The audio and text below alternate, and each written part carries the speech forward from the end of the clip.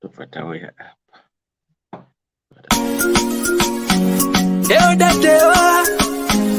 Ddc Skool of Thoughts, yeah. Kubatirana, techi sana, techi yambu sana, fila kuone sana, techi simutirana, ya. Panondo pato sangana, techi batirana, panondo pato kumana, techi sana. Ddc Skool of Thoughts, Ddc Skool of Thoughts. Yautete wachimonyo pila icho kwadi upenyu uyu unoda kupana na miwono, yeah. Kubatirana, techi sana, techi yambu sana, pila kuone sana, kusimutirana, nekukurutirana, yeah. Panondo pato sangana, techi batirana, panondo pato kumana, techi batirana. Ddc Skool of Thoughts, Ddc Skool of Thoughts. But Ddc Skool of Thoughts. Real life matters now. Mondays and Fridays, 8:30 p.m. UK time. Live here on Facebook. Ddc Skool of Thoughts. What?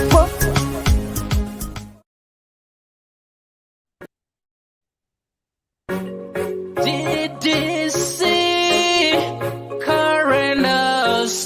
We remain committed to helping our customers stay mobile. Dinomatika paguta, para mukuta, uyakuna. Ddc, fana kuna. Seva 4x4 family car. Tenema fiwa seva 4x4 family car. Unotipata apa +447961803546 or +263773791 and last one +263771257 your big up daddy T.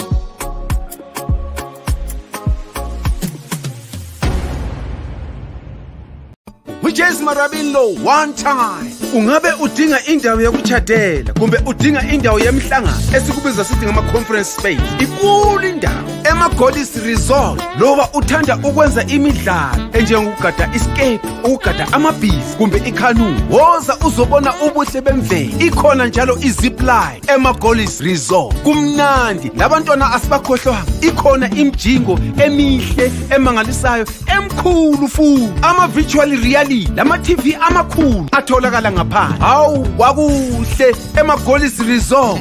Khawuleza wenze ibooking yakho uze labangani bakho lizojabula lithokoze. Sitholakala ku Derbyshire Road, Harare, Zimbabwe. Ddc Resort, an adventure and a leisure paradise.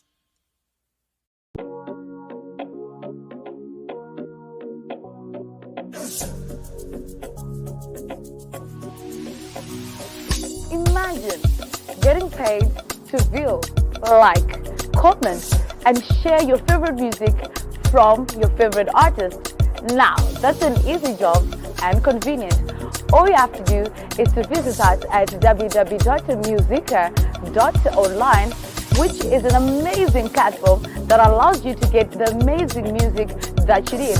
So we're calling upon even the listeners and most likely the artists to upload their music and listeners to get paid for listening to the music. That is convenient, trust me. Hello, good people, say, salibonani malchabe Zulu, amahelinjani bawetu. How are we all doing? I hope and trust you guys are doing well wherever you are. Hoza Friday, hoza mpela viki. Murdo takapinda na mgoma gwangu na Lisa, say. Kuno boys. Auntie Lisa, how are you? Vari pamute. Dewis, Koma Gwangu, how are you? Well, Correct. first time since independent ukuthi until listen. Yeah, that's just go so. Ngoma kwangu muri sei? Ndiri right, zviri sei? Hapana, what's up? Hapana. Nayo weekend. Off ende kuno mushana futi. Too bad. Nedzinopara dzaka dzetumbo dzenyu dzakasheka kwenyu kumachonyonyo kunotonhora kumazimba. Zvakaoma mufungi. Yeah, life yacho is too short, man. Hey. It's too short. Vanhu hatizvizivi hedu. Yeah. Short and Life sad. is very, very short. Yeah, short and sad, especially in this country, so depressing.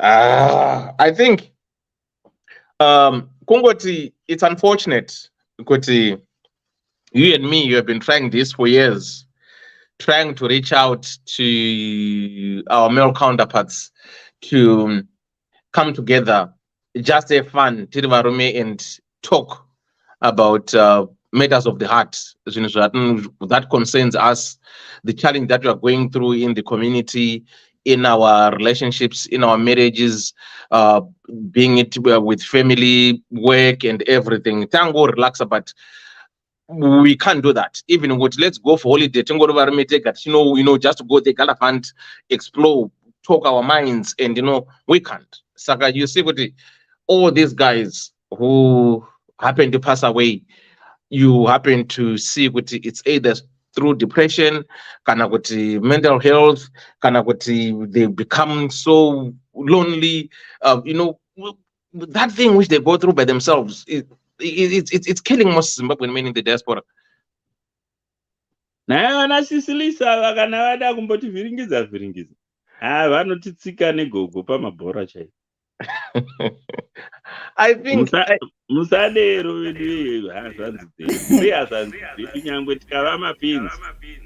You must zvinoita kunge vakadzi vanonetsa stereka, but tikada kunyanozvitarisisa varume munomboshandisa mapowers enyu kuti abuse zvimwe zvinototyisa so.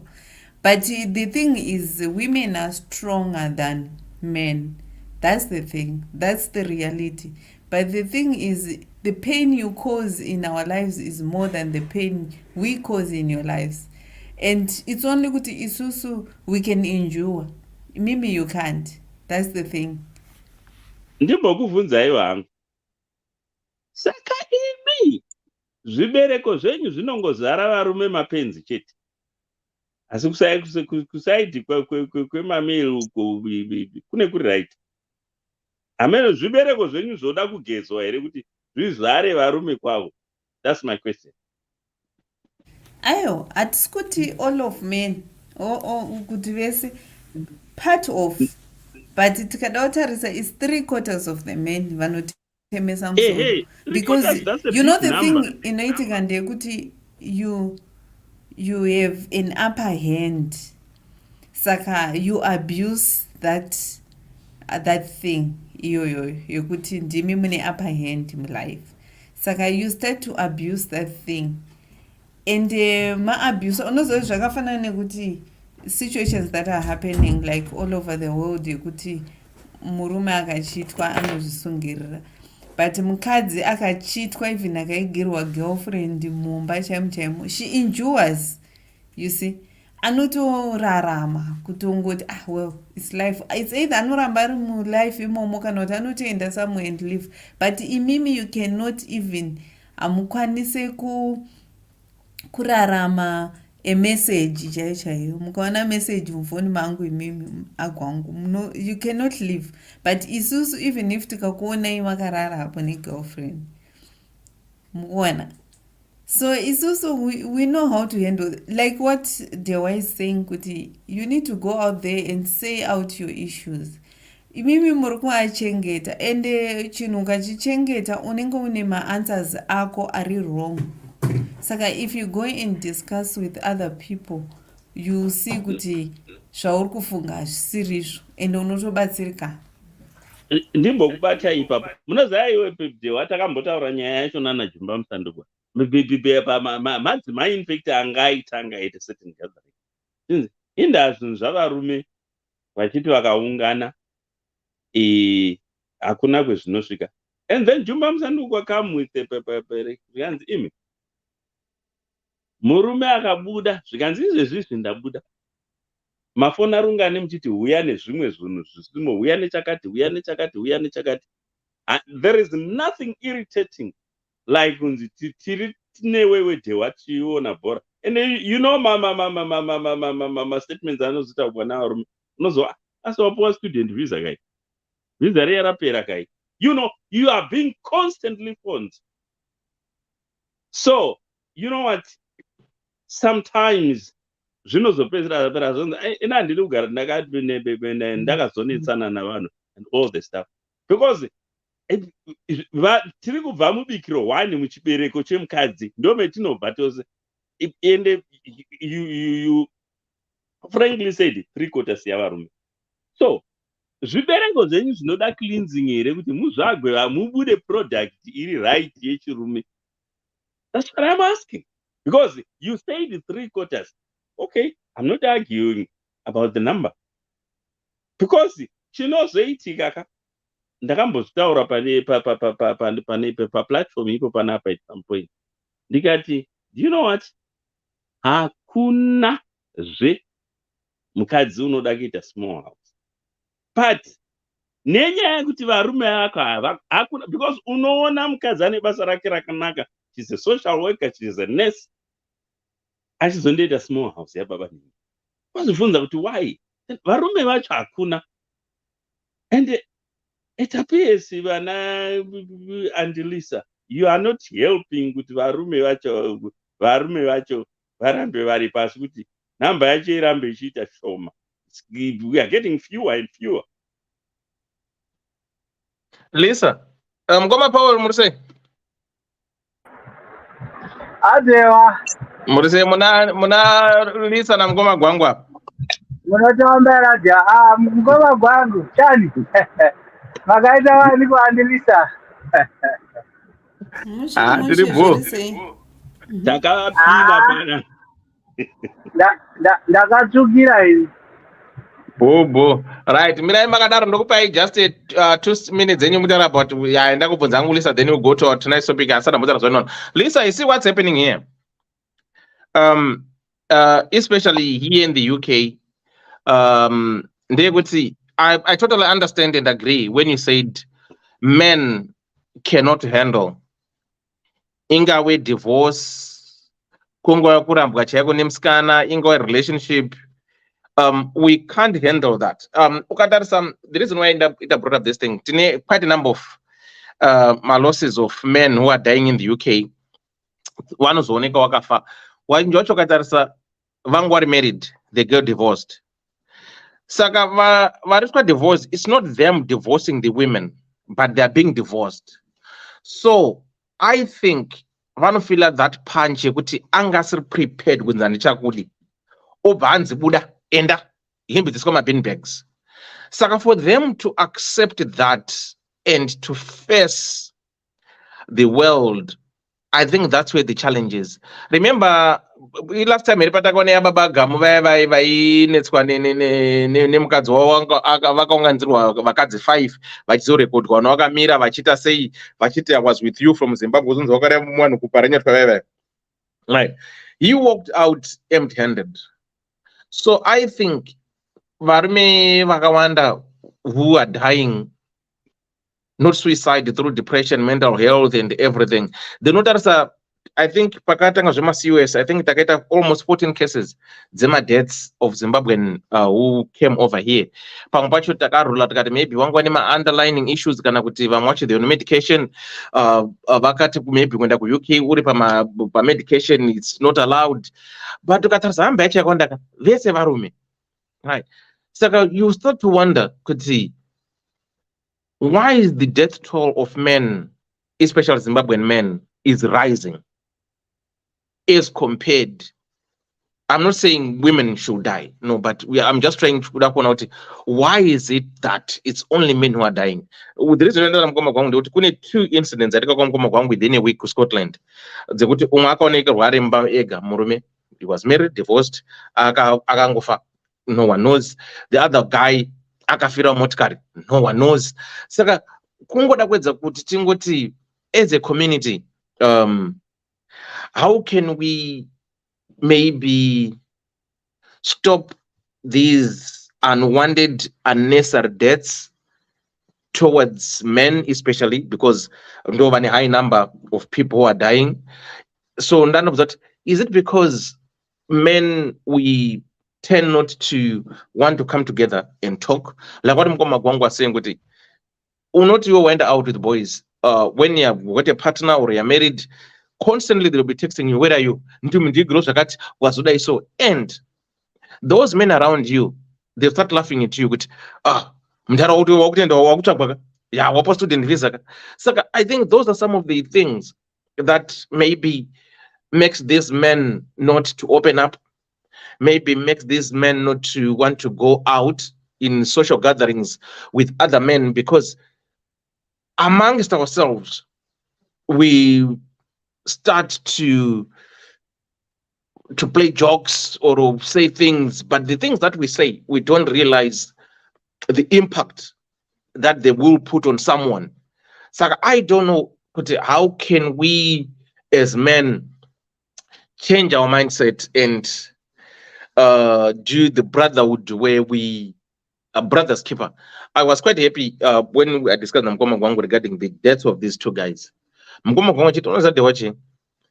On DT 2 days without calling you, and that's a must. And I'm telling you this guy, Mkoma Gwangu, Tinga spend a day without checking on each other. But I'm telling you, the following day we do a call. So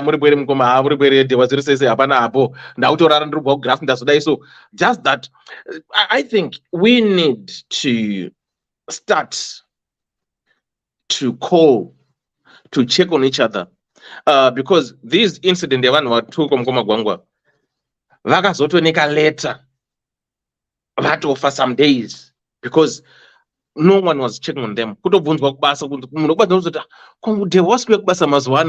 on? Because Kubasa, they know you're supposed to be there, but friends and relatives, no one even bothered to check. How are you? We've got a sister American packed after some days at Rumba because she was a lonely woman.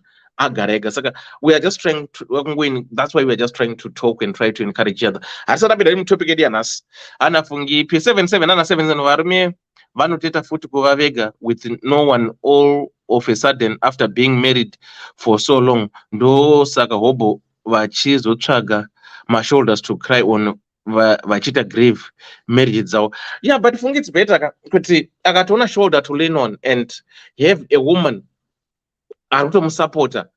I think that way it helps. But if they don't get that shoulder to lean on, depression kicks in, mental health kicks in, then boom, avoid heart attack or wega, then boom, what offer. Anyway, Dr. Love,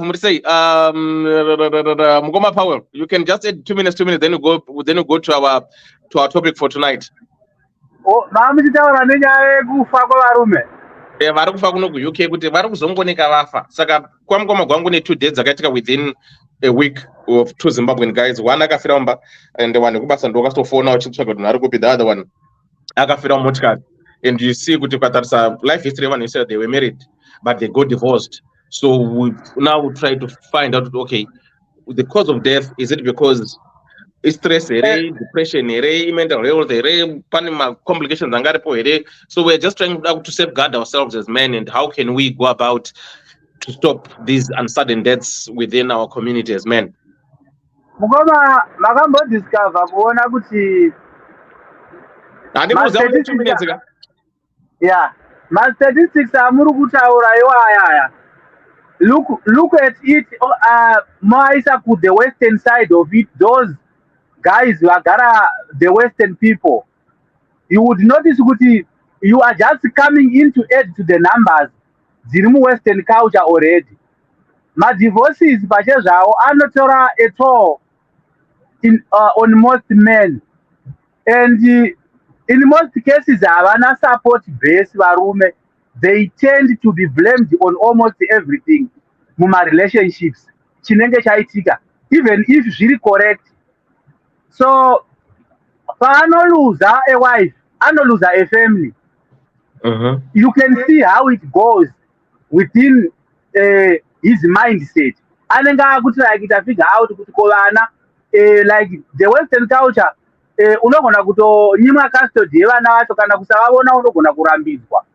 Apa uchibvisa mari yekuti utarise vana ivavo vave nougaro hunovonekera asi usingavavoni.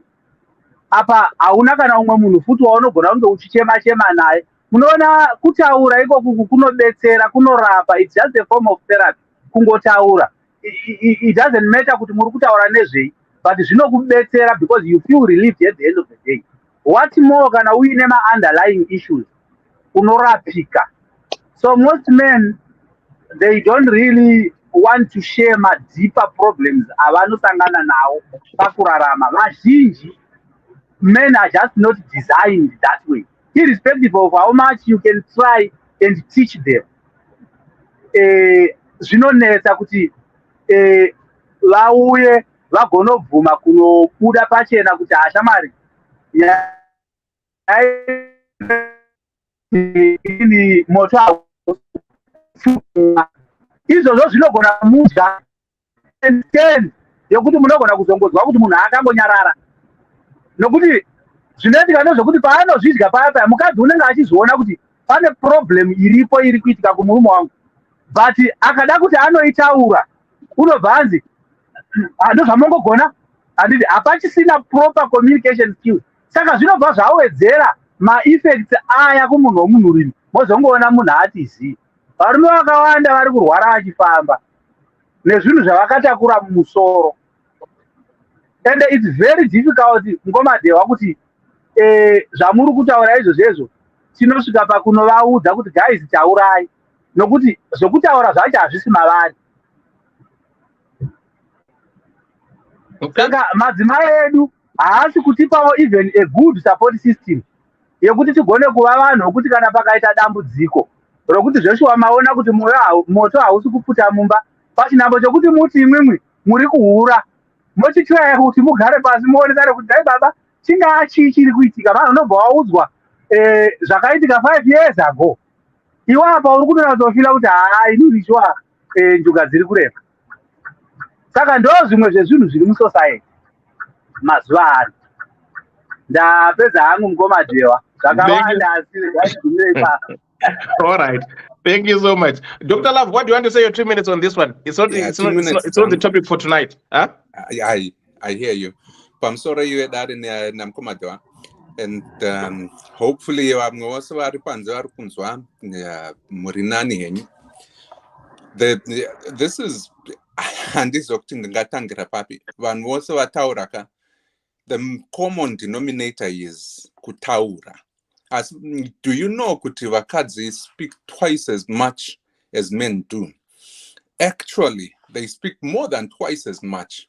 When you Kanamkadzi on average would speak about 30,000 words, Murumano Kwanisango Buditsa 5,000 to 10,000 words. Pazuva.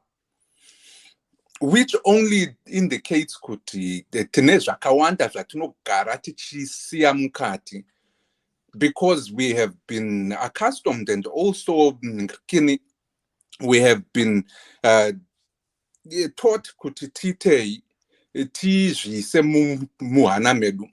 A man that doesn't talk we are kuti negs and all taura zvakanyanyaka. Vanu vakadzi vakawanda nevanhu vakawanda vanovaona sevanhu vakapusa, sevanhu vasina hunhu hweurume wakasimba wakashinga. And unfortunately that's what kills men. Kuda kuita murume asingataure nekuti akazvanazvo mukati umo hakwanisi kuzvitaura nyangwe nasawira wake chaiye dzimwe nguva vanotozvibatira mukati. Unfortunately ndizvo zvinobva zvatiuraya izvozvo, because the most common thing kachiripo pakutaura apa chekuti stress actually creates despondence. Stress iyoyo inokuchinja hormonal composition ako kusvika watoita stress, heart disease, diabetes type 2 amwewo iyo ED yachona iyoyi and many other diseases that are affected stress related condition. We just don't know how to speak. Takangokwanisa edu kungoti nyangwa kungoti chaiko kufemereka chaiko kungoti chete zvinotoita kana kuti kana musingadi kutaura meditate iyaya pamunenge muchiti hamala kutobudisa kana musingadi kutaura. And that's the thing. Kana takadaro edu kukuridzirana kuti tiite something chinobudawo pana pedu tichibvisa zviya zvinotirwadza, I think we can do better. Zvinorwadza izvi ndapedza. Thank you so much. Mambokadzi muri sei? Chera muri sei? Your 2 minutes on this one. Haisi topic yedu yanhasi bai. Tanguda kutaurawo zvedu kuti sevarume tiri kufa. Hi, good evening, everybody. Hi, Mambokadzi, we've got Mukoma Powell, Lisa, Dr. Love, Mukoma Gwangu, and Chera, Mukoma Ogwa. Hello, everybody on the panel. How are you? Long time. We're good. What's up? I'll just my 2 minutes. Generally a person on Farao Tower, and I sit in the category one on Tower. So I've got friends, a lot of male friends, and I talk to a lot of male people, especially my divorcees. And I think the challenge that I've observed, the pattern that I've observed, is a few things. Sometimes, and I'm giving sometimes advice, being impartial, not because I'm female, but sometimes I find the pride and the ego gets in the way. Sometimes, as it stands, I've had people where I've said, look, go to a court and get an access order to see your kids. Those things are very affordable. They're very cheap. So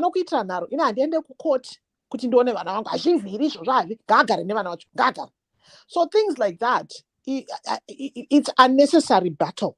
The law always says Vana of a certain age will stay with the mother. That's just how it is. So, but also, I remember even printing forms for a friend, could go for mediation.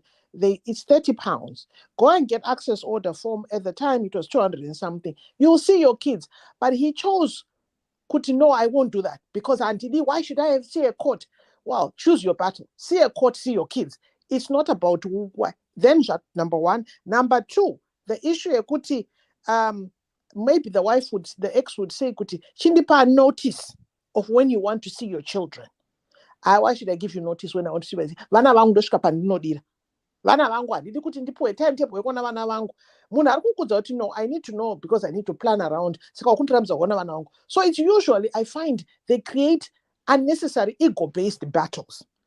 3, unoona munhu anzi necourt, most of the times your maintenance order will be about 10% of your salary. Unoona munhu anzizvo necourt badara £200 kuchengeta vana. £200 iyoyo ada kuitonga manje. Achaziva kuti munhu ari kuchengeta vana day and night, ndokumpa mari yakawanda stereki, 200 yakawanda stereki. Achafungi kuti mumba imomo muri kuhitwa up, vana vari kuenda vakageza nesipo, vazorewa lotion, vaendeswa kuchikoro nemunhu asingakwanisi kuenda kubasa, vari kuaindwa mainzi. Havachafungi zvangu arongomira ne200 yakawandisa stereki, inotenga zvikawandisa stereki. And I find myself in that debate yekunzi saka kana kanendesa maintenance basa racho nicharega. So ego yavo inopedzera yavo apinza mumwe ma-stress mupfungwa. Look at the bigger picture. 10%, which is £200 of your salary. Hey, I don't think a weave. Come on. She's got the kids. The kids with her. £200 is not that deep, but you find good. I've spoken to so many people that will zoom in on Maria Ndrukumpa, as long with the time and as not a court order. So those things are sometimes swallow your pride for your sanity. Because what I'm saying is, for your sanity is not worth it. Because no stress. 1, two, wakutinda akurega basa noti ndanzipa 2000 yandikutambira ndipe vana vangu 200 kana ndipe vana 400 ndakuramwa basa racho. Akuda kupota achita boyfriend yake ikoko asi because inini vana vangu that vakadzi that if that's the situation, choose your battles wisely. I've spoken to men. Number 2, counseling. Get counseling, help with co-parenting. Amudi, uka offer murume self-help book, uka offer link to read to support them with the journey that everybody goes through. Divorce or separation is a challenge for everybody. Co-parenting is a challenge. Ukampa link to varume vazhinji, vakadzi, they're very receptive. They'll read. I will send the links. Murume anoti ndiverenge zvakadaro hapana, anopenga chichi ndakabvisa mari. So I think sometimes your pride and your ego gets in the way of your own mental health. Sometimes just think bigger than yourself, and because munozvikonzeresa kuti muve ne-stress, ne-stubbornness, ne-pride. That's my angle that I'm going to go with. I know others have touched on other things. Thank you so much. DJ Magic, how are you? Amuseta makutaura ngomoresai. Aiwa tiripo mukoma hatisati akutaura. Right. DJ Moresai Mirai, Moresai and Clara, Dr. Love, Mambokadzi, Mkoma Powell, Antilisa, na Mkoma Gwangu, ndova amina we baba. Kandirika. Makadi zvenyu. Right. DJ Magic Fair, ipapo pana Mkoma Gwangu. Right. Chimirai Makadaro, DJ Magic. Right. Adichera, your 2 minutes.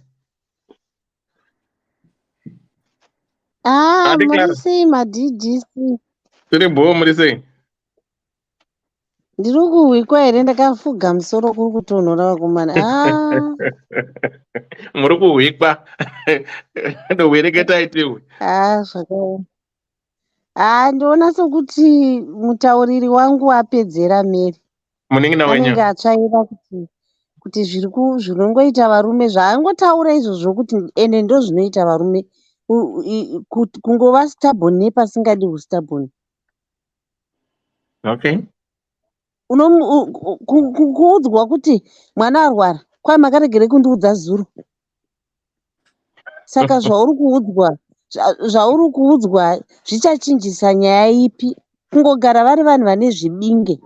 Saka munhu ane zvibinge anobohwa umwe munhu agozvirwadzisa iye, agonya, agoita stress nokuda kwokuti mwoyo wake unonge uchida kusvika paaramba kusvika, asi nokuda kwohundunya, nokuda kwohustubborn, nokuda kwokungonzi ndifugamirwe, ndidetembiwe, ndiite sei, ndo zvinosvika pakuti varume vaite hustubborn nepasingadi hustubborn, nepanongoda kuti vanhu vawirirane. Saka hustubborn ihwo hwakaoma hunoafekta vana, mai newemuridzi wacho nokuti imwe kumwe kurwadziwa kunoita varume kunoafekta ivo kwete umwe munhu. Saka varume ngavagadzirise unhu hwavo ipapo. Okay. DJ Magic, what's your take on this one? 2 minutes zenyu. Kana mainzwa nyaya tidaro nezvaya kuti vari mubatsirika sei vari kufa. Tipei toni yacho. Saka musikuiziya. Okay. Ndatoti pei manje kai. Okay, tiri kuti isusu varume vakawanda muUK vari kufa. Right. What might be the problem? Chiri kukonzera kuti varume vafe. Saka ndo zviri kutaurwa zvamasvika vamwe vachitaura maviews avo. Saka imi, what's your view kuti what's causing varume vakawanda kuti vafe is here in the diaspora? It's just 2 minutes. Tungoita touch base. I saw topic for tonight. Oh, okay. Aiwa, zvekufa kwevarume zvagara kana kuZimbabwe kana kupi, varume vakawanda ndo vanongofa vakadzi vachisara. Okay. Saka hapana chinyowani. Okay. Saka chiri kuitika ndechekuti mashandiro eduwo isusu. Handiti. Plus stubbornness iyo yokuti kana pane zvimwe zvirwere zvakavanzika, varume vazhinji vanonetsa kuda kuenda kunoitwa check up and stuff like that. Okay. Saka I think sezvo zvataurwa paya kuti stubbornness sometimes I see right. Plus tunoita overthink because mhuri dzedu dzakatiremera kushanda, overthink mhuri dzako and stuff like that. Saka zvinoita wear and tear. Okay. Okay. Okay. Mina ndombopindura munhu kuno. Right. Okay, that's fine. Takunzwa Dr. DJ Magic. Right. Regai Ndiana buda. Right. Vamadliwa makadi. Ndinofara makadiko makadive dare rese. Dare rese right. Vamhorese zvenyu tinzwe 2 minutes dzenyu. Makadi madzikoma angu vana sisi nana bhudhi vangu. 2 minutes dzangu ndotiko madzikoma angu chanyanya kunetsa. Ndichocho vana bhudhi chekutiko kungoda kuudza kuti hamudi kuudzwa zvinhu. Ndonyaya yashanetsa. Kana waona zvanetsa usatya kusekwa. Sezvinongoita vakadzi zvakangofanana sekuti nekuti vakadzi takawandisa. Saka hazvizooneki kufa kwedu. Varume muri vashoma saka tichizoona kufa kwenyu kuti kwanyanya. Saka udzaiwo vamwe taurai zvitori nani kuti uwane munhu unotaura naye tsvaga mento wako. Waunoona wane marriage yake pamwe irikuenda zvakanaka. Wotsvaga kutaura naye. Kwete kungonyarara kwete kungozvivharira mukati. Munhu ndewe kutaura ndewe kuitawo mashamwari anoita mashamwari akanaka. Kuzviuraya hakuna chakunobetsera. Vana vako vanongozosarira nhamo nekuda kwokuti unenge uchiti ndine ego ndine baba pamwe pacho hapatodi ubaba. Panotori nepamwe pasingadi umai patinotoona kuti panapa nyangwe ndiri mai. Kana chero mwana andiudza kuti mai dhirezi dzikisai dhirezi. Hazvichinei kuti ndaudzwa nemwana ndotongodzikisa dhirezi rinenge risina kupfekeka zvakanaka. Saka nemowo varume ndizvo zvimwe chete. Utsiurikai udzikaiwo especially vari kudiaspora uko vari kumusha muri nani mune maplan B. Kudiaspora hakuna hama hakuna chii unenge wakushiya kuti uchiita sei. Saka ndinokurudzira futi kuti wasvika mudiaspora tsvaga magrupu saizvozvo tikapinda pano tikataura kudai kwatinotaurisa 100 words totorara mangwana ndizvozvo. Ukagara ukati kugrupu hahuko kupe hahuko uchida kungozviita iwewo ndiwe. Zveshuwa mangwana tinokuona wafa.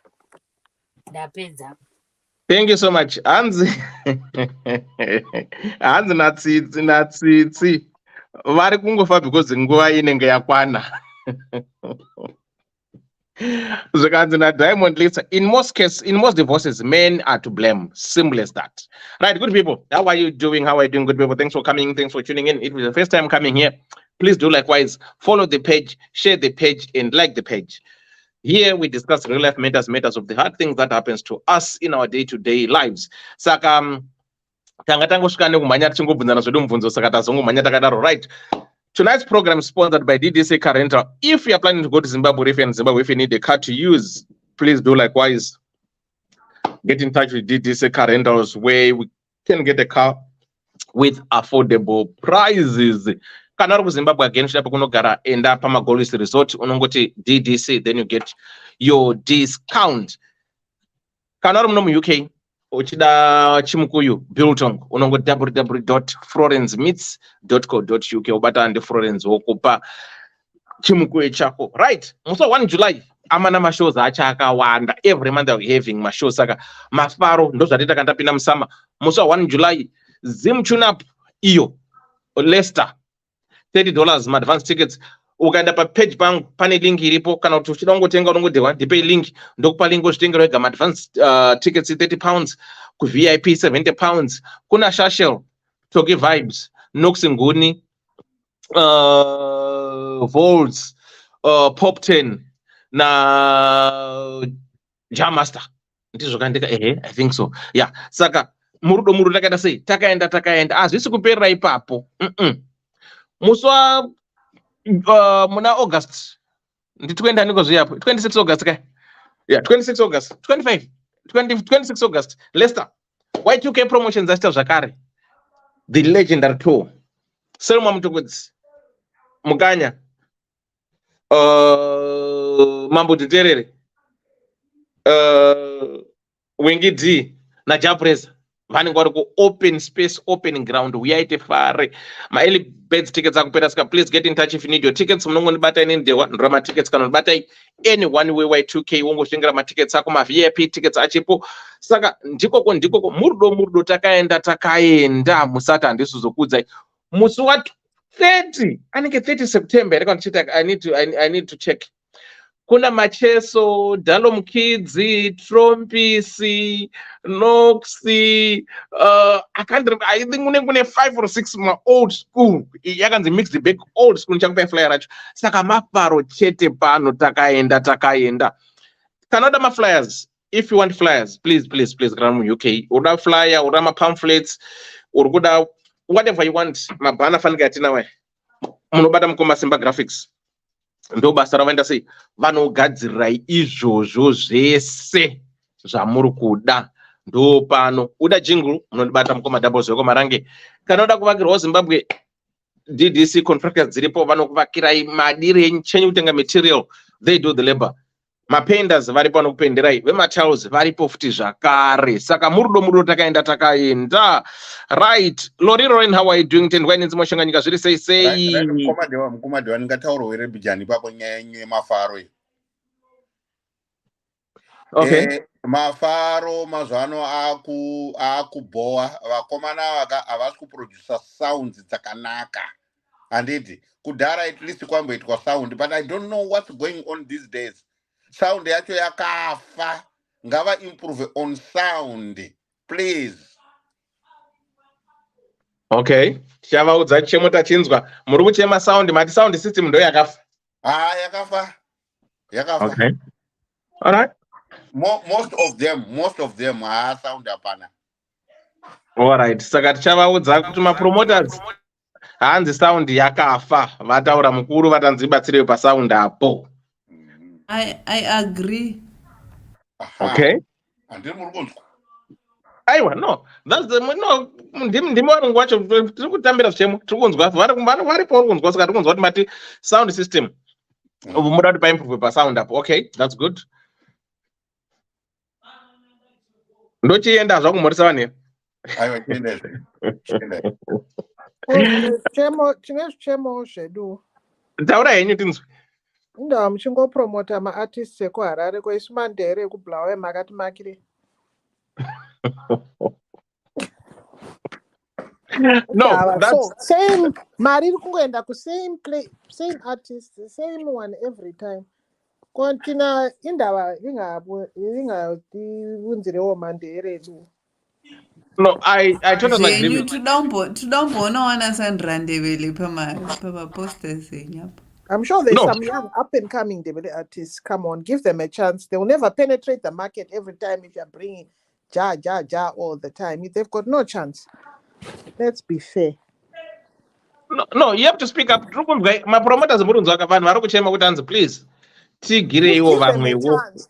It's the same culture yeku Zimbabwe. Kuti unaona minister ane 87 achingoti I'm now the new minister of youth. You don't want to give the new people a chance. Promote the younger artists. Promote the other artists. You can't have the same year 3 times, same name 3 times. Even my MC, give the young people a chance. Otherwise, we are going into the same culture yakaita government. The same people are the ones who dominate the market, the jobs. Right, dewa ndingakubatsirei futi ipapo here. Uku ndokumusha kwedu ndozvo zvedu isusu ma-DJ Magic handiti. Right. Chiri kuitika apa futi semafungiro angu ine amunotopromota but I'm an aspiring promoter. Chinoitika ndechekudai so vekubulawayo vanoitwa overshadowed nevari kubva kuSouth Africa because language imwe chete. Handiti kunoyana namakadzi vanani vana vari kubva kuSouth Africa ndo vari kuita overshadow vanhu vari kubva kubulawayo. That's what I think, my own opinion.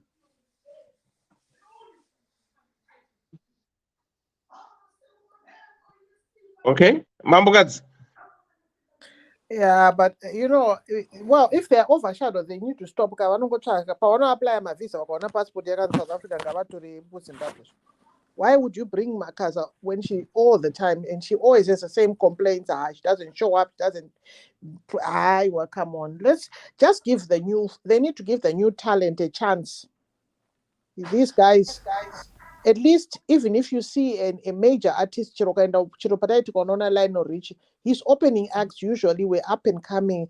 This guy is talented, he's new, guys buy his track, he's new on the market.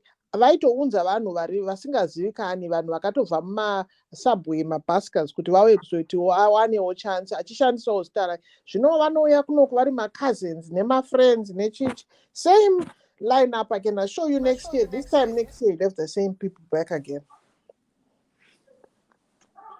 Thank you so much. On a serious note, which artists are there who blow? that Unless we've heard. exactly that's the point. That's the point exactly. Vatoriko, but because havana promotion ativasi.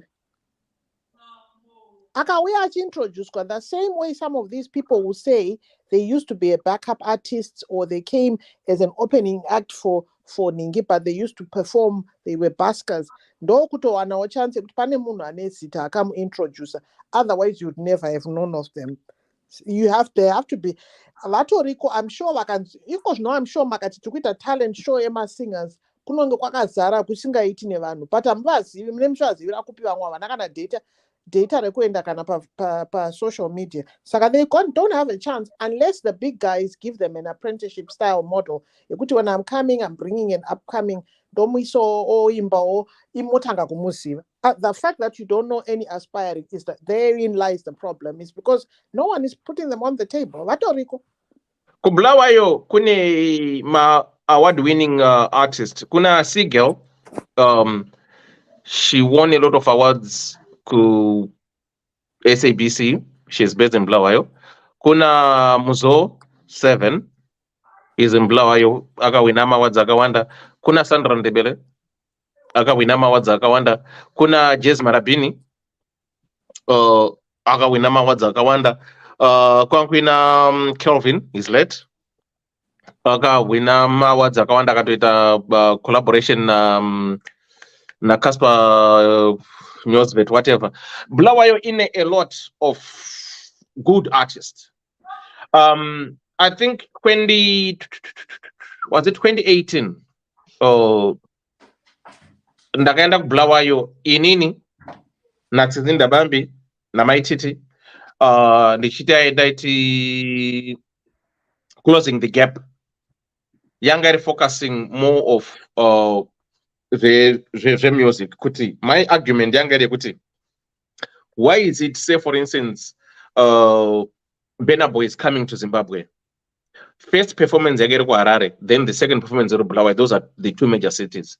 You find kuti Burna Boy when he performs in Harare, akuna supporting act Bulawayo inengere pa poster kuya ku Harare. But the same Burna Boy when he goes to play in Barberfield, my supporting acts anova from Harare going to Bulawayo to perform with him. So that was my argument. Why is it like that? But you should bring at least 2 from Bulawayo to do the performing acts in Harare. Motoros, the same 2 from Harare to go and do the performing acts ko Bulawayo. So that was the argument that I had. I had to go on radio, Bulawayo radio, whatever. I can't remember the radio station. But still, like what Mambokat is saying, they are not still being recognized. So I'm happy you've said it, and I hope with the promoters, those who want to listen and take advice, they will take advice and try to bridge that gap. Not yes. Number clear air because ndaona mama comments, a few comments hey, we are all Zimbabweans. Guys, amarutaura sokunana gweru masvingo. Tiri kutaura mashona pakati pemashona nemandere kuri kunzi kumatebhele the most Bulawayo hakuna ari kubvako. Let not twist the things. That's very true zvaari kutaura. Hazvirevi kuti how can you know people if you don't promote them? Hapana maziviro ungaita vanhu variko vanhu vakawanda kuBulawayo vanoregera vanoita zvemusic or whatever. Let's not try to twist the things. Like izvozvo achitaurwa naDewa kuti vanhu vanobva kuBulawayo vanhu vanga vari masupporting regera kuHarare, vanhu vanoenda kuBulawayo vanga vachisupporta kuHarare ndova the same people vanoenda kuregera kuBulawayo. That's not a fair game. But in this case manje kazvinonetsa because the promoter anenge achitodawo mari. Because panoitwa promoter kana achiita a show anoisa vanhu vaanoziva kuti these are crowd pullers. Even uri curtain raiser. Because even ndikati ndiri kuita show unless kana vafana vacho vachida kuuya kuzongoridza mahara, they have their own accommodation. and they have their own transport. Because if you're a promoter and you are also making money, it's either by bar or by get takings. Saka kana uchitoita that show, uchitoplana that show, you have to plan a show yaunoziva kuti magate takings angu and the bar, they are going to cover my expenses angu, and I will also be able to pay my artists. Saka kana inini ndisapromota because I'm in the business of making money, unless kana makutaura kuti I don't know what you call them, what do you call them, vekuti they are just promoting talent, yes. But the promoters that I know, kana achitotora artist anenge achitoda kutoita profit out of that.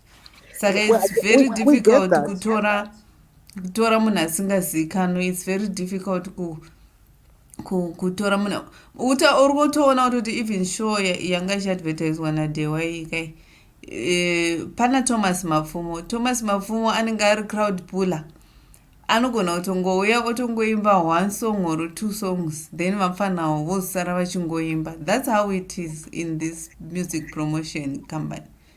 Even when Tuku used to do my shows, waitoona kuti aiunzai itotuti vafanawo kuti iye oimba one or two yeye autoenda Tuku, imi makusara muchiimbirwa yenyu noise. Saka they use these big faces to pull the crowd.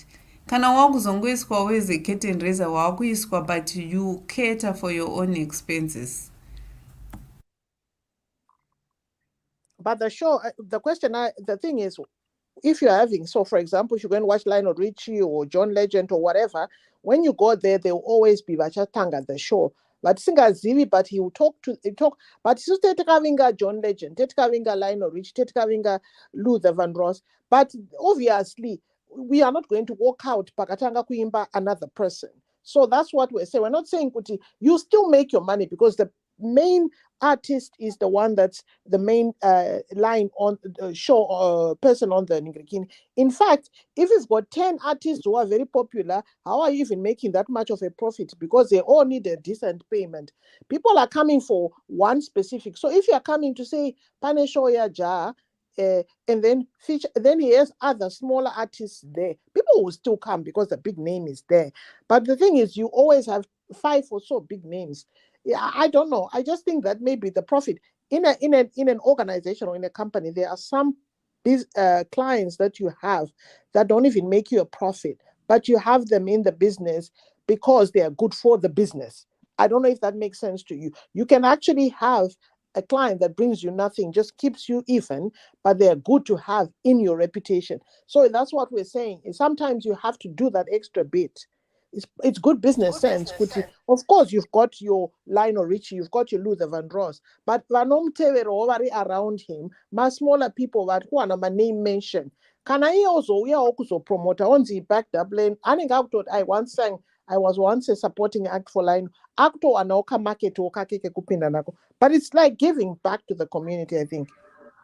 Yeah, more Africa says because tichiri kutsvaga mari. Saka inini lisa ndikatofoma a promotion company yangu, I want to make money. I'm not looking at who wants what. But kunana America, yes, they can do it because those are big names. Those are international. We are now talking about international names.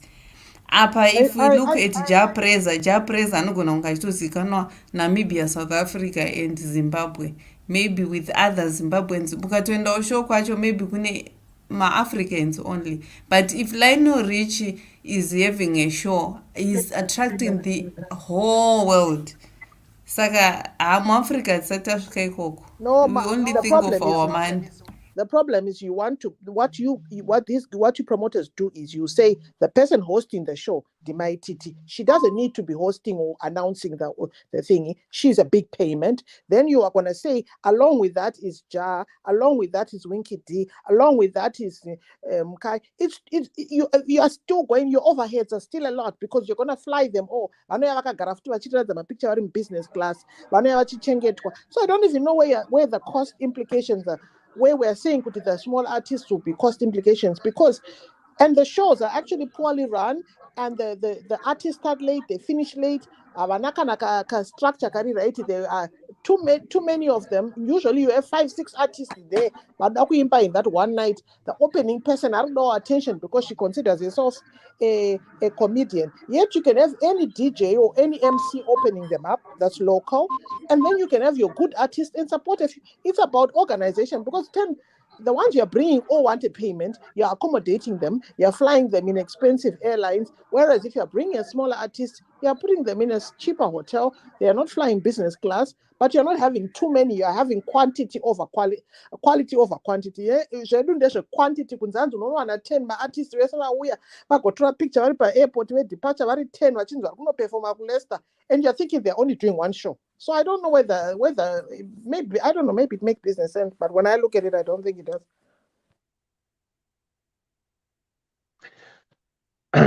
No, Uri 100% right. I do agree with what you're saying. I also agree with what Lisa is saying.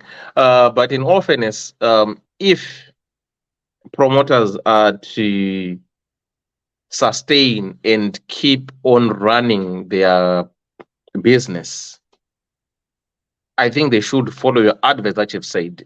It's better having two big names, and under those two big names, they bring up these upcoming artists to showcase, and people gonna love them. But the challenge actually can be, these upcoming artists, are they approachable? Will they agree? Okay, look, we are trying to showcase you. Urukuya will performer, right? We will do everything for you. We'll pay your flights, your accommodation, everything else. Then instead of whatever, maybe say 3,000 that some artist charges, we'll give you a token of appearance, say maybe 500. Will they agree? I don't know. So, but I think if promoters are listening to both of you guys who are saying, I think they will pick and learn one or two things and put that into perspective and maybe work around. And because for them to sustain, for them to move on with this business is because of you, my patrons. In my duty is just to promote what okay, those reports, this is what they're doing, guys. Let's support, let's go, let's do this. Dewa. Tikadai hedu kunyatsozvitarisa tichida kuva fair chaizvo, kubvirira even kusport chaizvo, imbozvitarisa kuti takawana masoka stars mangani ari outside of Harare. Bulawayo kana unana Kadoma kana unana Gweru kana Kweku, very few. Zvinhu zvese zvaingoitigwa muHarare. Ende ukatarisa kazhinji maplayers enational team aiwanza kubva, the bulk of them, to one club. But pakazosvika ukatarisa even time yakasvika vana Fabishia, vasataritsi kuti uyu unobva kupi, anga akupika the whole country. And during that time zvinhu zvakatanga kuimprove a little bit national team. And this is the same scenario yetiri kuwana kurekera. Hazvina chezvikwe zvinotisvitsa izvi zvinhu. It's bad. Tinoda mari, but how can ukasatraya zvimwe zvinhu sebusiness, uchingoti ndinotengesa maputi chete, handifaniri kutengesa mabanana. To me it doesn't make sense. Because chinoitika, munhu ukasvika ane taxshop iri kufamba chaiyo ukati wadiki takarika supermarket, umwe unogona kukudza kuti no, wauda kundikanganisa taxshop because uri kuona kamari kari kukolekta pamutaxshop. They should think inena hangu ndosapota Mary rival yangu, but apa ataura zvine musoro, to be honest. Yeah, and let's promote still vanhu. Let's aenda chibwendo se isu atichaende kuma shows kunoona the same people all the time. So right. Okay. Ndati dzoka kunyada ndasti tata kumorisa here vanhu, tasa kumorisa here. But thank you so much guys for the input. I think my promoters kana vaterera kana vaizonzwa. I think I will try and find a day where I will try and invite them. Then we'll do a show whereby people will air out their grievances, their concerns regarding whatever they think can be improved, like what DJ Magic said, but the sound system is bad, like what Mambukaze said, with timekeeping, timekeeping, when you have 10, when you 20 minutes, 30 minutes, there's no timekeeping, all those kind of things. It's better for us for them to maybe walk away, just to just what the feedback from the people who goes to the shows. Saka anyway. Murdo mashows ariko, let's go and support hande itakadaro, right. Ana pipi Yolanda, but kuya vanhu vasingazivikanwe mapromoters anoshaya mari because a few will show up. Okay, so good Benford said imi vagwango Fabish team was dominated by Bulawayo players. This idea of balancing everything does not work for me. We need to promote good talent wherever they are coming from, right. Is it the topic? No, Patronella is a topic, and as I topic actually. Just get to Morrissey and topic right. Good people, how are we doing? Satak Morrissey getting Bode, Tungota as Mama promoters into the promoter business round. I'm a meeting to promote our business. Ddc Current we remain committed to helping our customers stay mobile. Mukuta Uyakuna Ddc Fona Kuna Ddc Tene mafiwa seva 4x4 family car Tene mafiwa seva 4x4 family car Unotipata apa +447961803546 or +263-773-791-427 and last one +263-771-257-703. Your big up Daddy T.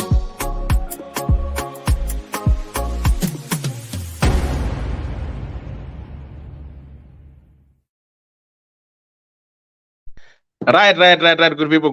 Muneda muchini promoter, muri ku promoter amweka. Chita muchini promoter, mushani ma friends enyu ari kuenda Zimbabwe, tichenda takana chingu promoter ndo promoter na kwacho kwateni. Right, Lauren, how are you doing? Wayne Nzamachonga nikazuri say Sonia Smith, how are you doing my dear? Lorene kupachena zviri say tonight, Liwa Paradise, how are you doing? Kozani Moody zviri say Sibongile Kumal, how are you doing? Debbie Jazz, what's up my dear? Shumba JJ Nyamziwa Magadiko Sinsendi Wimpofu, how are you doing? Right. Roger Shajira, say Trudigi, how are you doing? Edna Click, how are you doing? Will Swin, how are you doing? My sister Maria Kahoema, say Auntie Stabile Cummings, how are you doing? Fungi Peach, Number 77, how are you doing, my dear? Rosalind Dudzai Mushaya, say Charo Chaka, how are you doing? Mukoma, say right. Diamond Lucia, how are you doing? Magrim Dawan, say Dr. Stasha, how are you doing, my dear? Right. Tendwai Mukanda Kanda Tendai, say my TK, would say Stabile Cummings, I think I've seen you in by Mats, say my dear. Mary Roberts, how are you doing? Tsitsi in the EP, Yvonne Nyandoro, say thanks for the stars, Yvonne. Bimuwati, say Lisa Chucks, how are you? Cousin Tsitsi, how are you doing? Munyasho Niwa, say Mukoma, say go by America po. Right, Rumbima Zaire, how are you doing, my dear? Zibandutaro, say Sekuru Benford, Murugus Gona, say PP Yolanda, how are you doing? Right, let's remember how are you doing, my dear? Right. Petroninyaranya Mukonora Sarupindu, say my Kim Wekwa Zoro Makadi. Right. Felicitas Nyarire, thanks for watching. How are you doing, my dear? Right. Mukoma Claude Gabriel Shaibu say Gracia Max, how are you doing? Tim Kondo say right. I don't think I've missed anyone. Yvonne, thanks for any Walker.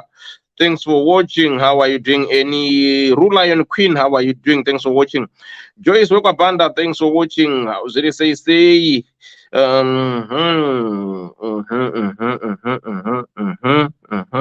right. Mairudo Murukus gonna say right. Mukoma Dr. Lava, Dr. 2 how are you doing, my dear? Right. Ugoga Mangibe Kimbal, how are you doing? Gamuchirai Bushu Mbeleasi, how are you doing? Right, for those that are just joining us, welcome to the show. Welcome to the program where we discuss real life matters of the heart. Tonight's topic yedu iri kuti iyo. The good part, the person is here. Saka anzi kamnanibvunza chamfonera aripo. Right. Can I date my ex-relative? Hello, Elder Dewa. I hope I find you well. And thank you very much for taking the time to read my small but big issue. I really need your help and the panelists' advice on this one. A few years back, I was married to a lady. I call her Shupi. But marriage actually did not work out with her. Because I did not want to stay married to Shupi. Saka Shupi akadzokera kumba kwa amai na baba vake. But takaita mwana musikana one whilst we were still married. During the process of myself and Shupi getting married, ndakaenda kunobvisa mari for her and pamaroro paiva paine hama yake, I'll call her Stacy, who was in Shupi's bride team. The relationship between Stacy and Shupi is as follows. Shupi's father's sister is Stacy's parents' grandmother. Pashona tedeva Shupi ndimbuya va Stacy. It is worth noting kuti mbuya tete ava is late and I've never met her myself. Padakona Stacy musi iwoyo, I recognize that she was an attractive woman, but nothing happened at all. We barely said a word to each other on that day and proceeded to get married to Shupi, as I loved her very much at that time. Fast forward, 2 years after my divorce from Shupi, I began to do online dating, and I came across a profile of a woman who I found attractive. I proceeded to send this lady a message, and the response I got back was, "You are not serious, are you?" I was wondering why this lady would say something like that, like this, but it turned out with this lady I started speaking with online was Stacy. I was very shocked, Elder, as I had not put 2 and 2 together. Could Stacy was up until she mentioned who she was and could anga ari pamaroro. We obviously reminisced about the occasion, but we eventually began to talk more and figure out that there was a connection between us that we both hastily considered to explore. Our communication is in its early stages, but the problem is we both feel that we are getting closer day by day, but also feel we may be treading on thin ice if the relationship develops. Zvinozogamuchirwa zvakanaka here kuti inini naStacy takudanana. Is it worth exploring kana kuti we are wasting each other's time as we both value culture and tradition? Mukoma, your help will be highly appreciated. Ndombonzwa from you and the panel, Maita Basa. So, we've got a man here. He didn't say his age, but I know that he was married to his beautiful wife. They've got a child together, a daughter. But during Pamaroro pa bride team up, there was this woman whom he saw. They look at each other and their eyes locked. There was this chemistry, but they couldn't talk. There was nothing which was said between the two. But they proceeded with the marriage and they went separate ways. This guy got married, but didn't work. After 2 years of his divorce, like what Mambokads always say, guys, go online dating line sites and to explore and do whatever. He is on dating site, online dating. Boom. So this beautiful woman started chatting. Then this woman said, "Ewe, are you serious? Are you for real?" Then he said, "I was puzzled. Why? Who is this person?" So you can't remember me. I was at your Maroro. Oh, that's you. Yes. Now I remember you. So the guy is saying, where we are going now with our conversation, knowing each other in the talks, it's leading somewhere for us to engage, to be in love and to become lovers. So his question is, if they happen to go out, maybe get married or start dating and everything. Hazizokonzeri pamuromo here kuhama kuti iwe unoziva kuti munhu anga akaroora pano uyu wazodanana naye sei, but ari kuti relation chiripo ndeyekuti uyu stesi uyu mwana watete uko wambuya uko, but hatombovaziya mukwasha uyu murume uyu, never met, vakatoshaya kudhara. Saka zvine pamuromo here. Is it, in short, ari kubvunza kuti is it okay for someone to date their ex's relatives? Kwawanga wakamboroora kana kuroorwa, wazosangana kune muzukuru kana anga wani makuda, zvinoita here kuti muzodanana, kana kuti kawakaroora kana wakaroorwa hazviite kuti uzodanana nevanhu vachikoko? That's the $1 million question. So that's our topic for tonight. The guy is here. Shamubvunza, hanzi kabuda bvunza unobvunza tomubvunza. Saka ndo nyaya yanhasi kune vachanga kujoina. We are just starting the story for tonight. Right. Mukoma kwangu. Mirai, hold on, Mirai. Sorry. Ndinozoda kutsvaga ndiclara vaenda because ndowanoziita kuti. Right, mukoma kwangu, what's your take on this one? Yeah, toda kungoita chiri chigwisho. Bamini, nyaya muri kuda kuita haiti. Inda ndakaroora kwaMurewa. Ndikaona munhu anongobva kwaMurewa, especially maarea ewana Musami chichi. Handibati, handidi zvinhu zvinozondinetsa mune ramangwana. Imi zvomuri kuita izvi, kutsvaka daka nehama mutogwa aripo, munovenganisa vanhu vomusha. Relationship iyeyo haimbozonakidzi. Inonakidza muchagwangurana zviya muchiita gwangu, oh mai manakira anoita gwangu yachona chimhodho chaicho chanyatsokubikwa namai vakakaita catering. Asi kana zvozvimbira, sorry, ndiye mimi munhu wanga akaroora mumusha menyu, oramba ndisisi venyu pamwe airova, muona munin'ina mwana wakwaba munini, hazvanzi yenyimi aroorana nesemu munhu iyeye aimbomburuzirana vachitaura kuti tinodanana zvokuti munoitambira chirudzi. Hatidi kudai senyoka iri kufamba ichingohwezva mukati memasora. Regai tikutaurirei chokwadi. I know chokwadi chinobhoha, asi panapa ndochetosemura. Zvomuri kuda kuita hazviiti. Vakadzi vakawanda muZimbabwe ende muzere mhenya. Tsvakai kumwe. Ndakudzai kuti ini ndakaroora kwaMurewa. PaMurewa munhu akangoti anobva kwaMurewako, ndakutondoza interest. That's me. Because handidi ma-problems mulife mangu. Life is very, very short.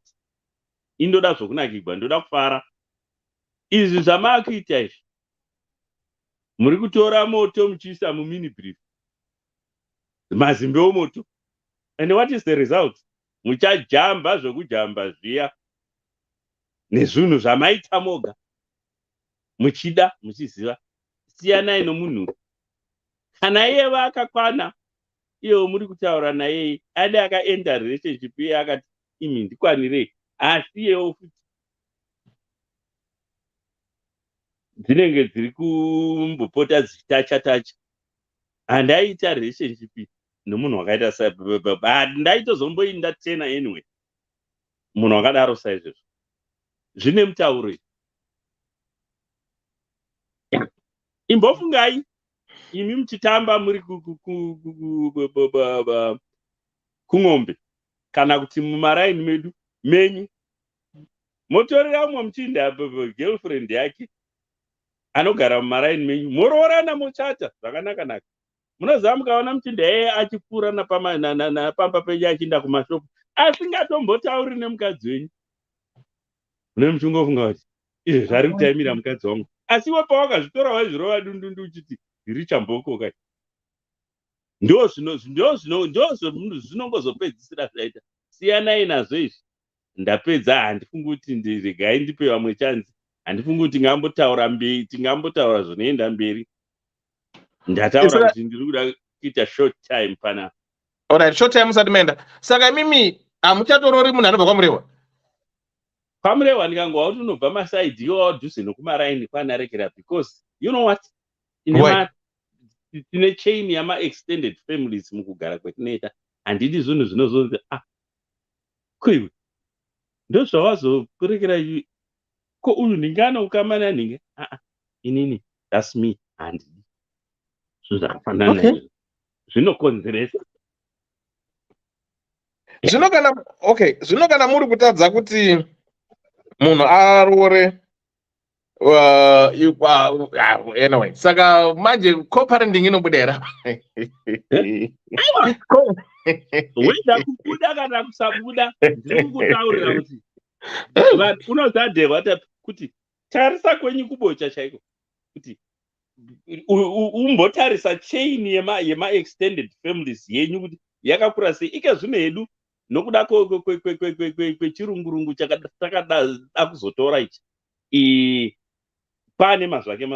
But ukatarisa kudhara chaiko kuraramigwa yaitwa kudhara, tanga tine a chain of extended families.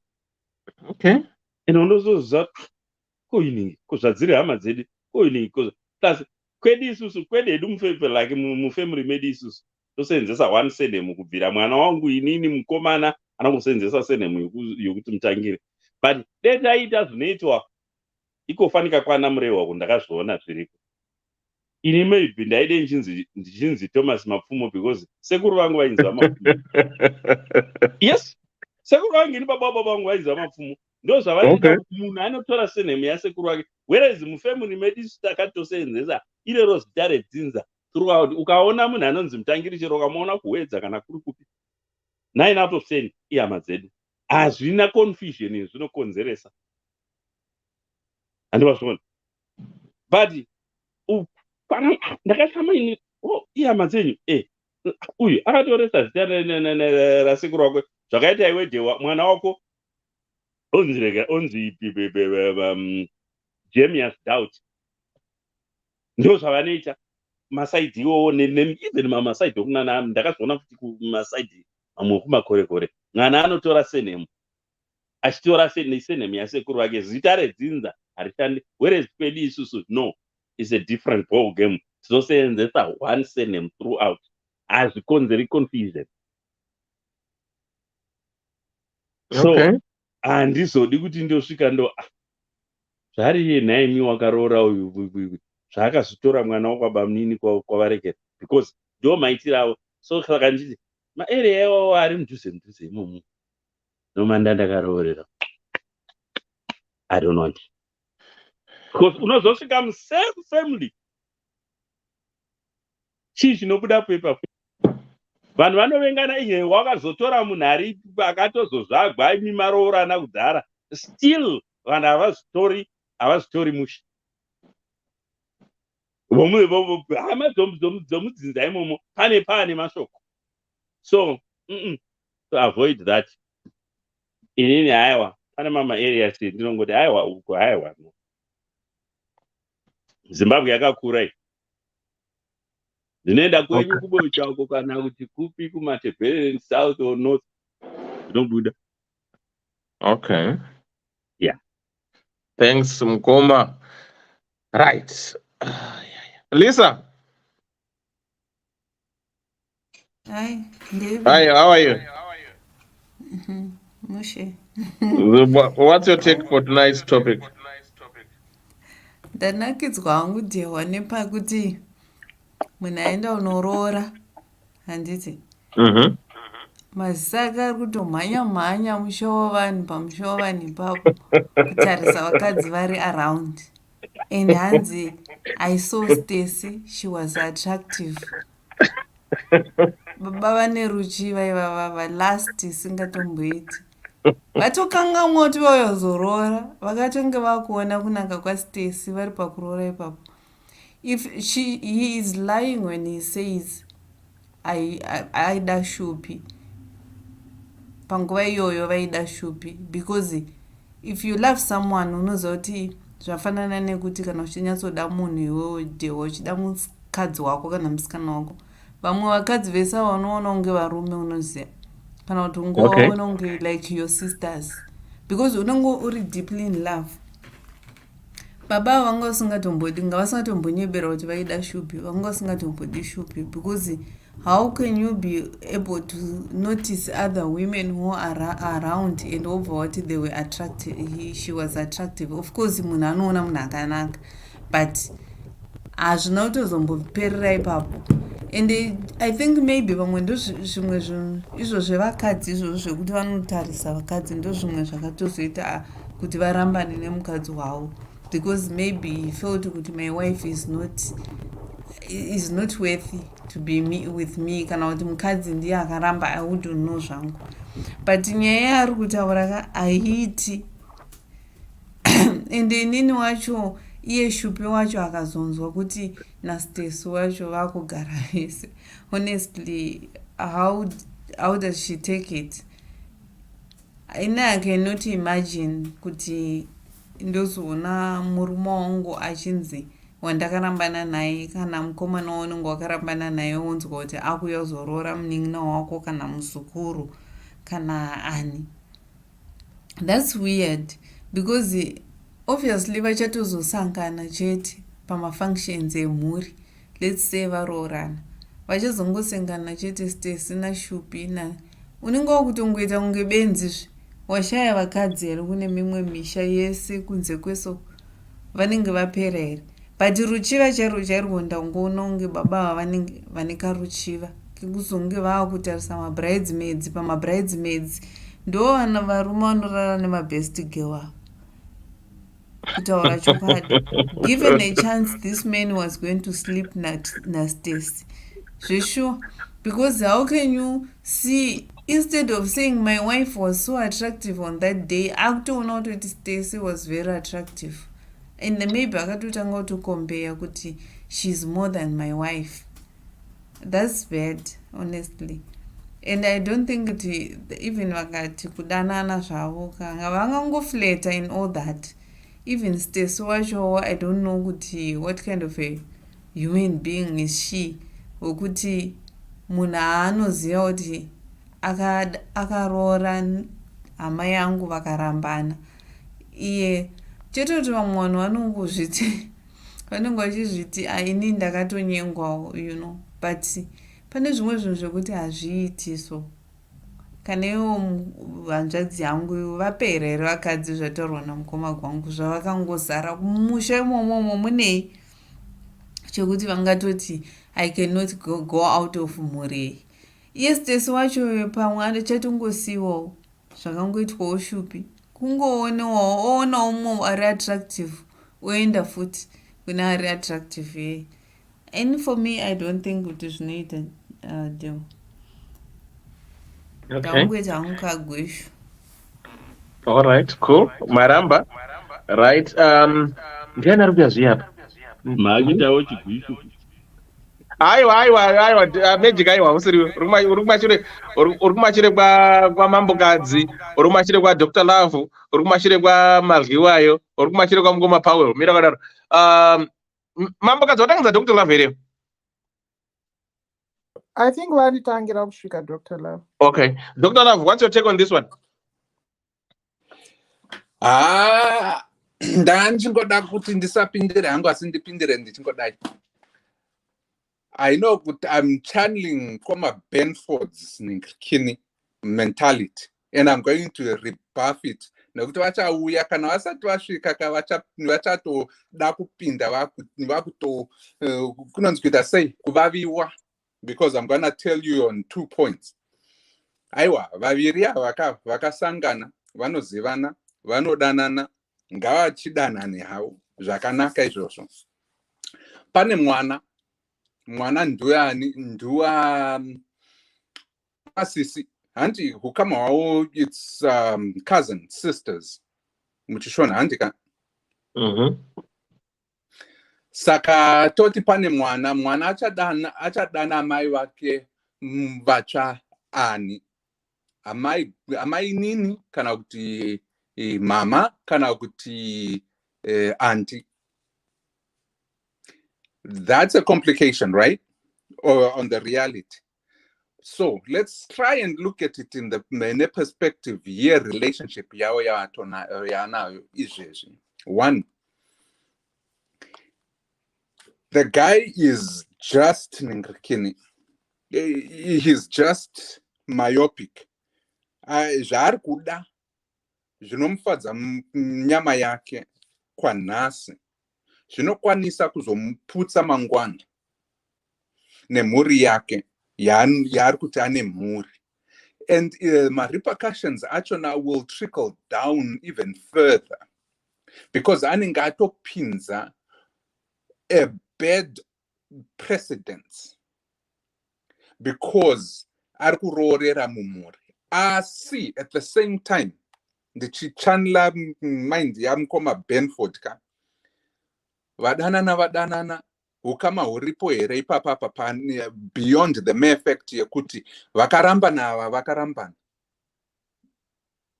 ndowe mumhuri asi ng'ombe dzichanoendesei dzichaenda kumba yani a different family from yakaenda the first time anti saka ndovadananezve ndovachiwira mutswanda vaite zvavo mwana voitawo mhuri yavo. But what I am actually trying to get to ipo panapa ndizvokudai, when you do that, what are the consequences? Chii chinenge chozoitwei chinenge chobuda ipapo? One, munenge maputsa kwete mhuri yenyu imimi immediate family yo imimi nemukadzi wenyu mutsva uyu, ko kuzoti mhuri iyi kwana baba, mhuri yekumukadzi ex-wife nemhuri yekwamukadzi wako iyoyi, how will they interact and what will they do? They will cause a lot of friction ipapo matoparadza mhuri at the core, kwete zvokungodana naizvi, but at the core vanenge vozovengana. Chokwadi ndechekuti ka panyaya dzakawanda dzakadai tinoziva kuti zvinoitika muvanhu, vanhu vanozochembedzana. Asi if you hear the stories behind it all, there are broken families and broken shatters of memories. Dzitori kutotongwa, dzimwe dzisati dzatombotongwa, nedzimwe dzisingazombotongwe futi, but they will always stay as a dark cloud mumhuri iyoyi.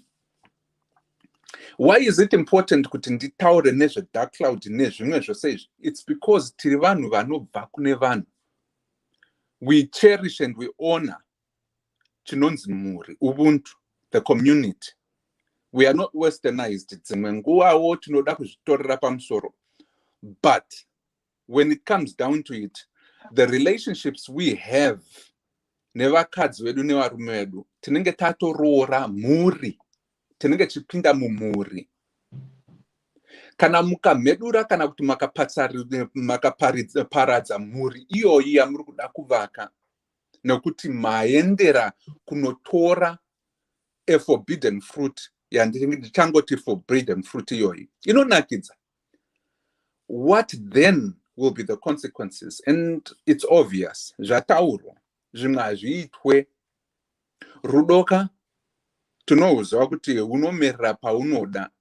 Asi pane umwe muti waunotodzura kudaiso nekuti wamerera pasipo. Kutodzura kudaiso. Haungasiye muti wakumerera in the middle of a gate. Haungasiye. Munototi garden boy kana kuti munotoenda imi moga kunodzura chimuti ichocho. If that's a metaphor, you have to understand the consequences. And this is not a child game, a childish game. And things will progress. Tichazoitei mhuri yedu toita mhuri yedu toga kana vakatirasha toendawo tiri toga. It doesn't work that way, especially when it comes down to an African family. If we are going to respect the the family unit, sezvo wanga uchiita anonzi mayaya ma-app dating apps iyaya, you found this one. Wouldn't there have been 1 or 2 or 3 more other people that you could have actually chosen and gotten in contact with? The same way you connected to this one, could have easily be any other person. And the man realized that this is somebody that we're paduze. Anotonzi amai nini kana uta mai guru ne mwana wako. Why would you then go and pursue this, knowing very well kuti zvinozo kunetsa ipamberi apa? It's a waste of your time and her time. Iye akatozvitaura kuti amunyarewo here. Iwo wakati ndikwanise kuti kunonzi kuitwa sei ndikundwe handi uri kuvhima waibata iyo tsuro yacho naiyoyi mangwana wakuda kuidya nyama yato kunonzi kuoma kuya usingakwanise kuitsenga unoidya here handi unozoirasha asi unenge wauraya tsuro isina kukubatsira. And those are metaphors anyway. And the oxymorons of it all are just, even the irony of it is, iwewe pachako wakasangana naye ukaremekedza your own marriage at the time pamakasangana neuyu wawakuda kuda. Why can't you afford the same respect yawakaita ipapo pawakati nyangwe hangu akanaka, nyangwe hangu ari attractive, indachuza uyu wakagona. Now choose the right thing again to do. Siyana nemusikana uyu. You did it the first time, you can do it the second time. Wongotozo kanganwa nezvake nekuti tomorrow nyaya iyoyi unozvionera woga nekuti hapana chinobuda chakanaka ipapa. But sezvinotaura mukoma Benford vanoti aiwa vanhu vakuru ndivaite zvaanoda nemadiro aanoita avanoda nekuti hazvirambidzwe kaizvi ukama hwachona hapana havasi veropa. It's just like meeting another girl mustreet and you womupfimba monyengana zvapera. But no, I would want to differ if I were to argue that statement as well. And I will tell you, Kuti, that on its own is a weak and very disastrous decision you will ever make. And you will break the family. The little that you now have,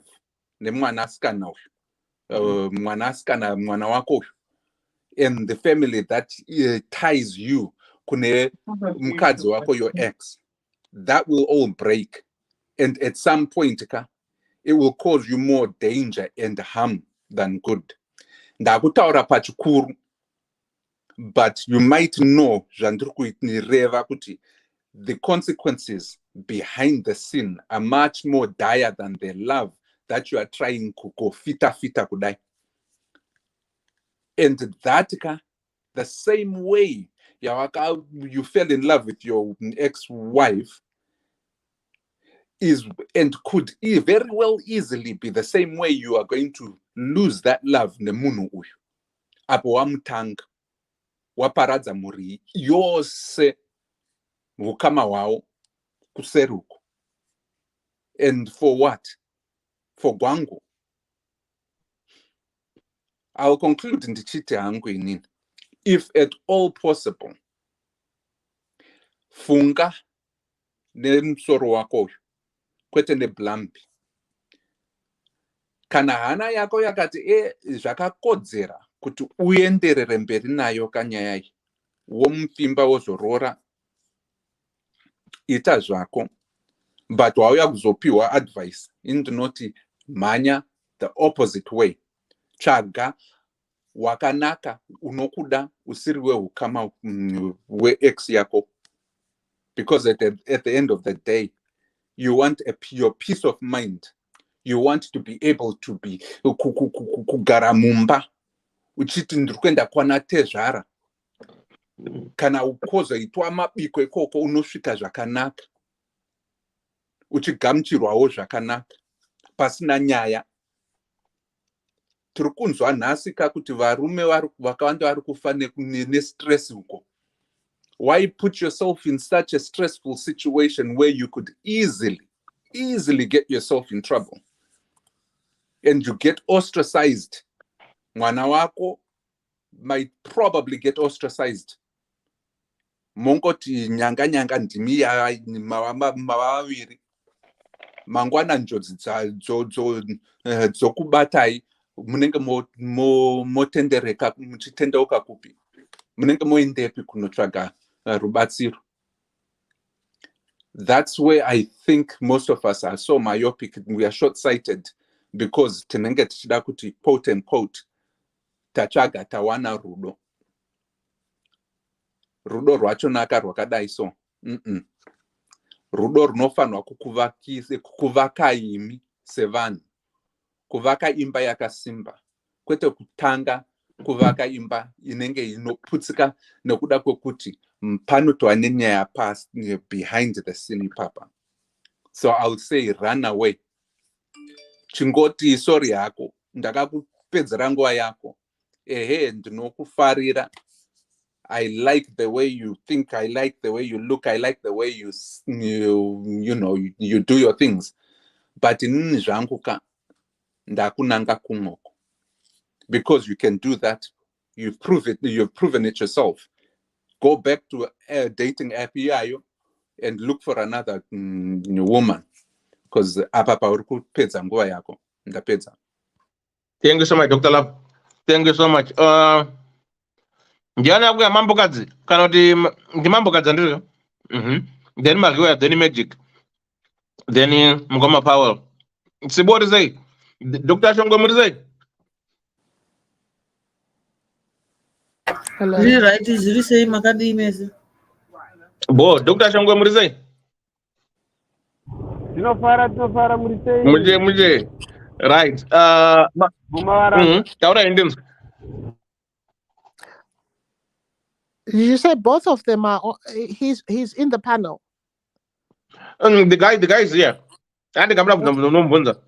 Okay, so maybe I missed it out. How long have they been? Have they seen each other, or are they just still talking on the app? They are talking on the thing on the app. They haven't met. If they're talking unmatched, do you know? They're just talking on the app. Yeah. How those apps work. You talk to people, you are scouting around. Haungangova watongoti kwindi pafoni wototi ndatoamo something wototanga wototanga kufunga zvekuroora paapu pafoni ngaakwani. Dating app haidi zvekuti unotaura nevanhu vakawanda just exploring your options. Avasati vasangana ndada kutofunga kuti pamwe vakatomborara kana kuti something. Kana iri app mudza kuti hanzi unmatch, move on, there is many more to match. Kutiunganidzira vanhu vasati vaonana tichiti vanhu vangoonana pamapikicha. That's just both of them. That's a red flag. Problem yevanhu vazhinji, they don't understand kuti in dating it's a chance for you to assess the situation, look at the red flags, look at what's going to work, ask each other the grown-up adult questions. Hasho ungotarisana pamapicture uchingoti ende nhasi wakatsvukirira, ende nhasi wakanaka. That's superficial and immature. Particularly for a man that's already been in a marriage. This is where you start to ask grown-up questions at your age. You start asking about, you have to have the confidence to ask, how would we co-parent? How would we manage finances? Sorry, Mary. Sorry, I don't know. Tinenge ta 10 ungambondi drop here unless kapano mumwe munhu anoda hake kudropa. Then mumwe munhu opinda because ndaona tinenge ta 10 saka vamwe havachakwani kupinda. Mambo kadendera mberi gara ipapo. All right, okay. Yeah, so I think he needs education on what it means to go dating after he's come out of his relationship. He's a divorcee. within minutes on and apa kutotaura zvefuture zvekuti hanzi zvinoita here kuti ndinoroora. Calm down. Unmatch. There's an option on that. You just click on those apps and you unmatch and you carry on talking to other people. Or relax, apakama steady. Ask grown-up questions, make grown-up decisions, assess my red flags, move on.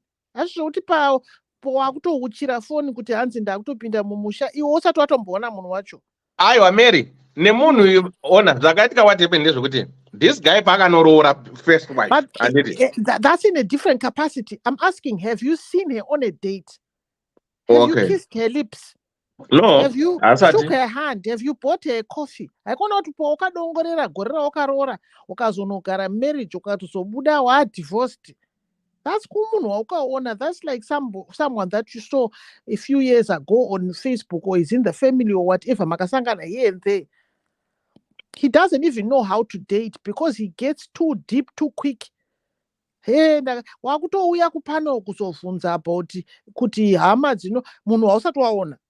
Aiwa baba vanga vatikwanire ngava pakai mastedi dzikamisai hana zvirove ikadundunuka kuti no, I need to slow down. Wakutaura futi you are already looking for drama so quickly or whatever. I don't know when your divorce was, but relax. But dating, you identify that is a big red flag. It's a red flag. Then you let go. Vakawandisa vanhu vekutarisa vekutaura navo uchiona kuti aiwa uyu aite uyu haana gumbo uyu ane ziso rakadai uyu ataura kudai uyu atanga ari mujeri. Hazvisi zvega zvino machallenges anofeswa uyu akati akamborova ndo zvatinge chitotarisa akataura something chisingangokufambiri. Then you say no, you move on to the next one. Ndo zvakangonakira iyo madating apps because hapana pekuti uri kusangana nemunhu face to face muri kumboona. Ava baba vanga vati dzikamire please kuti unganidzira panapa munhu wasati waona here on a relationship just over up. Mary. Ko akazosangana naye because remember munhu akamboona. Mira, hold on Mira. Munhu akamboona anditika akanakirwa naye then pa wabva wasangana pa app.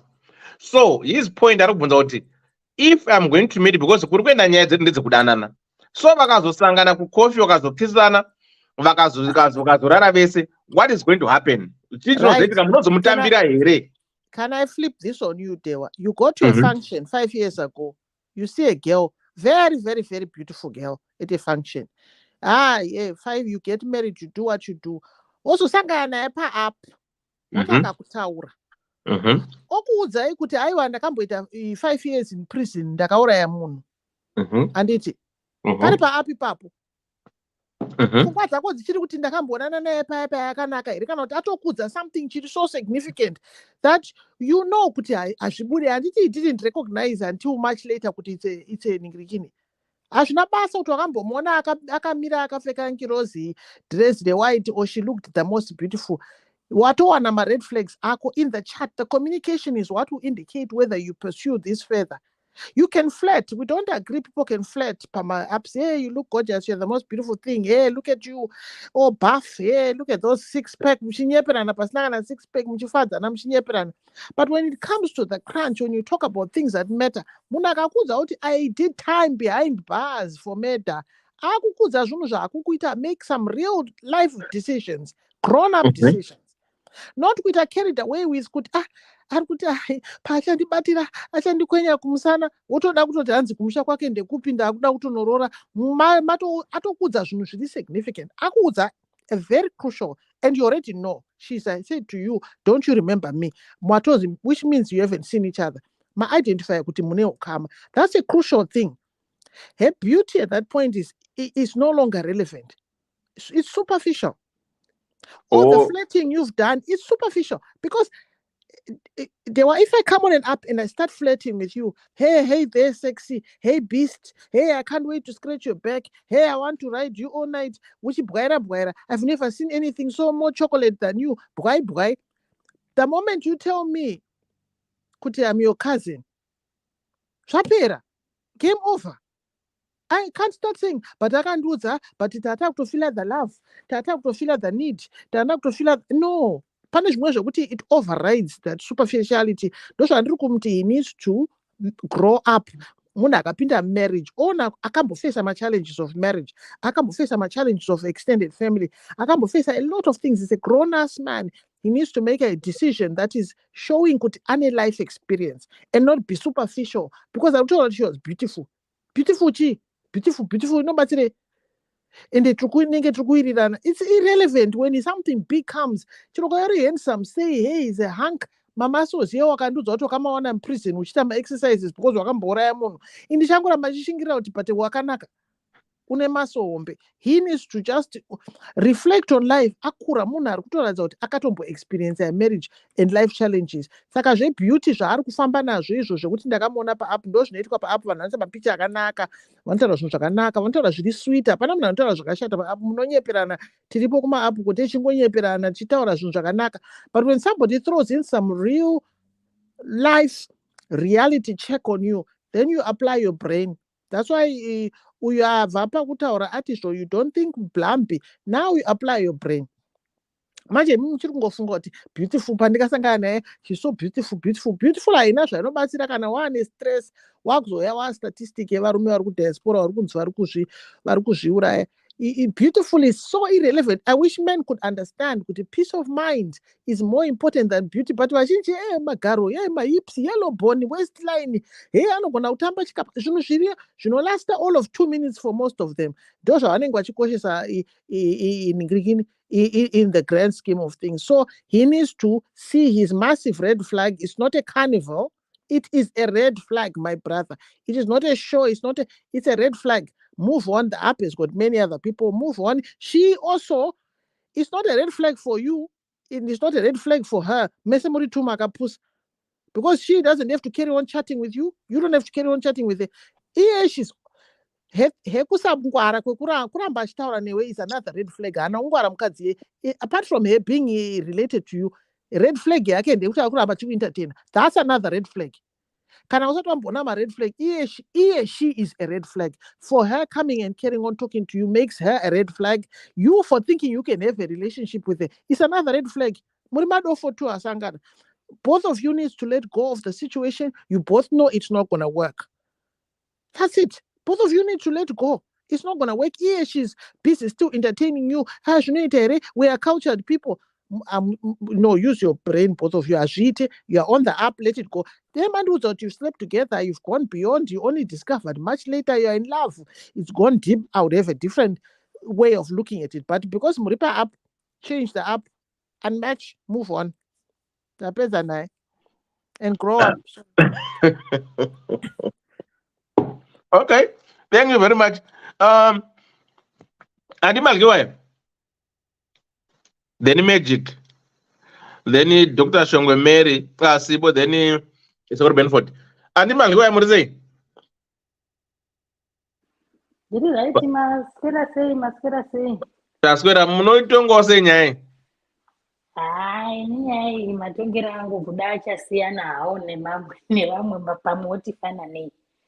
Chekutanga vagara vanhu vakatodanana musi wacho havatoenda kunoroora ava baba ava ungati hanzi ndakatarisa munhu ndikaona akanaka ko kana zvirizvo zvakatoputsa mereji yavo zvokuti uyai pota achiuya uye makambozvonepi zvokuti munhu wozoti after makore mangani wozosangana nehama kura kuti hamai kana yanga iri kupa maroro iclose relative yekuti inofanira kunge ichiziva zvese zviri kuitika mumba menyu.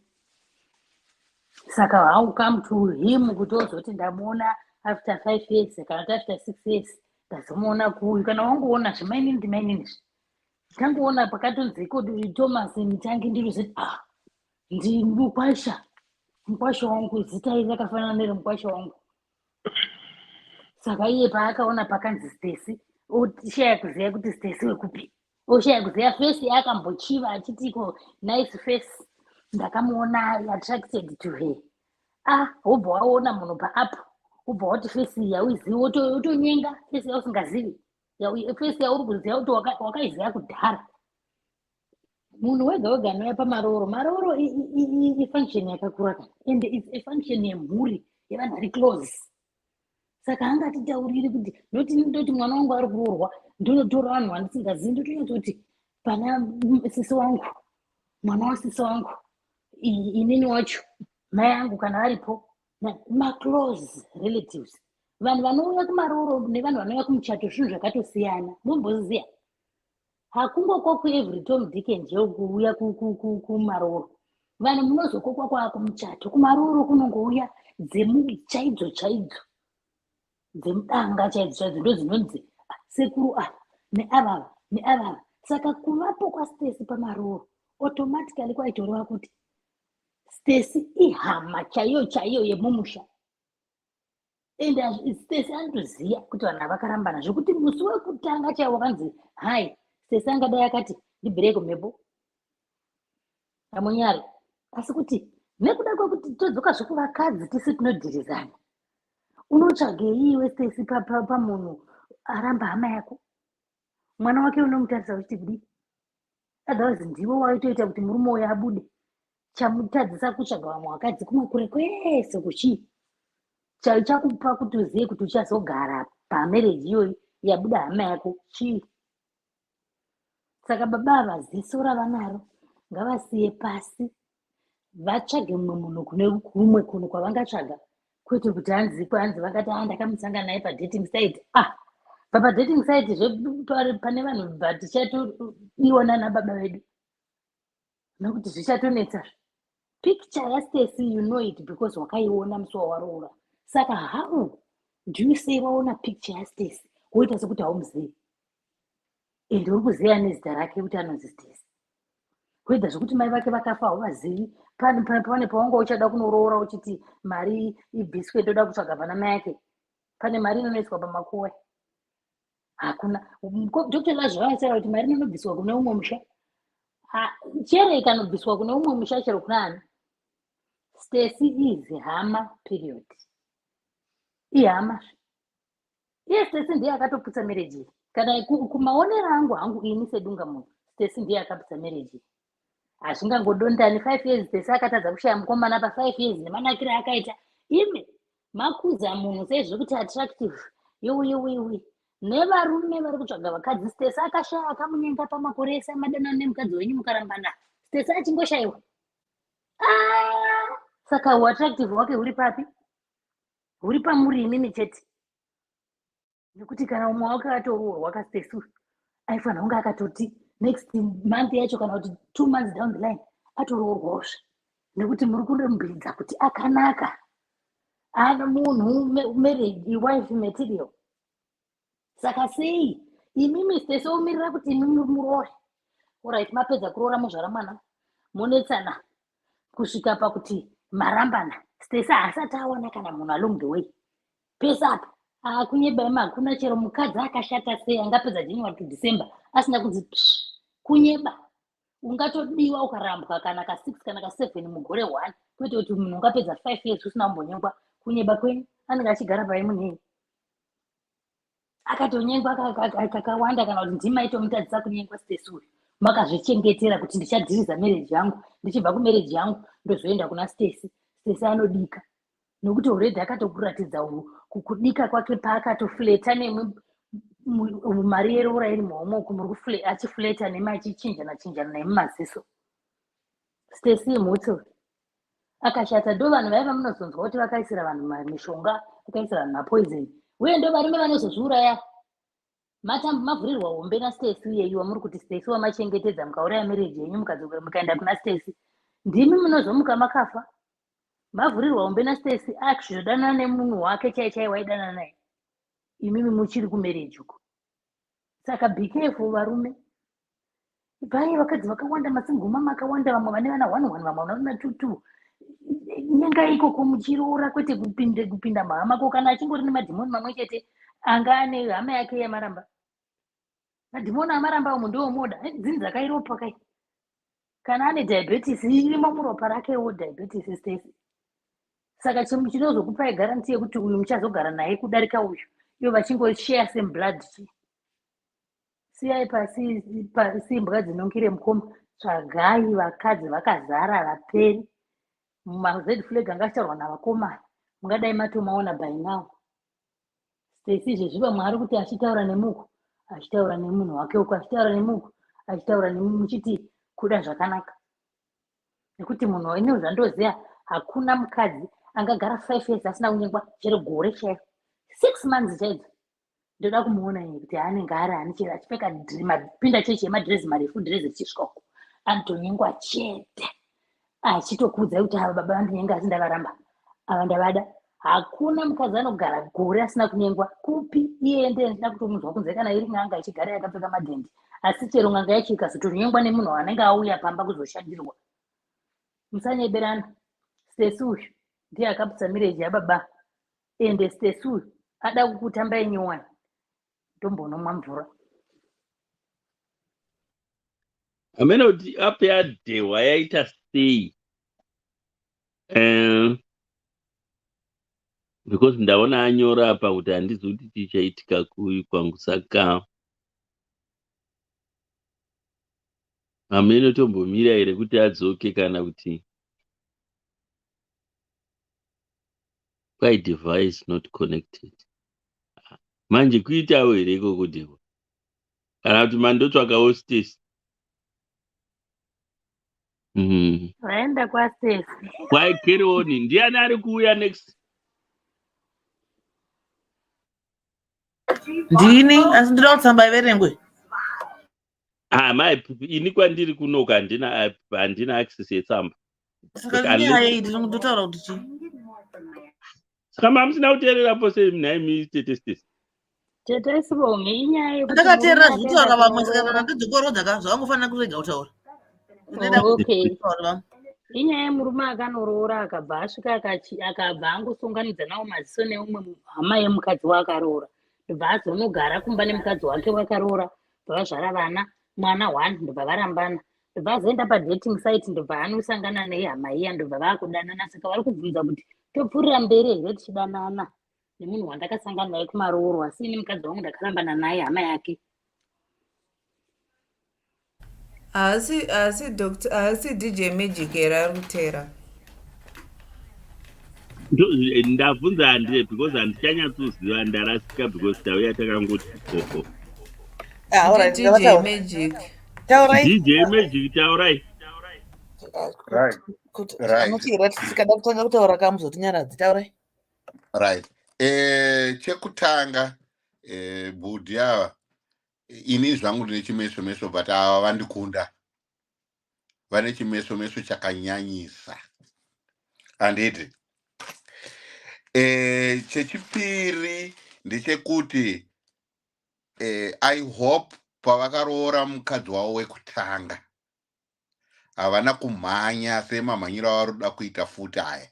Handiti. Kana vakatora nguva ndofunga zvinhu zvakawanda dai vakaita sei vakazoona kuti izvi hazviite izvi zvinoita. Handiti. Right. Budha vakada kuenderera mberi nekuti vada kuroora Stesi. Handiti. Apa pakuzotsvagwa uroyi. Hazvimire zvakanaka kuti mwakarambwa uyu wavo cousin akuuya ipapapo. Zvimire zvakanaka. Pamwe Budha vane tumari, something like that. But still hazvizonakidza kuti iwewe zvine zvakutonzi Stesi ndiye akaita kuti mukoma abve pamurume. Asi dai kuri kuti Budha vachine mukadzi wavo wekutanga. Handiti.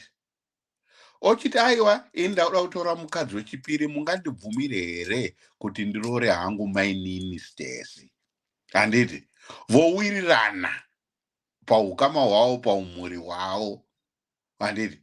Dzimwe nguva zvaigona kuita. Kwete kuti akatomboramba mumwe akuda kuchitora mumwe kusame family. Izvo hazvisi kuita izvo. Saka ndinoti zvangu mukoma ava sezvataurwa nevamwe vese mukoma wada wanga uri mumwe ngavachinje maitiro ngavatsvagewo mumwe musikana akatonaka kana kunaka kupfuura Stesi. Kana vachinge vamuwana ngavatorewo nguva yavo vachistadhana nemusikana wavo vasati varoora kuitira kuti vakamboita zvekudhara zviyezvi zvekumhanya vachizosvika pakurambana zvisizazvoitika futi. Ndofunga ndo contribution yangu iyoyo. All right, maita basa. The next, I think, the Dr. Shongwe tazopuwa rekera line up yacho zvakanaka. Dr. Shongwe muriko here? Dr. Shongwe, Viper mute. Very picondo. Dr. Shongwe. Then Kanabara. All right. Sorry, masquera say. Masquera. Jaja boseko pasai. Dato so tamugira zira.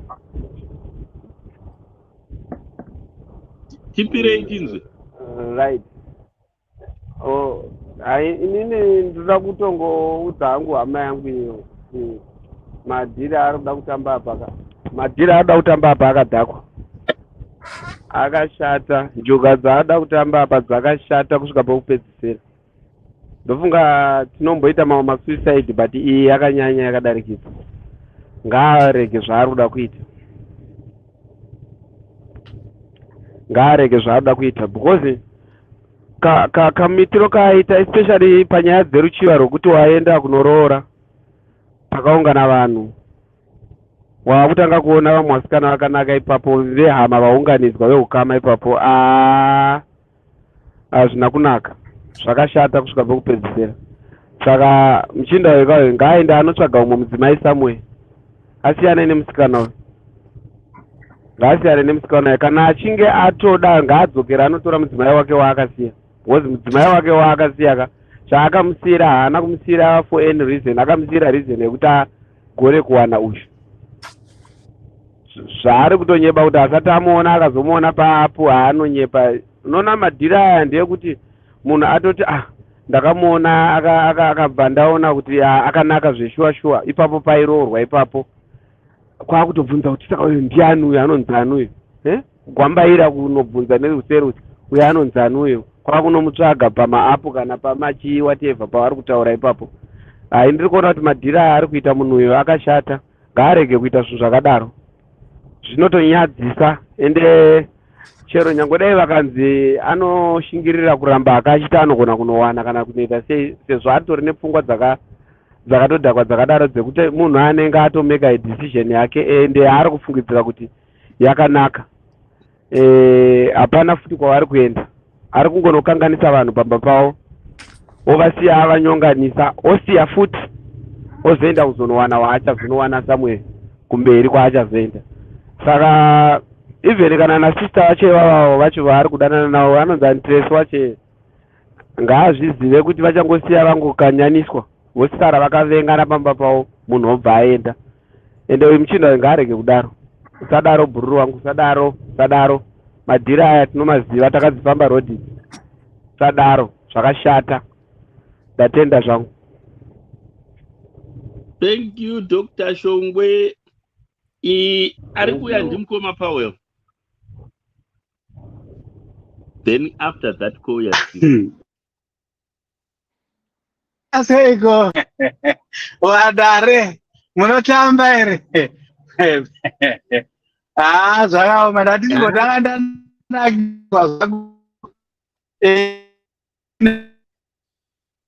muri kubreaka mukoma wangu wapinda murudo. Alright, zvinenge zvana ndakunzwika here. Go ahead. Yeah, zvana neke zvino go ahead, maamti break. Alright, umwe ngaataura anonzwika then ndozouya papaya. Aiwa, maakunzwika ike zvinotaura henyu. Okay. Ndanga ndichida kungowedzera bhichana pataurwa naDr. Shongwe ava. Mukomana nhau yake chaiyo ndeyekuti iya ndanyanyobata kana wakahunuka kanyanyoshata. I think kari kuramba kachimanifesta in us as men. Kanhu keruchiva. Kakuchiva ikakaka. Ameno iredhi here iri kumashure kwenyu sore pana anga achindipa madirections saka ndamunyaradza. Saka nhau yechokwadi inoitika ndeyekuti ngatiregedzei kungochiva. Vanhu vanofanira kuexercisa inonzi self control. Self control ndeyekuti zvavaona ngazviperere imomo mavaonera mumwoyo mako imomo, zviregedze kuburitswa kunzoko. Saka the guy akachiva zvakadaro zvokuti wakagara for 5 years aine chinhu chaakaona akanzwa kuti ichi ndo chinhu chandinoda. Saka in his own mindset akazosara oroora but atove noumwe munhu waanga atova naye mupfungwa dzake in the name of that lady uyo wepamuchato. Saka zvokuparadzana ndizvo, asi hazvina kuseparata mindset yake from the lady. Saka imba yake haina kuzoite simba, yakakurirwa because mirangariro yake yanga indori pakundoti inini ndakatoona wandakada musi womuchato. Akomana musi akomana kana ndimwo zvinoita we kweko kuzoda munhu pafoni mamboti maonana here after 5 years dzacho. Ngatichimbobva hedu apo kopa after 5 years idzi machizoonana henye after 5 years haachakuzivi uye haachakuzivi hamuchazivani. Ndizvo here izvi? Kana kuti muri kuda kutaura kuti makanga muri underground zvenyu? Haiwa kani mukoma. Ngaisiye matambo Dr. vataura vakati aiwa hazvina kunaka kuti mudzokorore ko kana zvikanofamba nenzira imwe chete mukangoluza zveinterest, nokuti ikeino chichiri kukunakidzei inongova issue iyi yeflating yamuri kuita. Hapana chimwe chinhu chiri kunyanyonakidza stereki chamuri kuona. Muri kungonakirwa nezviitiko zvongoti uri bango chichi muchingodai muchifonerana henyu muchizvifonera. Imbomirai kuzvifonera muuye kureal world. Kana mukazomuona munogona kutozoona kuti zvakasiyana zvine zvandakanga ndichiona paya. Ndo zvavanoita vamazuva ano nyange muchiziva zvenyu. Mafuta ariko anopenyesa kwazvo. Asi munogona kutopenyerwawo nevamwe. Mafuta ariko anopenyesa kwazvo. But on another scale izve yanga ndichida kutaura yataurwa navatete vangu vamadhwai vanga vachitaura kuti unhu hwomukadzi uyu kana azokuvhurirai mapombi ndopamuchaona kuti usina mai hakuendwe. Tsvagai umwe mudzimai wokuroora. Ndatenda. hadiwa wachabatso Right, thank you so much Mkoma Paul, thank you so much. Right, iri kubwera don't know why. Ndiana kuya Mkoma Paul Sibondebi then Sabur Benford Sibondebi ndini zviri sei Bobondebi hapana verenga tsamba shamwari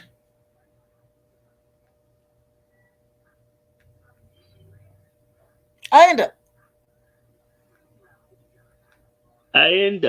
mira andiona kuti tsamba yacho ndinayo here ini ndo takatowanda so totoda tsamba iyoyo. Haiwa zvenyu tingazviteedzera here. Anyway, regai nditsvake tsamba yacho ndonoti ndinayo. Tetesiwo taura nyaya, murume wakaona x 5 years ago pamuchato kwakuchichiva munhu musi womuchato iwonawo kwakutochiya sibo 5 years ago pamuchato anoti pamuchato pairoorwa tiswake pairoora iye kwakuchiona kwakutonakirwa naye zvokutokanganwa kuti 5 years dzaakazogara nomukadzi waakaroora hazvina kutozobuda.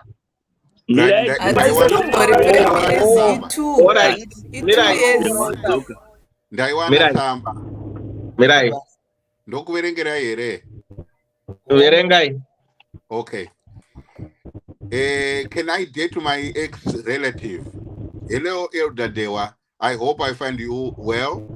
And thank you very much for taking the time to read my small but big issue.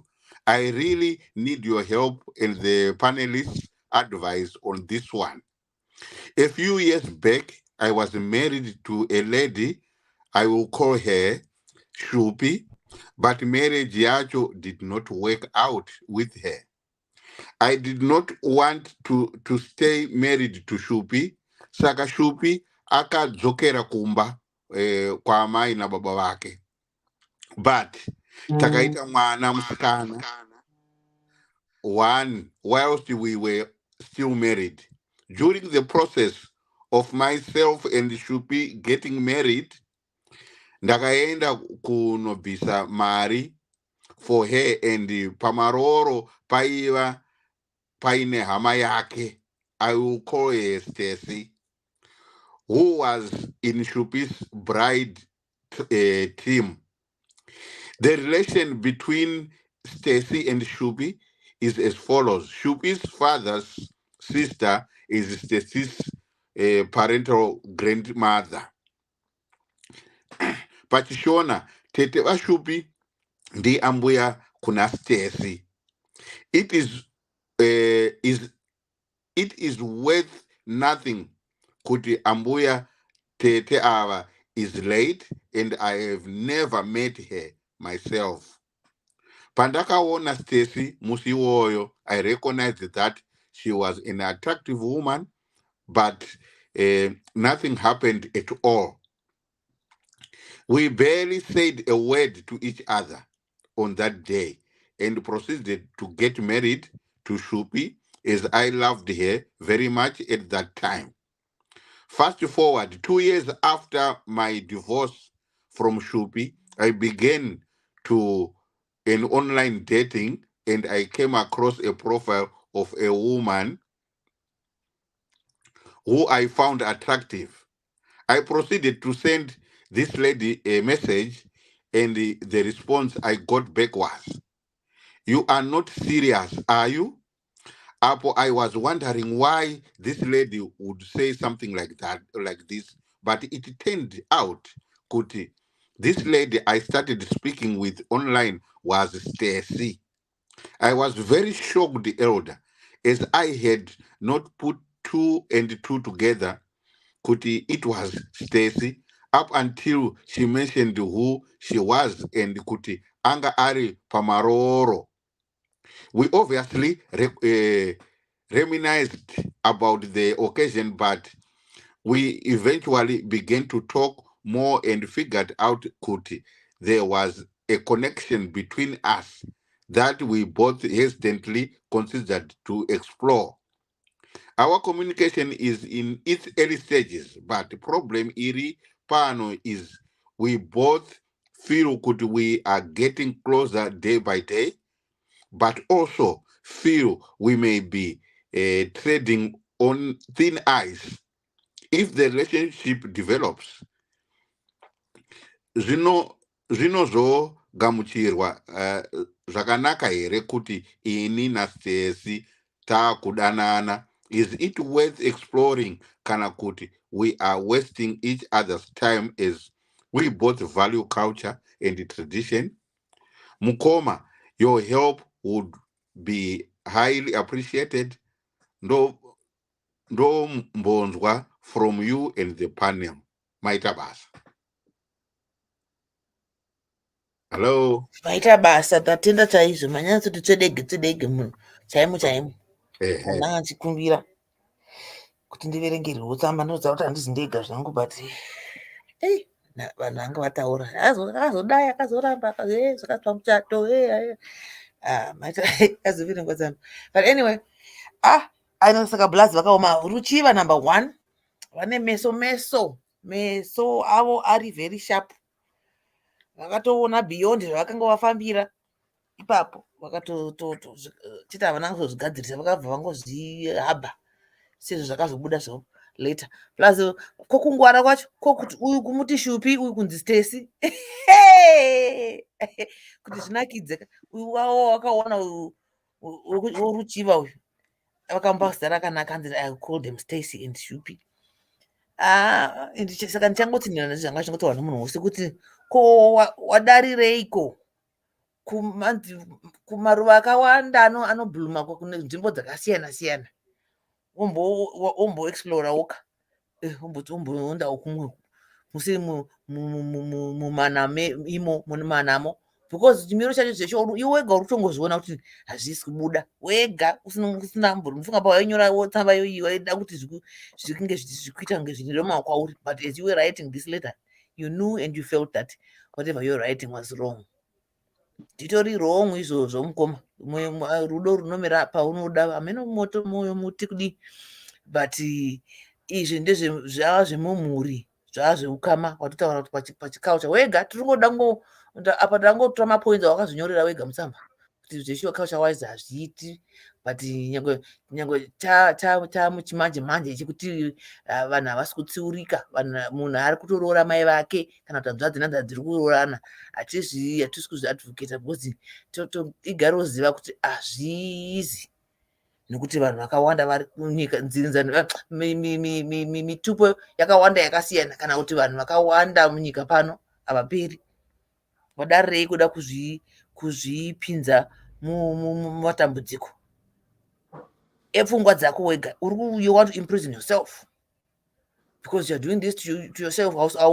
Musikana haana kukumanikidzaka, ndiye wakutoda kuti nekuti paya pandakazodi, ende futi to make matters worse munambo makatozoita zviya zvekuzoti paya ndini woyoya ukazoti saka wanga watokanganwa nezvazvo, wadi ungogara wakangokanganwawo nezvazvo, wakangoti ndima uri pamhemberero paya, mwana wambuya, mwana wadii, handiti zvotopera. Mobvunzana kana kuti muchibvunzana kuti zvakazofamba sei, wotaura kuti mwana wamai vako kana kuti hama yako iya takazongosiyanawo. Hazvinamboipa kuita kuramba muri veukama kwakaroorwa kana kwakaroora, asi zvekuda kuti uzopinda uzonokurungirwa bota, hanzvadzi kana mwanangu, wadarirei?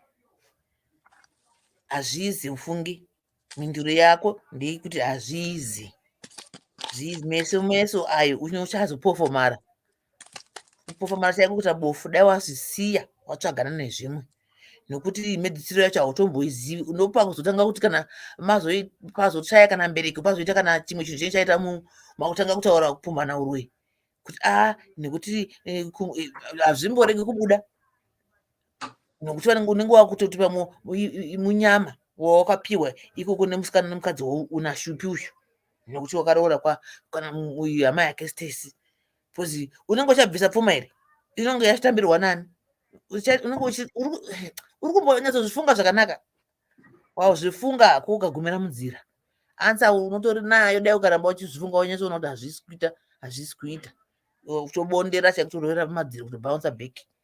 Saka chitaurira naStacy mungoti aiwa mwana wambuya kana kuti mwana wanamhene, wamboda kutrai kuexplaina kuti mwana watete vanambuya vanhingi kamena language yacho, but ukama huripo, whether wakazosiyana neuyu, makasangana pamaroro akakutapirira, kwawakatobva nako ndiko kuri wrong. Dai zvichonzi pamwe makasanganawo somewhere before ukada kunyenga ukazosangana naye ukazoona zvari mwana wokwana nhingi uyu kwanda kuroora, it's a different story. Zvino apa mumhuri mumwe chete wakuita seuri kugara naka, kana kuti uri kunzi nhingi uyu zvawaramba uyu zvakudhira zviya zviya, nonzi nokuti pfuma yakaenda chitora nhingi uyu. Aiwaka hazvizizvo kamwanangu, tsvaga famba uende, maruva enyika haaperi. Tagona kunotaura shona, hanzi maruva enyika haaperi, saka famba mukuseka mistiki wangu shona ndinovhekisa ka inondiita ndobhiringisa, ndotangira kumasure chienda mberi, but ndanyatsoona kuti ndazogona kuzvitaura apa kuti hanzi I cannot even say it again, but anyway mazvinzwa point yangu yabuda across. Hatimati aripo mukomana uyu, not irira, but kutaurawo chokwadi pasina mafanizi, pasina kuvandirana. Ndinoona hangu kuti hazvina kumira zvakanaka, hazvina chimiro kunesu tiri kuona, pamwe kwauri iwewo asi ndaona hangu uchiti kwauri wega uri kutozviona naStacy kuti hapabudi. Saka bai mangorega mangofambidzana mangoramba muchingoita hama nehama. Ndoziva hangu kuti hanzi mukumabhesimo vacharamba vacharamba zvavo but hazvina mhosva. Saka ini ndoti ndogomera ipo apapa. Ndatenda zvangu. Thank you so much. Right, Kule, Murisei. Lisa uchipera Kule ndep. Lisa did throw under the bus, they won't sipo. Okay. Right, Kule, what's your take on this one? Dear, I didn't, the analysis that Nata Panapaka. I didn't know the page. What's wrong? Yeah. Saka, munondiudza kuti just because ndiri kunoroora ndingatadza kuona kuti uyu munhu wakanaka.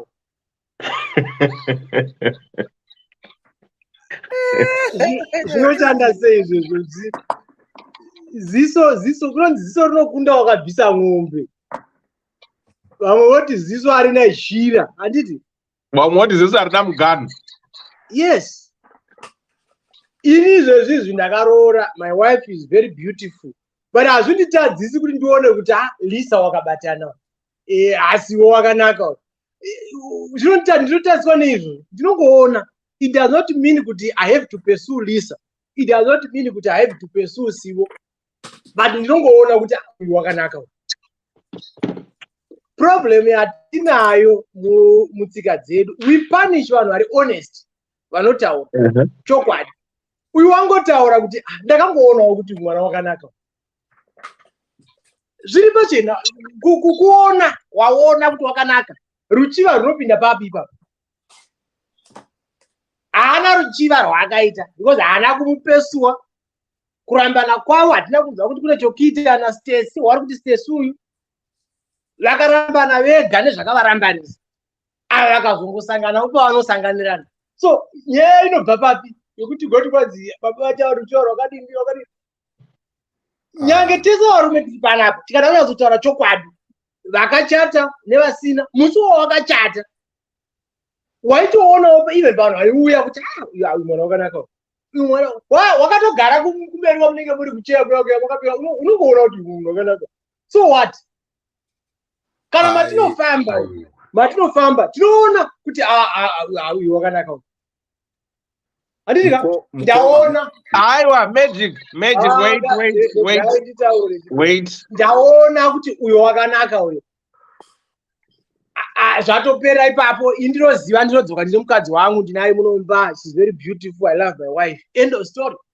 So there's nothing wrong nezvataura. Our brother, we're punishing him for just being honest. Kutaurawo zvaakaona panguva yacho ndozvatava kumupanishira. Now todzoka pane imwe nyaya iri kutaurwa panapa. Ukama huri kutaurwa apa mukada kuujoinisa. Ukangoona ukama hwaunoti so anti si grandmother hausi ukama significant iwo hauna nebasa rose. Ukaona wangojoinidza ukama huviri kuti ihama yaniki wakazoti ukazoti muzukuru wasekuru muzukuru wanenge zvatofa zvakadaro.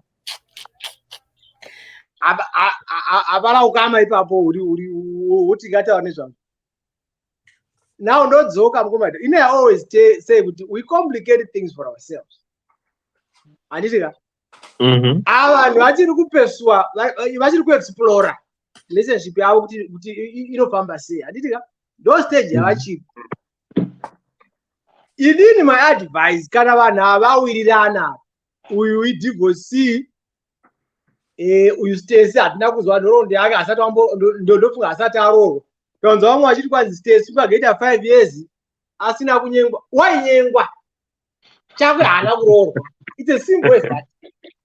Stacy is available on the market because haana kuroorwa haana murume. Uyu wakadivorsa ukama hwacho hapana. Even nyange dai hwanga huripo kana vawirirana vanhu ava. Inini personally handina dambudziko nazvo izvi. Handina dambudziko nazvo kana vawirirana. I don't see how they interfere nerelationship yanga iripo yakafa yoga. So personally mukoma dewa inini I would advise my brother kuti take your time uchidzidzana naStacy. Kana ropa renyu rikafambirana handioni kana problem, you can marry Stacy and munogona kutogara zvakato zvokunzi kwanzi ndeve mhuri imwe dzinza rimwe. You look at people individually. Vanhu vanosiyana. Inini ukatarisa kudzinza kwedu isusu waigona kuona zvidhakwa zvoga zvoga uchinzwa kunzi kunomwiwa doro zvokumwiwa zvezve, but inini I chose not to drink. Saka ukanditaura uchitaura kuti kwanzi kurudzi kwavo kunomwiwa doro, you eliminate me because but inini handisi chidhakwa. So zvekuti kwana shupikai kwakunedi pamwe Stacy haana izvozvo.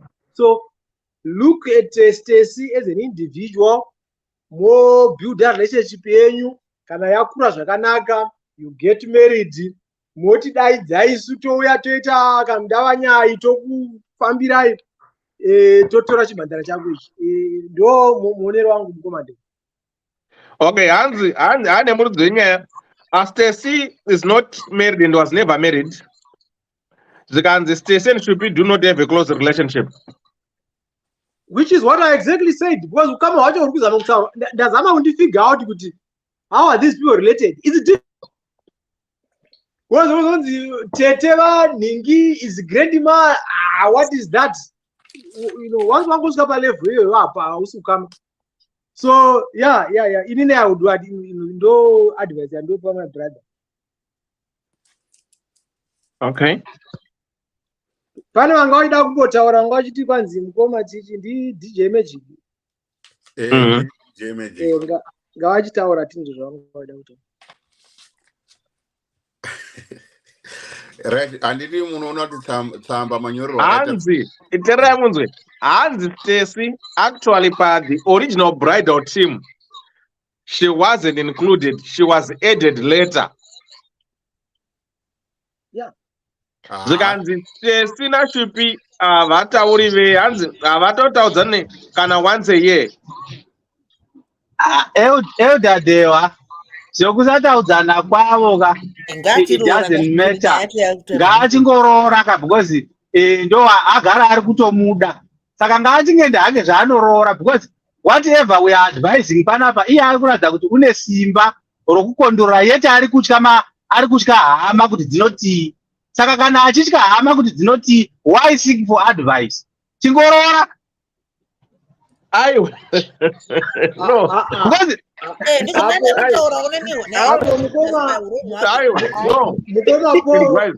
mukoma Paul munenge makurashika mai. Aiwa kasekuru. Munoona kuti sekuru Benford. The issue is auya kuzodwa naye hama kuti hama dzinoti, of which that's the basis yaari kunyanyotya. Zvimwe zvese zvangataura but hama ndo dzaari kutovhunduka kuti vakomana ndochitomira papa ande chiti ndakambopama ndadzoka futi ndakupama futi. Saka ndo nyaya ainayo, nyaya yehama. Saka chiadvise haipa hama. Right, reka ndikupindure mukoma. Inzwaika hakuna kuroora kwamungaite pasina hama. Handiti hama kando umhuri hwacho ka. Saka anofanira kutozviconsider zvese zvehama. Handiti. Saka pandaida kumbotaura pai pakutanga ka ndepekuti mukomana uyu ati akaona musikana very attractive but haana action yakaita musi iwoyo. Subconsciously it means akanga aine plani, muri kunzwa, kuti akangowana chance aigona kuzodai. Tikaverenga tsamba yedu zvakanaka. That is a wrong conclusion, wrong analysis, DJ Magic. Maiverenga ine tsamba baba. Okay. Inini I still think kuti akamona ari attentive. Right? Akamona ari attentive handichika. Asi haana kutora action. Imi maida kuti atore action ipi pairoorwa munhu. Haifanira kutora action ipi pairoorwa munhu. Akatora kumuona uyo. Pari kuroorwa iye ndiye ari kuroora. Ari pabasa. chakamutadzisa kuti ataure haikwanisa kutaura nemunhu iye haitokwanisa kutaura nemunhu because panga pasina mukana wacho iwoyo munhu inzenza uyu. Aha, exactly.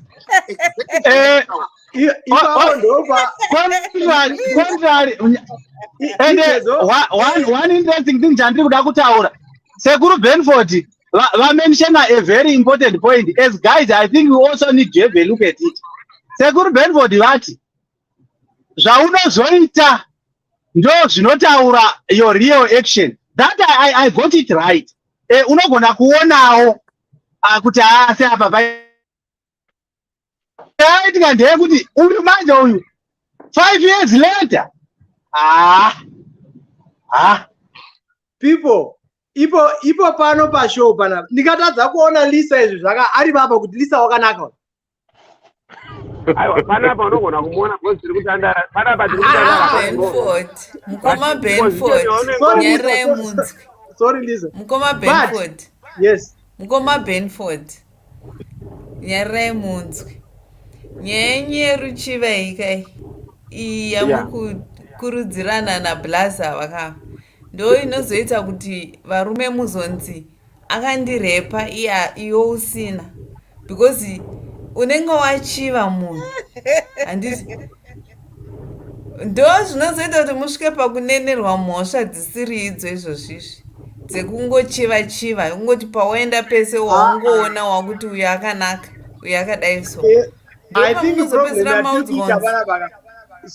sorry Lisa ndakuenda chii tinofanira kudefine kuti ruchiva chii handitika asi kana muchiti kana ndaroora handitenderi kutombotarisa munhu handitende I cannot say kuti wakanaka like I'm saying here ndakatarisa panapa I can say kuti Lisa wakanaka but handina ruchiva newe handiri kuzvinzwa aina ishoko rokusimbisana mukoma Benford ishoko rokusimbisana. My wife she's beautiful because ndiye wandinoda.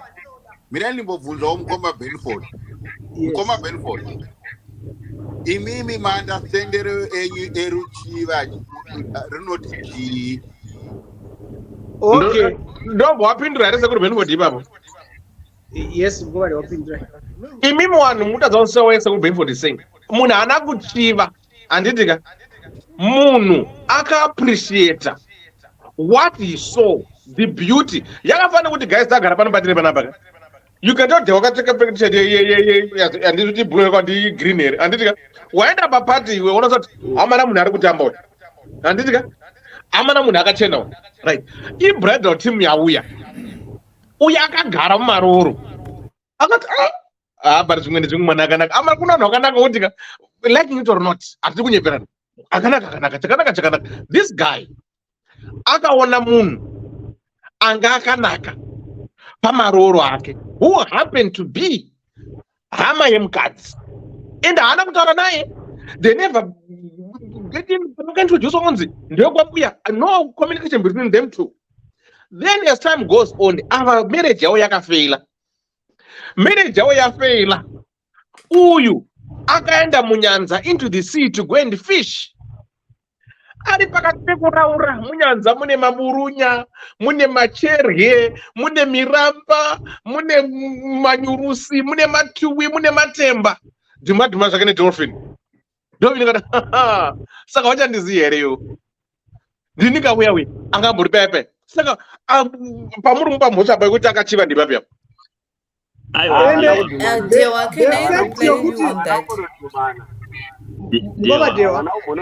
Mira, hold on. Ndada maso mhipo ndimukana buko ndada wabatwa ngobvunzwa mubvunzo. Tarengo so Benford. Zinto pana machance ndakadai. Yes. The fact yokuti musikana ndiye wakatozoreminder mukomana wangu. Should tell you kuti wanga asina ruchiva naye. That should tell you wandozoremindwa musikana ndiye wakatoti ko yoruda kutamba ndeipi. Iya completely asikatozivi achiti watoona mumwe munhu mutsva handitika zvinofanira kukuudza izvozvo kuti what he was mentioning was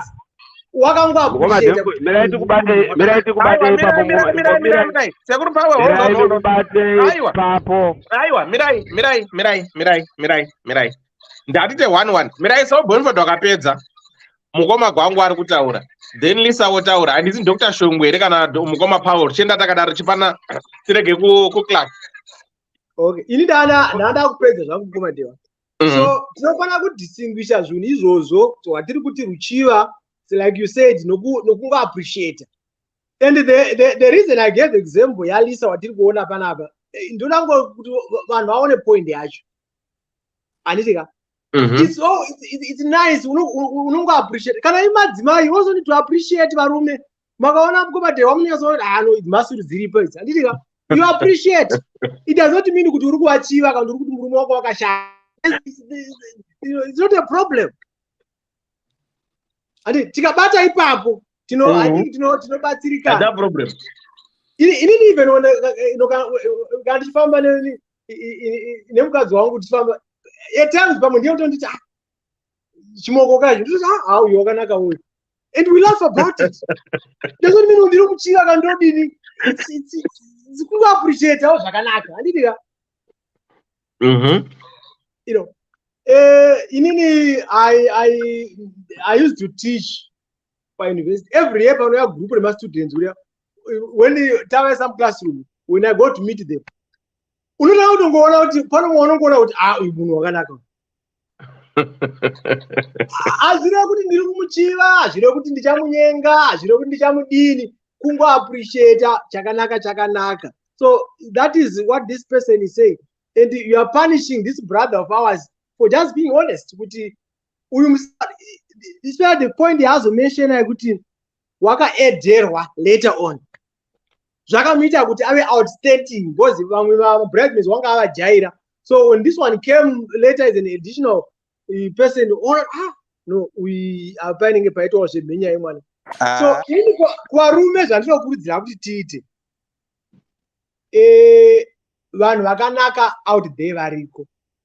Iwewe you've made a commitment. I love this one person. That is what keeps you attached to that one person.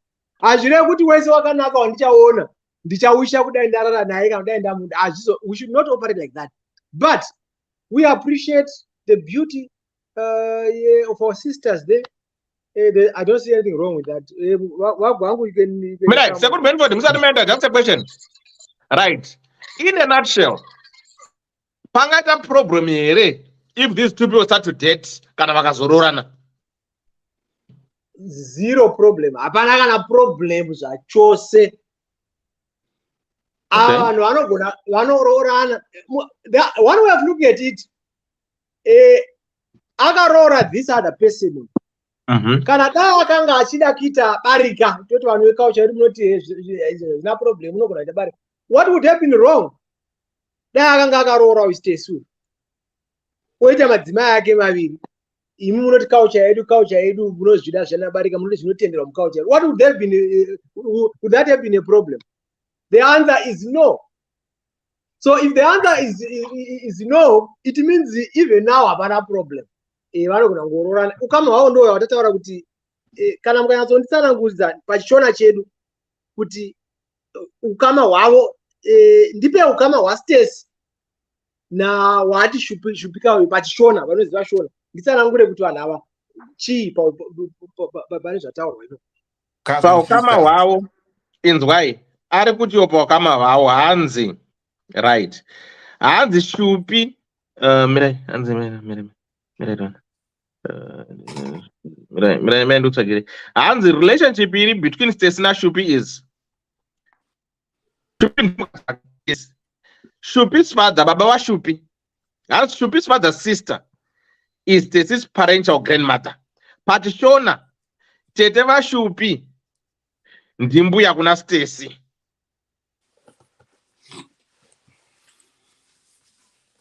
Baba vada. Right. Mungandibo just a minute.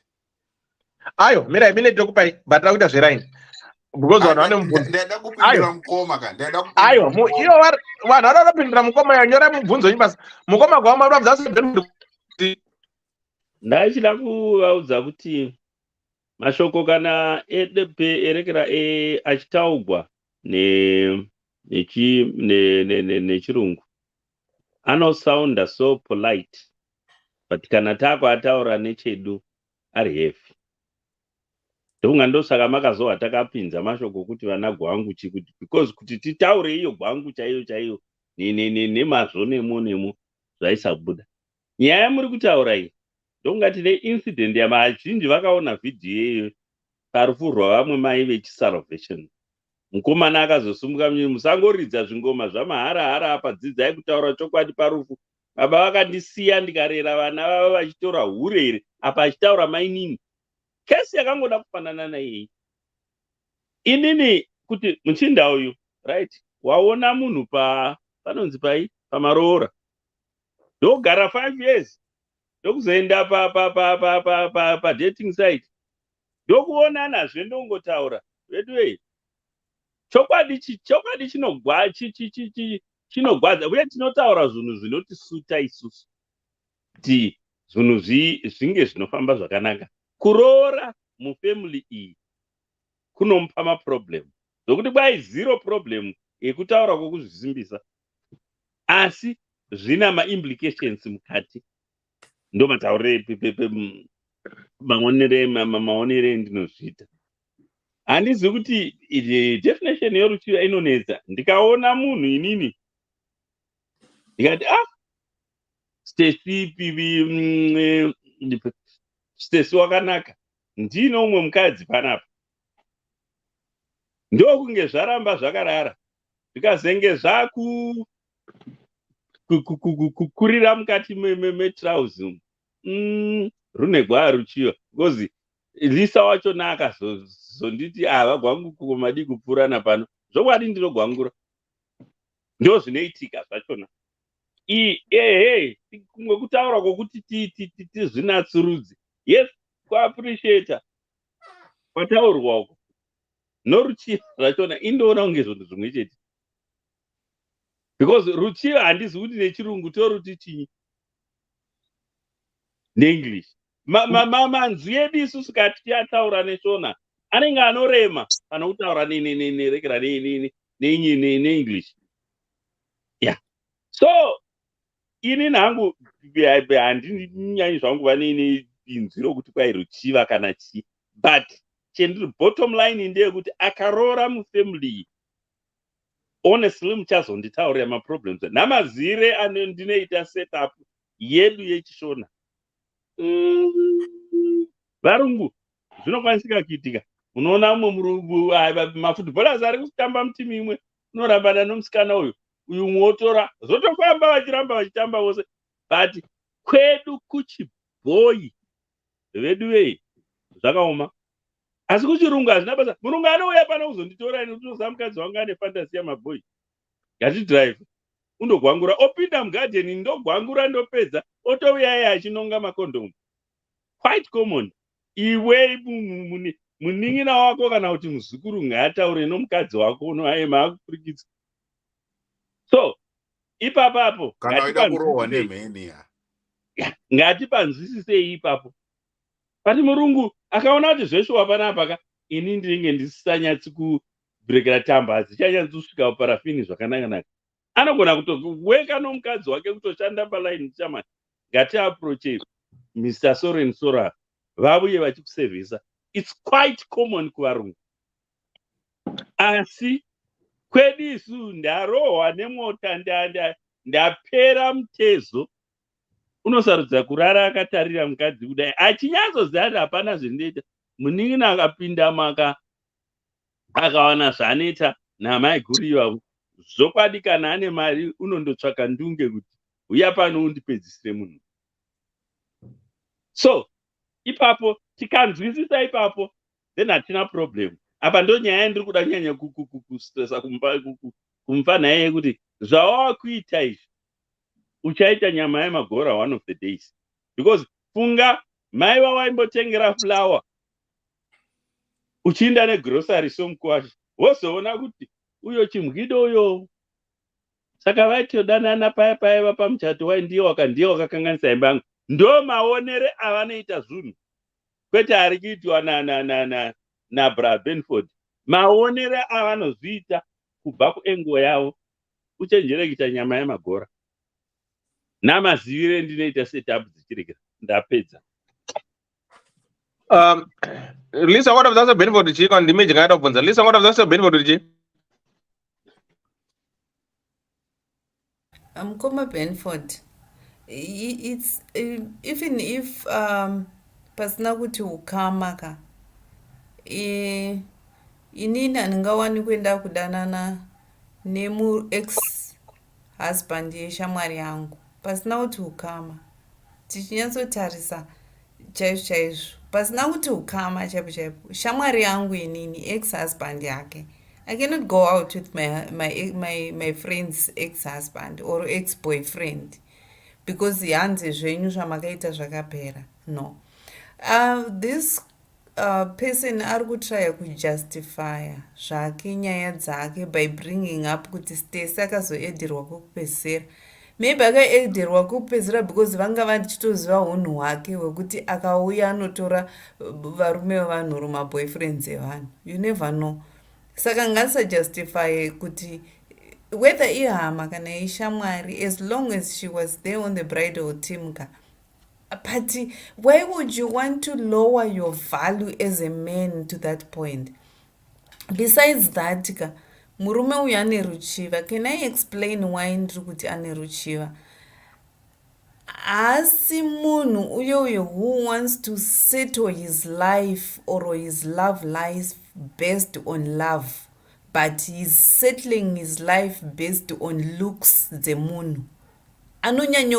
Anonyanyotarisa malooks emunhu zvakanyanyisa akangoona. Saka that person is not even reliable for me to say kuti I have a boyfriend or I have a husband, because munhu wakungoti akangoona munhu apfuura apo atocheuka, akangoona munhu akanaka apfuura apo atocheuka, akaona ane makumbo akanaka atocheuka akutotera ane makumbo akanaka, akaona ane fesi yakanaka akutotera.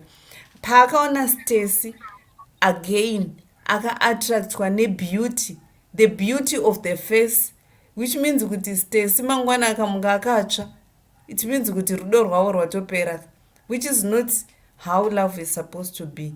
You are supposed to be attracted by the inner beauty, not this physical beauty yatinoona. Saka murume uyu atori neruchiva. That's what he does to every man, to every girl waanoona, which is very dangerous.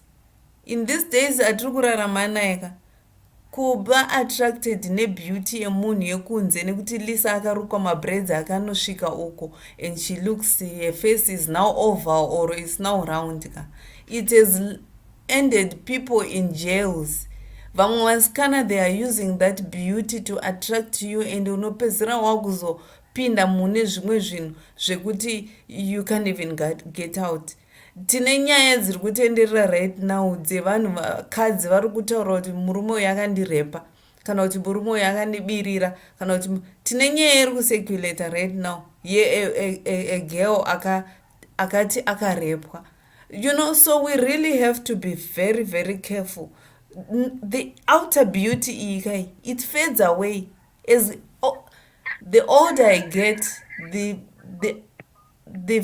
more the beauty fades. Saka ndichiadvisa zvangu mukoma wangu ndewekuti kana muri kusangana nevasikana muri kutsvaga on the dating line, musatarise kuti munhu akanaka kunze, because the same way you are attracted to this man, to this woman, is the same way another man is going to be attracted to your man, to your woman.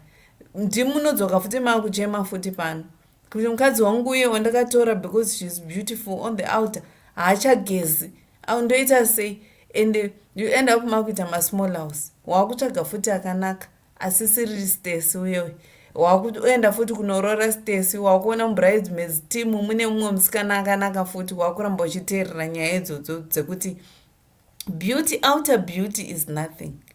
And kana vari kuda kuzoita marriage inolasta ka, ngavasatarise zviri kunze kwemunhu, ngavatarise zviri mukati memwoyo womunhu. Zvivindi zvaStacy zvekuti anoziva kuti Lisa akambodanana nemurume uyo wandiri kuda kudanana naye, iye unoda unodanana naye, ndezvei zvivindi zvake? If he can answer that, kuti zvivindi zvaStacy zvekuziva kuti maiguru vangu kana kuti mainini vangu kana tete kana shamwari yangu chaichai akambodanana nethis man ende inini ndiri kudanana naye zvivindi zvake ndezvei. That's what he should ask himself. Kana zviri zveungofara zvaungoti theyare just dating or zvavo zvekungotamba, it's fine because they are dating, theyare not getting married. But getting married honestly it doesn't work. Inini handingaoni ndakurara ndakushiya mablankets nemurume aimbenge ari murume weshamwari yangu kana kuti wehama yangu. Lisa, unoona ndosaka tizombokuti ipapa iwewe naDr Love at times munowanza zvinhu zvekumabhuku. Chamuri kuti love yepamoyo ndo yakaita sei kwei. Men are physical. Usanyeperwa uchizwa murume wakachiti kwanzi ndakangokuda iwe wakadi Lisa. There is something physically that drew you him kwauri. And there's nothing wrong. I'm not saying there's nothing wrong with physical. That. Yeah, because murita sokuti kana varume tika appreciate kuti vakadzi vedu vakanaka, it becomes a problem. Because tiri kunzi toda inner beauty ndeyasisa sei. I see the physical. Takataura panapa dewa vakati vaunda masilenda vagwangu vakati. That is what men, each and every man has his own kind of taste. Nemunhu waanoda. Let me respond to that then ndobva Benford. Okay, ndakupedza Lisa. Because we are discussing it as if it's a problem. Kuti murume wazoti munhu wakanaka is a problem. It's not a problem. What do you do there? Once you have made a commitment, I have always said this, okay? I made a commitment to my wife. She's the only person I'm going to love. So good as I can appreciate that, but I'm not going to approach that person because I know I've already made my commitment. End of story. But good ndipanichiro kunzi wazoti munhu wakanaka, therefore it's a problem. Zvinodivisa mujere. How? mandisanganisana naDr Love pachi papa. Lisa chimbopedzisa hako ndozopfuura. Dr Love ndezvaumwe mazuva akwete nhasi. Okay, Dr Love hanzi tinonyanyoverenga maMills and Boons sterek. Okay, hanzi naye hanzi nemunyori, we have been getting along. Ndamubvunza kuti okay cool, but iye ari kuti kudii, ari kuda here? Zikanzi we've been getting along and we have been talking and discussing the implications of the whole matter. Before tatoita serious, we both felt it was important to get advice kuti zvinoonekwa zvakanaka here kana kuti. But saka iye ari kuti kudii from her side, ari kuti vanozvitambira here. Zvikanzi naye kanzi tanga tisati tataura nevanhu vekusaidi kwake kana nekwangu. Purpose was to consult from impartial people tione kuti zvinobuda here. We didn't want to shock any family members when the relationship was not even solid enough to inform them out kuti tiritese. Saka hapana nyaya apa. Saka ari kutipedzera nguva kadewa because iye atori nedecision yake kuti ari kuda munhu wake. Saka isusu we can't say anything, but the implications are that kuti everyone will just look at them as weird. It's a weird relationship. No, nyaya iripo. Mukoma Benford musasimbise munhu imi. No, I think what this person did here is very right. And I think that is the purpose of this show. Vana vasati vakomita, they are coming here kuti vanzwe maviews edu, and we are giving them views from different angles, different perspectives. That is the purpose of the show. Iwo wazonoita madecision avo. Saka kana tikamuti uri kutipedzera nguva yedu because wauya ane decision, I think we are missing the point. Mukoma Benford ndimbokubvunzayo.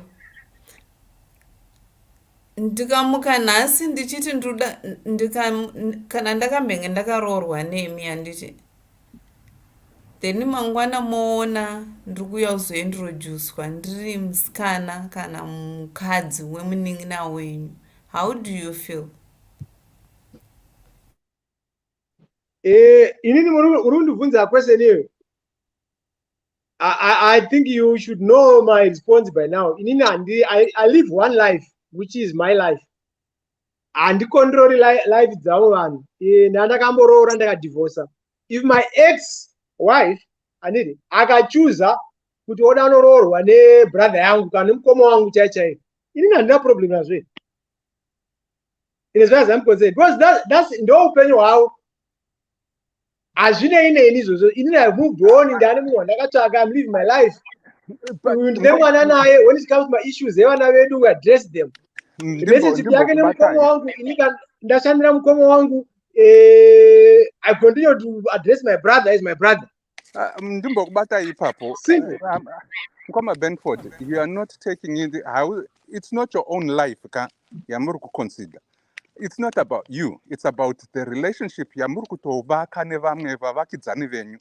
If you do not consider their feelings you are a bad neighbor. Handingatodi kutoita neighbor nemi nekuti makandiona ndichibirwa apo kapo hamutombodi hanzi upenyu hwenyuhwo hausi hwangu. Aiwa handidi chokwadi. Usadaro man. You have to consider that wo. All right, Mirai. Lisa ari kutaura nyaya yaari kunzvenga yenyaya yekunzi kufremwa rape and everything. Andika? So answer this. I'm going to remove people's names which came from, but inyaya kuti real life matters, right? Ndinoda kuverenga nyaya yacho, but I'm going to exclude the people's names. Munhu waita wana Lisa kunzi zvebeauty whatever. Toona kuti nyaya iyi tiri jury kudai, how do we go about it? Todzoka nyaya mukoma naidi. Hanzi, I was raped with this guy. Ndakaripota nyaya yangu kupolice asi haana kuuya, but I'm sure anofanira kuti akatodzokera kuUK haasi kubatika kana pane vanomuziva chakuti. Zvikanzi hanzi I was raped both sides. Ari kutsvagwa nemapurisa haasi kubatika, ari kutiza akaramba kuuya. Hanzi on the 21st of May, my friend called me around 3:30. She asked kuti ndiri kuitei. I told her I'm home doing nothing. She said, get rest, I'm coming to get you, maybe we can go and chill somewhere. After a couple of minutes akabva asvika. My son opened the gate for her. Ndikati akanditi kasira ndasiya someone panze. Takabva tabuda. Anga aine mumwe murume aive neBMW X5 yekudhara, ndichibva ndagara kumashure, iye akagara hake kumberi. She had said akamuona paInstagram, so anogara kuUK. Saka paakauya akabva anditsvaga. Ndikati it's fine. We went kuJumtree and we had like 2 cocktails. The guy started complaining achiti macocktails haadhake, get something stronger. Tikati tingadhakwe kuma5 tingasaita marombe here. Around 7 he suggested we go to Pablo's and he bought us a bottle of Bele and isn't it because I didn't. Zakuma 11 he said it's now boarding, let's go to Ivtro. Tashka Ekoko, he bought another bottle, but my friend Anga Akusanwa, she was just sitting. She said she was leaving. Ndikabandasara ndichiti I'll go home later. After that I don't remember anything. I found myself sleeping in a hotel room naked and the guy was sleeping next to me. I was dizzy. I woke up and go to the bathroom. Ndakamonera towel and I slept again. The guy woke me up achiti time dzakwana. Ndichibva ndaona blood fingerprints on my pillow, both sides, and where I was sleeping as well. I couldn't ask. I still didn't understand kuti chakaitika. So I asked him to go bathroom kuti ndiwane kupfeka.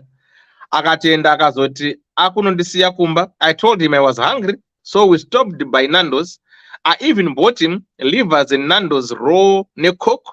So I noticed he wasn't wearing a t-shirt and offered him a t-shirt. Pane zvandinotengesa ndakabva ndangosvikurara futi. So pandakamuka ndakunogeza ndakanzwa masharp pains kwese kuzasi uku. Ndikakumbira namba yake kune shamwari yangu kuti ari shamwari yangu ati uri kuidindika ndoda kumubvunza kuti takafamba sei. Achibva andipa, I asked him kuti did you sleep with me? Akaramba. Ndakamubvunza kuti blood rakabva kupi. He said my nose was, he said I was having nose bleeding. Ndikamubvunza kakawanda akaramba. So I had to visit a doctor to find out what happened. That's when I found out kuti I was raped.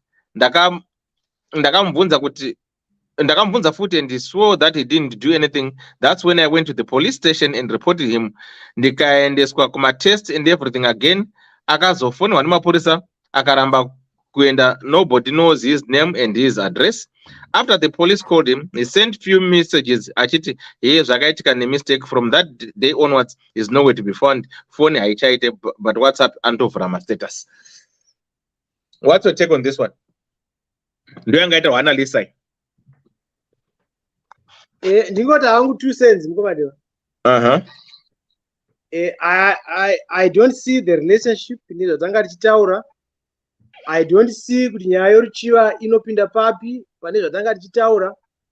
This is a simple case yevanhu vanodhraga vanhu vovarepa voabuser. As men hatikurudziri zvinhu zvakadaro. Kuma sisters edu we also encourage you kuti musangoenda navanhu musati manyatso kuziva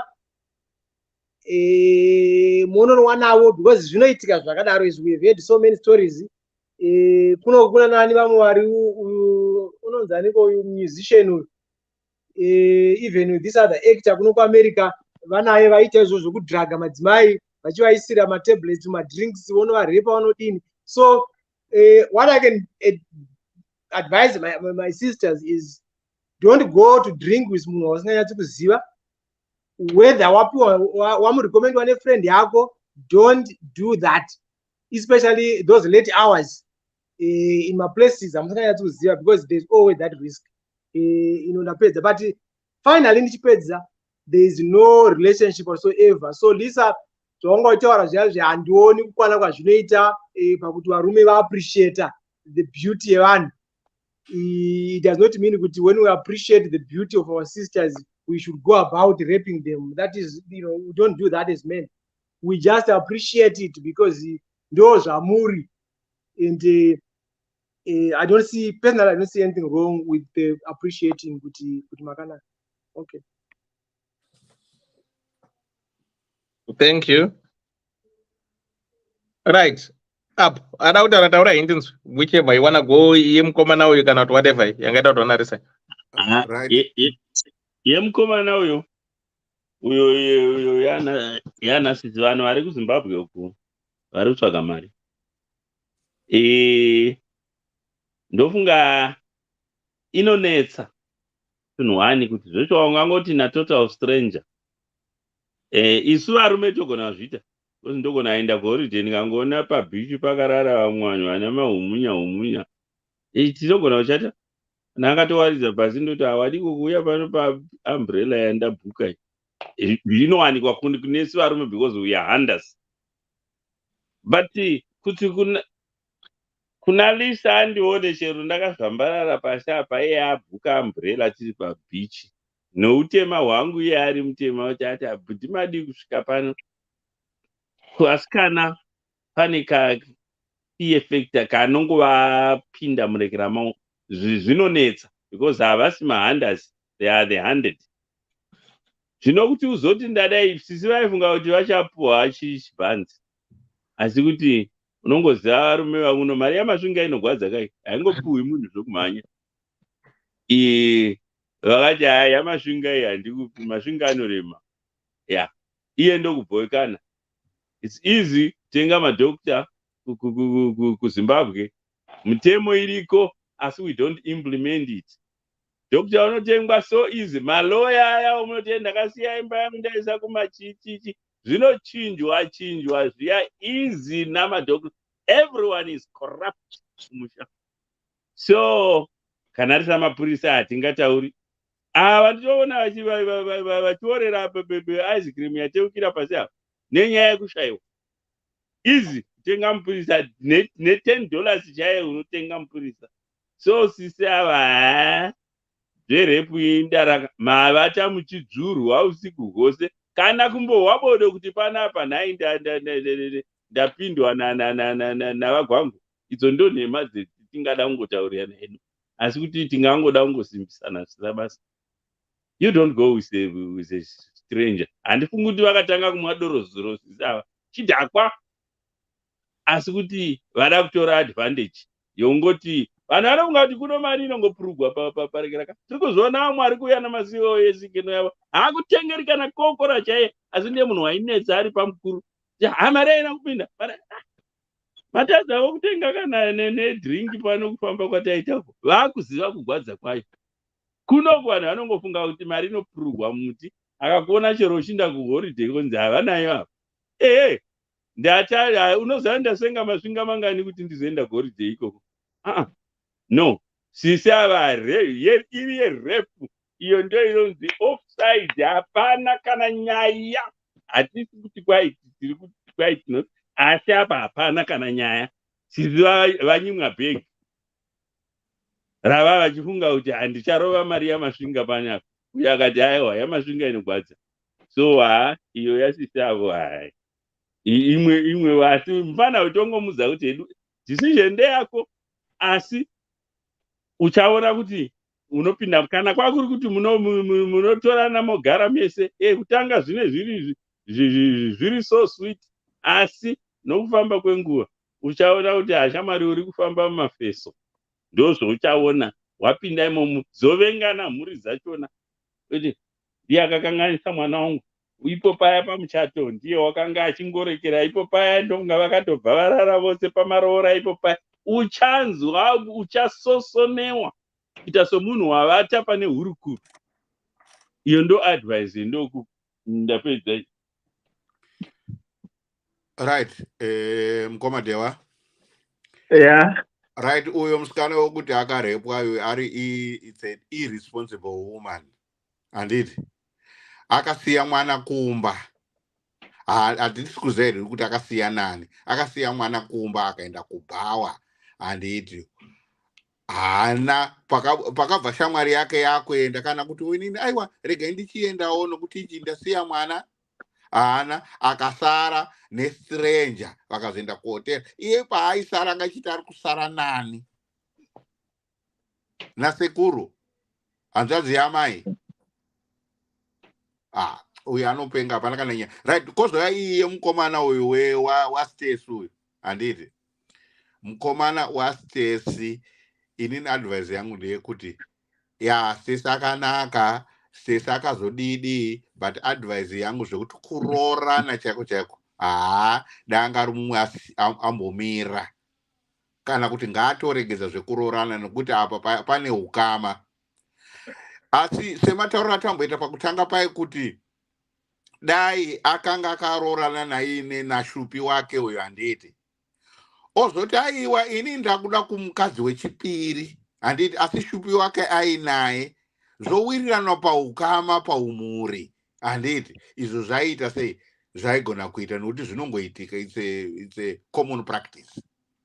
But zvokozoti arambana nauyo ochizoti ndakuda munin'ina wacho whatever cousin, izvo hazvishande, izvo hazvishande. Ngaabva atoregedza. Ndanzwa kugadzirisa kuti hanzi izvo Stacy naShupi havataudzane vakadidi. Stacy naShupi vangatadze kutaudzana kabati havagare vega, vane hama dzavakavasaraunda handiti. Saka zvekusataudzana kwavo izvo hazvina nebasa rese izvo. Ngaasiyane naStacy chete, end of story. Mukomadewa, ndipewo 1 minute. Ndandichizama kuanalyze ukama hwevanhu ava. So zvandazobuda nazvo from description yamapa inini ndeyekuti toti inini hanzvadzi yangu inini yakaroorwa kumwenezi, ini ndiri kubhikita. Handimuzvizisa. Ndo ichanoita muroora wayo, ndiye woita mwana uyu wataa kuti Stacy nhasi uyu. Andi munoona. This is how these people are related. Saka kana kuri kunzi waroora Stacy, isu tiri kubhikita ndokwanga kuchitikira the previous incident. Uyu uri kuinda kumwenezi. Munozvisa from kama wa describe. Ndo kwaane mhuri yake ndo kwaari kugara. That could be as further apart they are. Kana kuti uri kwaRusape. Saka vari kwaRusape zvose zvamutaura izvi havatozvizivi. Munhu ungatozviziva zvanga zviri apa the common factor ndio vatete ava ndo vari kunzi mbuya ndo vakagona kuziva zvanga zviripo. Dzimwe kuru dzese dziri kwatiri kuenda kumwenezi hadzizvizivi. Saka akaenda kumwenezi hapasina ukama here? No, ndiri kuda kungokupai kuti muone kuti macomplicities avo muri kutaura ka anenge asipo. Ukama huri muropa hauzi padistance. Ndo zvatiri kutoti ukama hwacho hapatorina ropa racho ritoripo. Panomwe ukama hwamainzwa tichiti inini mukwasha wangu akanorora cousin yangu inini. Pachishona dzinotobviswa mombe kutodziwa kana wanga une dzakadzasara usati wabvisa ngachitongogarira ikoko. Aniona, because ukama hwacho wakapfekana but munoroorana, it should not be a problem. So this is kind of what it is here. Kana kwazvinetsa dig deep down paukama hwamuri kutaura kunzi une macomplicities wazodini. Ndo anaita kuti as long as vanhu havachiwirirana ivo pachavo at this stage havari ngavadzidzane ngavatore their time. There should not be any problem kana vawirirana vakanzwanana.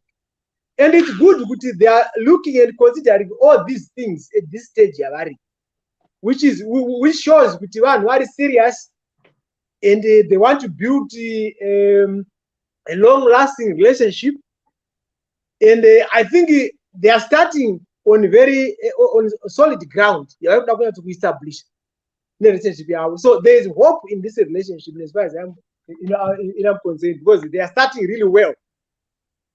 Saka kana zvaita vawirirana inini ndichipedzisa, I would say kuti there is nothing wrong, my brother. Kana mawirirana Stacy imi vanoroora naye hapana dambudziko culturally, religiously, spiritually zvese zvakaringana. Ndapedza mukobadi. Ini ndowirirana sekuBenford. Mira, hold on, auntie, 1 second. So Benford, all right. Pane mamisha matinobva mukomo mekuti unonzwa uchiti ukaenda kwana achiya kwenyu anenge ari mukwambo kana kuti mukwasha, makuzoendawo koo ikoko makunoita vazukuru kana kuti ana sekuru. Marriage ukama hwacho hwaita kupfekana kudaiwo. It's either wainzi ndokumusha wakabva mbuya wako mai vababa wako ikoko vazukuru vachiya. I think like what Seku Benford actually said kuti Stacy achona mai vashupi anototi mbuya kutu unenge uri kure andibabura kuti chi ndachida kutaura kuti mukomadhewa zvamataura kuti izvozvo zvakangofanira kuti indobva kubocha imunobva kubocha. Somehow titori neukama, whether ndichiyera beta imuchiyera chii, titori nekahukama katinako. Izvozvo ndo zvisina ndaa kuti kana kuri kuti kwaroorwanwa kunozozi aiwa mwana wekwanhenge anga ari mukunda wekwanhenge ndizvozvo, kwete kuti apa uri kutoziva kuti uyu akanga aripo pamarooro pako atodaidzwa kuti uya uzowitnesa ndichiroorwawo nani naShadrach. Ngavaite havo kana zvinotendera kuti ngavaite asi ko mwana wangu naShadrach uchazomuti kudii paachauya kuzoona baba wake Shadrach? Iwe uchati kudii? Mwana achakura achiti kudii? Iwe wacho uchauya sei kumba kwedu paita nhamo kana kuti mai vangu vazofa, Stacy ari kufanira kuuya? Anouya akamira sekuti sani achiuya nemurume wake mumusha. Haimi zvimwe zvinhu ndo zvinozotemesana vanhu nematemo izvozvezvo. Ndozoti panyaya mai amusikana uyu ari kuti mirai anti hold on. As last week hatina kubvumirana nani pano pamakati mimi vana vaya vekuti vainzi whatever mastep mothers and fathers avo, vanhu vakati havana ukama, hazvina nebasa rese zvavatombora kana ukama havatomboziyani, ndosaka ndavaroora takati ngavabve pamba pavo pacho ipapo vachiroorana, vaende kwavo voroorana. vanoroorana Exactly. voroorana Saka okay, asizve mirai anti, ndopo ukama uri padhuze wekuti imimi ndakuroora ine vana venyu, handiti ka? Ini ndine vana vangu, imi munenditorana machera pamwe chete, right? Wenyu mwana Lisa uyu oroorwa nemwana wangu Benford uyo, imi neni ndichigomeresana umu, manje uyu ari kutoti ndimbuya kwakabva mai vashupi, muri kunzwa? Aiwa, saka ukama uri padhuze ndeupi? Kana muri kuti ava ndavabva vanogara chidumba chawoku, right, vaenda. Saka vane ukama uri padhuze sereke ndevapi? Uyu nevana vatakabara.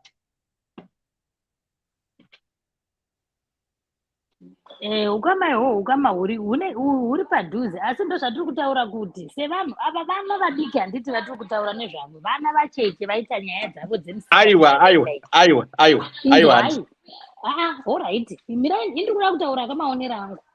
Ava vana vadiki vaita nyaya idzi kuti vadanana vari mumba mababa namai, ava vanhu vakuru vari kutoziva kuti ndiri kuziva inini kuti mukomadhewa vairova, manga vakaroora sisi vangu Lisa, but vairova vachichita sisi vangu vadzoka kumusha, inini ndakutoenda kunoroorwa namukomadhewa vaya. Sisi vangu Lisa vanonzwa sei? Tiri kuda kutanga tatarisana mafilling station edu kuti achamira sei mumusha mumhuri. Ava vana already takati vatorwadzisa vabereki vavo, handiti? Plus foundation yasetwa nevabereki vavo hatizivi kuti vakaseta sei foundation vachitanga kugara nevana vavo ava. Ndo zvatakataurirana.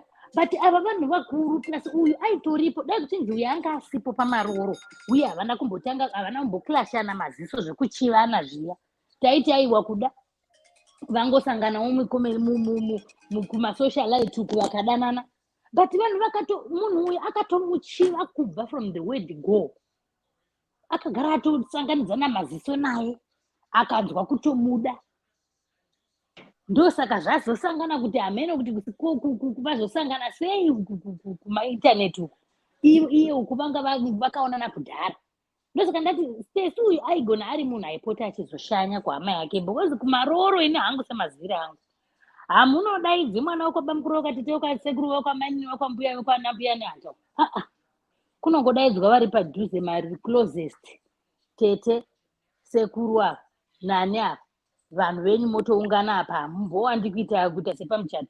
Pamuchato ndo panozowanda vanhu panozonzi 200 guests, 400 guests. Makamboona marooro ane 200 guests imi? Why vachisarudza vanhu vashoma vanouya kumarooro, vanhu vozowanda kumuchato? Kune kwakunzi neshamwari izvi. Pamarooro panotouya shamwari yo best closest friend ndo ingatouya nebest yemukomana.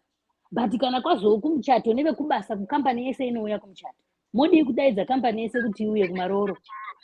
Muregere kudaidza kampani kuti mwana wedu ari kuroorwa, kampani yaanoshandira kana achishandira NASA, kampani yese uyai kumarooro. Nekuti kune vanhu vanofanirwa kunge varipo pamarooro, ende kana ari among the vanhu vanenge vakauya pamarooro, she is special, she is somebody close, she is a close relative. Saka haangafanirwi kudaro, zvinorwadza umwe wake.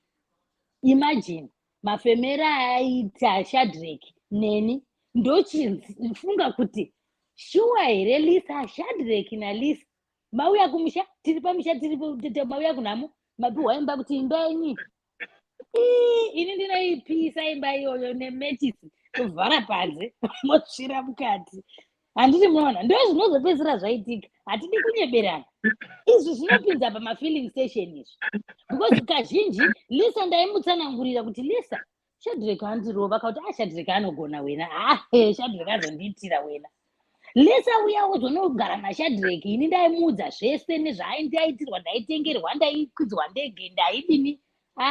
Kana ndimi weni hongu vangaroorana, zvingava easy kana varoorana vakauya kudiaspora, kwete kuti varoorane chokwadi ndimbaziva kuti vari mumasvingo, ini ndiri muzvishawani 100 kilometers away.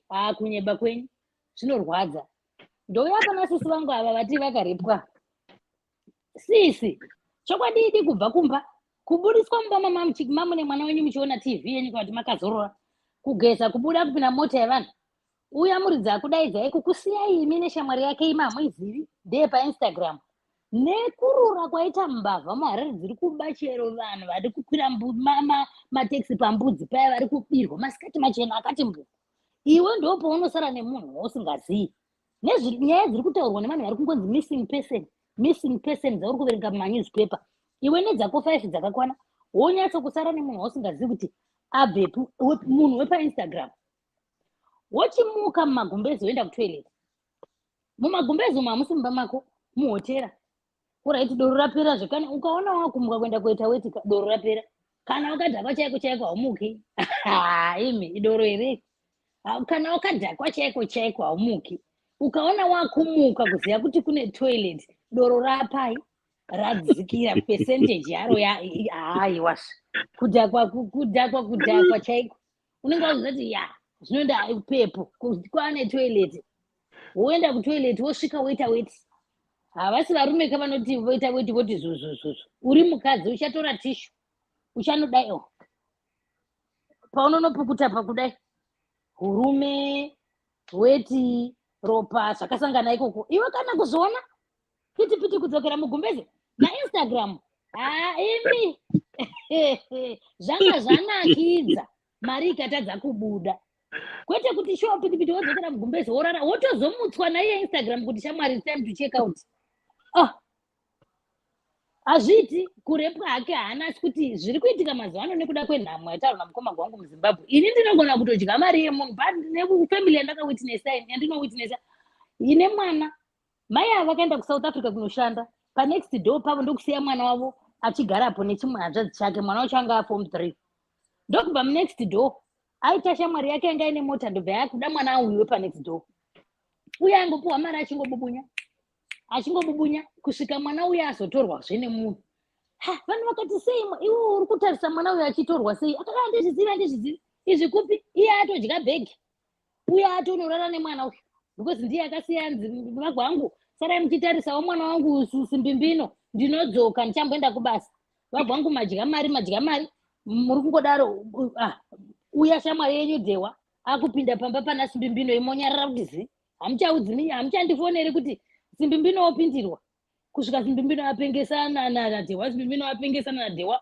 kusvikira mwana atova nzenza saka mazuva ano ndinogona kutokudyira mari ndokupa munhu ndototsvaga kuti handiri kashamwari kangu kakadzikama vekunoka vanenge vaine tukuti nzara uku vari kuda kama live and direct nekuti vanenge vachida vanhu vakadzikama kuti hapane kakadzikama kashamwari kangu kanogara muborodheumu regai ndinotora ikako mari wakatodyirwa kare kuzonotengerwa nekutengera kuti munhu chikafu kana ndimiwo kutengera instagram nandos livers instagram nandos nekupa instagram t-shirt kwamai vanobatira mupurisa yakuzozvunga mwana huku yesvo kutopusa chaiko kwokuti iwowo ndiwo warepwa ndokutengera zvemunhu unomutengera pakuti kudika musingazivani anogondidzi instagram haumuzivi nekumupa hembe dzauri kutengesa pamwe ndiwo maguchiwa yanga ichitoita $35 saka uchiverenga kuti $35 plus $40 yekunandosi ya 70 iwo wapuwa 0 wozochiti wanorepwa haiwa kana ava baba ava zita ravo rakungoshata havo dai vakangozongoshinga kuti pavakafonerwa vakangomupa 100 pounds vakangonyarara zvakangopera zvisina kumboenda kuroko munhu aida kungobhadharwa chete aingoda bhegi kuti aida kungozoinvhaitwawo nemasewo ese but vakazongonzvenga iye ngaasungise shamwari yake ndiyo ngaitorwe nemapurisa isungirwe instagram ino ndiye akauya nainstagram pambapa ngaasiyane nababavo ngaasungise shamwari yake dai ndinomwa mvura zvahaiwa ndobvumirana nemi haungati musi uchikwa muduri kudai duri rotadza kuzungunuka iduri rokupire richidzungwa nomusi nemaitiro anoita zvinhu zviya kuti chiro vaya vakabuda vari mumvura makavaonawo imi ndibetsere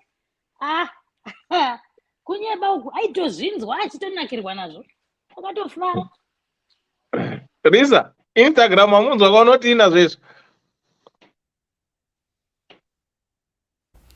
No, Dewa, I think people are just looking for attention in different ways and forms, you know.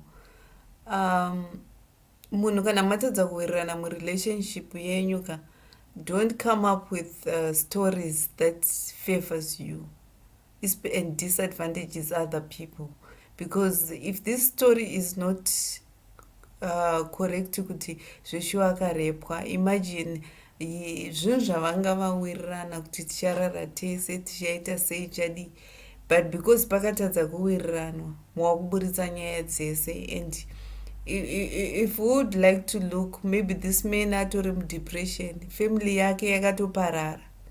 And imagine people who are seeing him on social media, circulating on social media. And mamwe madecisions atinoitawo sevakadzi ka, I know kuti stories dzakadai dzinoitika. We used to see them. Some of us takatopindana nazvo zvekuti unongoegerwa mufesi. Me makatoronga sometimes muri mafriends kuti tiri kutonomudya, iwo unozoenda unomudya. And then imi mubva maenda muchiti muri kunomudya, and then mubva maona kuti munhu wacho atori more advanced than imimi, haasi tomboburitsa kana sendi.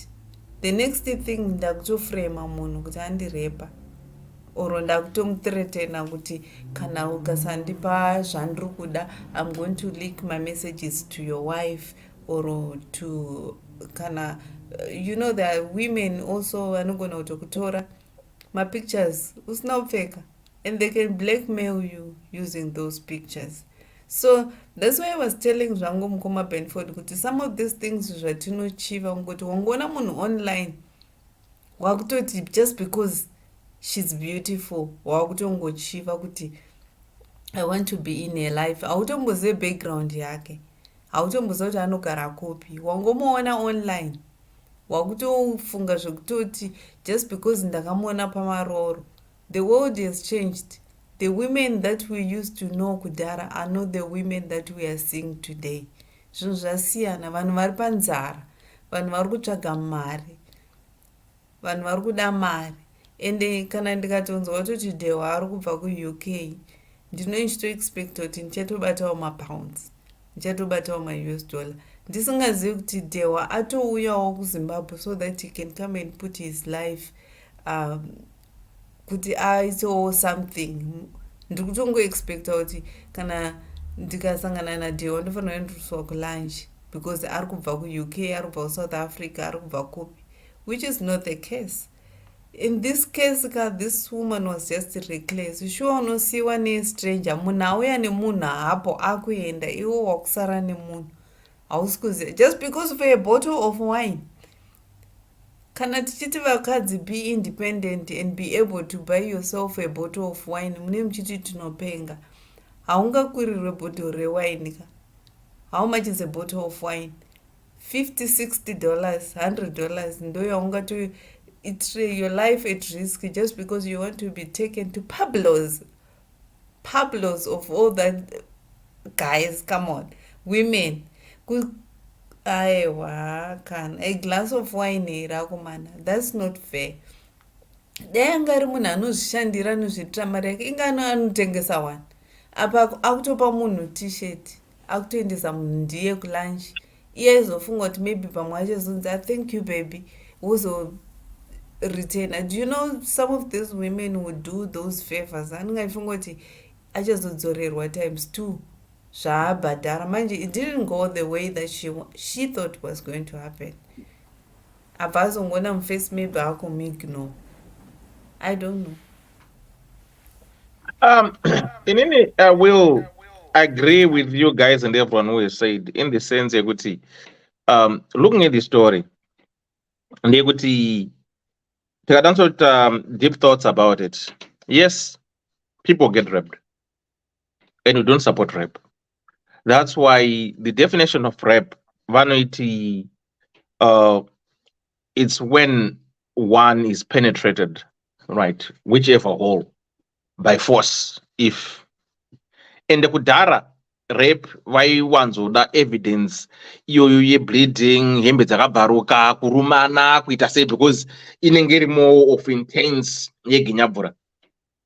Then women pressure groups, then they came with the idea of consent. Yekuti when I married you, Risa, then iwewe ndokuti ndokuhave sex, wobva wati wasikuda. but I'm not gonna use my power to pin you down. But what I was good but in the then mangwana but no, I didn't consent for that because I come to know, but he insisted I didn't consent for that. So the most men very kusungwa ninye consent could the person didn't consented could let's do it. So this lady akawya ni angle ye consent could I was drunk. I didn't consented to have sex. But urudautarisa yake ndeyekuti if I was going to be the judge, I will look how did it happen. Wona kuti the lady was called by a friend. Kuti, what are you doing? Are you home? Yes, I'm home. I'm doing nothing. What are you doing? Ah, hapana. Oh, be ready. I'm gonna come pick you up. Let's go out and chill. All right. Shika, manakavura gate. The friend gets in. I got quick, let's go. Achishika kwata muntu yakapakwa. Iye akasvika kugara mashure. Like semunhu asikazivi anyone kwatuka pane the driver. Ashika, the person as your driver, agara front. Vakaenda kuPablo's. Vakanwa cocktail. No. Let's try ice could get something stronger. No, it's too early for us to get drunk. Okay, fine. They moved around 7. They went wherever they went to. It was straight. Then they moved again to another pub. Because past 11, the friend I'm going. The person who knows the driver, who is being accused, because is the perpetrator. We are friend that I'm going. We are Kasara the accused. Vasara, we don't know what time they went to the hotel. Muskana uti nini ndakazo pepuka. Ndikaona paside pangu ndandri naked. This guy was naked. Then ndikatora towel. I went to the bathroom and relieved myself, whatever the case might be. Yarona andi kuti pono zomuka kuenda ku bathroom doringa ratopera. Then she came back and slept again. Arara akazomutswa.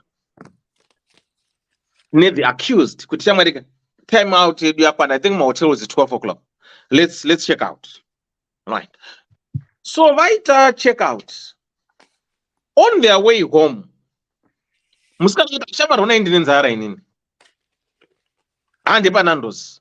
They passed through Nando's. The victim ikanotenga liver, chips, burger, and coke. Ikapa, the perpetrator, the accused. Akampa t-shirt yembe dzaitengesa. Saka tikatsa t-shirt, that means vakasvika kumba because paakauya hana mutotanga ine hembe kadzanga itengesa because akangobuda mbachibuda. Saka vakasvika kumba.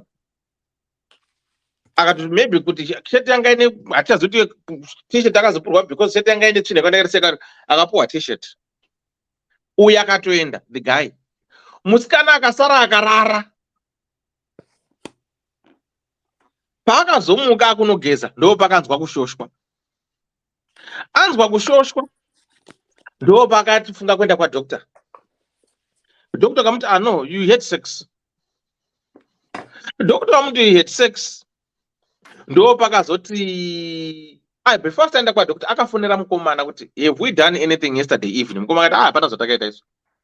Uyu ndipo kamubvunza several times akati ndo pakazoenda kwa doctor akati no, you had sex yesterday. Apona kuti mukomana akazviramba ndo pakazoenda kunofaila report yekuti I was raped. So, country judge, the question that I'll ask this woman, your friend left you with a total stranger whom you didn't know. Fine. You trusted your friend, you trusted the guy. Waenda iwewe, wamuka makusen. You find yourself, you're not in your usual place that you know. You are naked, you are sleeping with somebody naked to you. What does your first response? Was to cry for help, to call, good guys, call the reception. I don't know this person, I'm naked, I don't know what's going on. That's what a normal person does. But this woman didn't do all that. She went on to the bathroom, akatodzoka akarara futi. Then on their way home akatenga, right? Azosvika kwadoctor, doctor muzoti wakarara nemurume. What was the doctor supposed to do? Kana kuti akadragwa because akamuka asingazivi. The doctor's duty was to do my blood samples and trace. Because if you were drugged, blood sample will detect whatever was put inside. Ndo basa my blood samples iroro. But we didn't hear about my blood samples. Takanzwa kuti doctor kamuti yesu wakarara nemurume and akazonaufaira police report kuti I was raped. So my only advice to you women and isusu varume ndeyekuti consent works. Consent inoshanda. And with consent you can go down the hill because vanokuti wakatora advantage of someone who was intoxicated, who didn't know what they were doing, and you took advantage of that.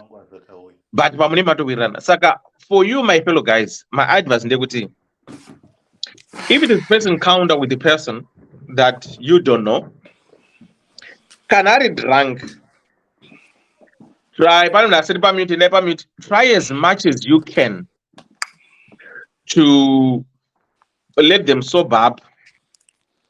Then kana kwaedza makuseni. Then if you want to kambura bota rorwa gwangu ranamgoma gwangu moita banga mese ma clear mese ma sober. Imimi wavakadzi ma sisters edu musa yekutora advantage or yekuti kana zvinakidza uri tips wombomirira kuti usoba mangwana. No, tiri kuzoitira panyaya kuti usazondifremereka kuti okay, maybe wanga uri tipsy zvinonakidza, but ukazoda kuzoya neconsent kuti ndandisina kuzvibvumira because ndandakadhakwa, law inongondisungirira kuti no, she was tipsy, you should have waited for her to be sober because you are now complaining kuti no, you didn't consent for that. But panyaya imanjeka chakaitika ndechekuti like what she rightfully said kuti pakazoita pamba ine ma-expectations yekuti ndichazonzwai ndozopuhwa pakati ndozodai so I'm going to gain. But mukomana akasunga play haana kuzobudisa mari. This is my own judgment. Pasina kuzobuda mari apa musikana akati ona saka unoda kutonishandisa keyo. Mirai, hold on, ndikupai mukana. Saka musikana akati unoda kutonishandisa keyo. Saka the only way that I can do is to tarnish your image. And remember kuti kana munhu ari pa Instagram, social media, anenge aine a lot of following, anenge ari a well-known person. Saka okay, saka the best way that I can do, rega nditsvage platform where I can just throw your picture there, throw your name there, and say this. And what will happen? Like what you've rightly said, Lisa, kuti this person, otherwise he is so traumatized, artori in depression, kuti maybe any family is a family guy, maybe atoroni better job, maybe watoroni people who look upon him. Then all this fabrication coming out now, when this is what this person does, it's a big toll on him. Saka, like what you've said, okay, wangoda mari. I'm just saying, wopa na mari. Saka mkoma nagata ashamare. Why do I need to pay you? Takawirran, and it is what it is. But it didn't sit well with the woman. And the woman knowing the kind of us as Zimbabweans, how brutal we are when it comes to social media, by bashing and saying whatever I want to say. I got to work well. Let me approach the one day say page but dewa voita say vabvango zvifamba zvakadaro ana lili muteme family guy haafanire kuita izvozvo kani naye. No, vakomana, let's be honest.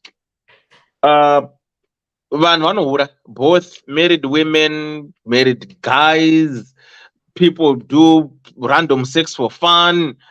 These things, I mean, let's not try to play holy. Yekuti, we have never seen our married friends. We don't know married couple or people who do mushakara. No, this thing didn't start today. This didn't stop. That's why kune ma brothels, that's why kune ma hotels, that's why kune ma lodges, that's why kune all these things. Vanhu vanoita ma affairs. People do that. Yes, it's not acceptable, but that's the reality of life. Problem is people to know tinoda kugara in denial nekuda kuramba things that we see. Kuda kuta aiwa kuna zvakadaro hazviitike. No, people do that. Let's be fair. Let's be honest. Kuti this is not new. It's not new under the sun. But munhu anoita girlfriend, munhu anoita boyfriend, akaroorwa. We are seeing this and it's happening. But chekuzongoda kungoti uda kutora advantage yekuti maybe what you're expecting on matadza kuwirirana, then you know what, if I take my case to this person at a vocal, and when I put it there, yes, people gonna come and support me and say, yeah, zvakadai. Toona even pana pekuti we bring a topic yekuti unotsonoti munhu aritaura ikoi ambotanga re-third person, but now this is close to home. Angasina anyway to vent out, but akuusa this platform as an opportunity to vent out what they wanted to vent out before, but they couldn't vent out. But what I just want to say in this, as men, mazuvano, zvasane kudhara mukoma gwangu kuti taidatanarisa kikira chikuruma meso ndine maponje kuruma kakundiri kumusa ndikauratidzei musikana kuti asikuda achindiruma kana chikwinyu waita sei wozo kuma woita zvopera zvakadaro. Vemazuva anaya vanokuudza kuti I didn't consent for that. That word consent iyo chete anokusaita zvakuda kuita kaamborambi kana kuti sandokubatirira aitoita achitonakirwa newe aitoita achitochemerera mangwana makusena zati I didn't consent. Kutaika but munhu ndakaroora kauyi but ingaikitobatirira onzi I don't know. I didn't consent for that. You wakati uda kuita in I didn't say I want. Saka as men, let's try to not to engage ourselves in sexual activities if you don't know the person that much. Kana kuti if the person is so wasted to a point yekuti chimene apana ari kuti kochokocho yekuti haasi kuziva zvaunofota haziva zvaari kuita, because otherwise akazomunga mungwana makuseni matadza kuzowirirana akazonoripota and your Siemens are seen there and everything is seen there, unokwanisa kungonyura. But pafea chaipo ka zvinoda zvimwe kuda kugadzirisana size. Mabuda chiri mukoma kwangu. Ina hangu ndoda kutaurira varume vari panapa kuti kana kune munhu asingadi kuvhigwa mari yake, hakuna munhu asingadi kuvhigwa mari yake. Zaya vana sisi vekuZimbabwe vanarisa izvo ndinokubhejerai kudai kukupa mari kuti ketu okupa pasina chimwe chinodzoka in return. Varume tisada kunyeperana. Dewa ndakamboenda out ne2 no, one is a Zimbabwean one. Pandakaziva kuti maladies haadi mari yavo inonge tadya tatatenga fishi ndokutadya restaurant ndokubva yasara. Ndiputireiwo ndichandodyara mberi. Ndopandakaziva kuti okay, iri timu iri zvemari yaro inovata seri kwejose mutsvairo isu havadi. So dei akangoti ndakukupa mari yakati pasina zvose but this woman felt kuti ndashandiswa.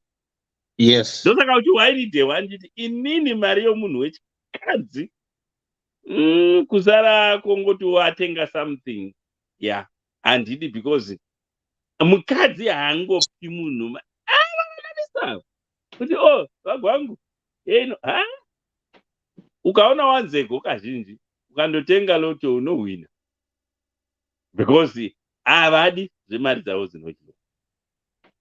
Mungagara mese sei, mungava mumba chaimo, yako iwe inonzi ndeyedu, yake ndeyake. So be very careful ipapo. my brothers ekuzimbabwe ava vanhu ava musangofunga kuti munongovadya for mahara no hakuna zvakadero 9 out of 10 havadi kune imwevo zvayo 1% yes but imwe 99% no be very careful havangopi vanhu mari dzavo. It doesn't matter kuti wainda kupi kana kupi, ndo zvavanotongori, and we should accept that. Ndapedza. Who wants to say something or any nyaya munoda right?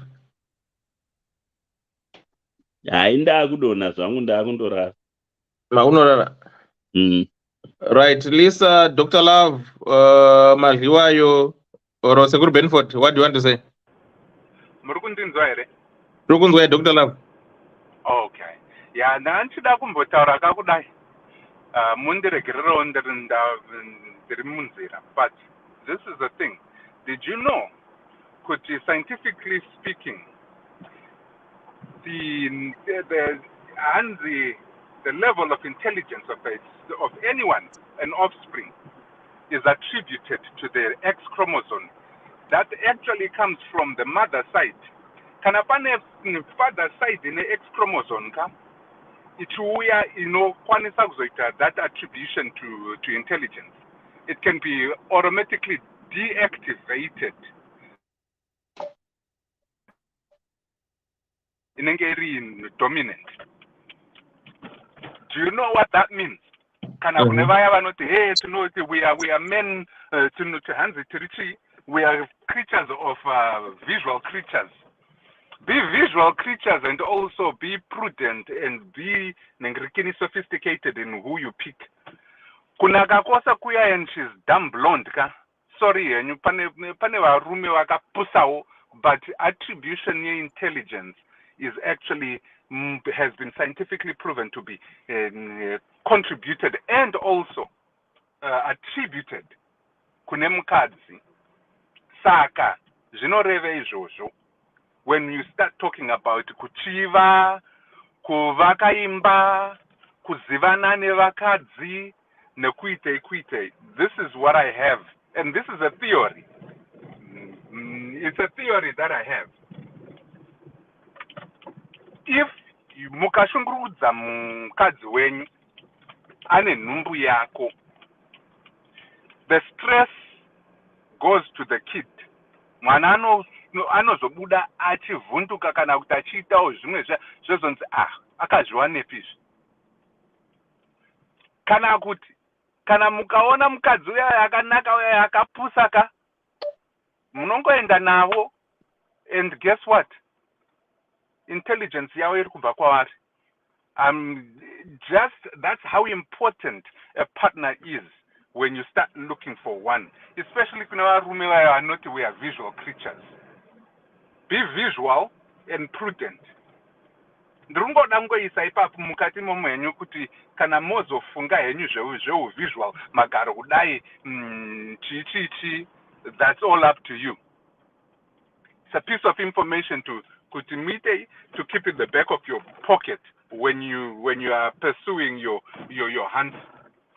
I'm not going to comment on Nyaya Repi because that's a sensitive one, and I would like to reserve my plead the fifth on that one, because Repi is a case that it's a serious situation that I would want to believe both people should be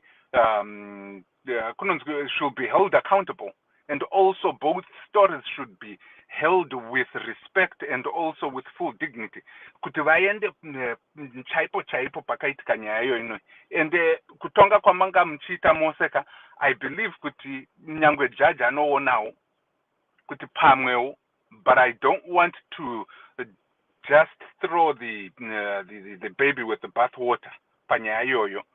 And kudawo mukadzi wacho nawo akadragwawo, if it's drug rape related, that's a bigger offense than just consent or no consent. Saka, that's sensitive, and this could akupedza nguva yenyu on that one, because I see it a lot different. They both deserve a day to be heard, both stories, and not discarding one story over the other. Kozoti hanzvadzi yangu iri kudanana nehama yehama yake, I honestly think that it's a hukama kana kuti pasina hukama. We are not individual people that live in isolation. Zvatinoita, our actions have repercussions. And when we decide to understand kuti zvandichaita inini, zvinondifadza inini, zvinokwanisa kuzoaffecta mwana wangu iyeye musikana uyu wandinaye wandakaita ne-ex-wife wangu, navo mhuri dzavo dzakadaro, nemhuri dzamuri kuda kuzobatanidza nedzekwako. Be careful, because there is so many underlying currents yekutoti panotova nengozi inenge yakatomirira kuitwa ipapo. And it's not a threat, it's happened. Emotions boil over, especially kana pane amai vane unetoane uku wakutogara uchiti mukadzi iyeye ex-wife ako munofunga kuti angafara here achiti mwana wake iye musikana oenda kunogara nemunhu anga ari hama yake, and ex-hama futi papa. Chinongonesa nchokuti hakwanise kugura kahukama hwachona kana nyange uri wakakura uri kure nekure kusei, but there is always that relationship. Chandinozoda kuzobvunza mukomana uyu kuti avhunze musikana ndezvokuti kuti azivewo kuti anozozviziva sei kuti amubudire pachena. Why is it that he's divorced? What was the reason why they got divorced?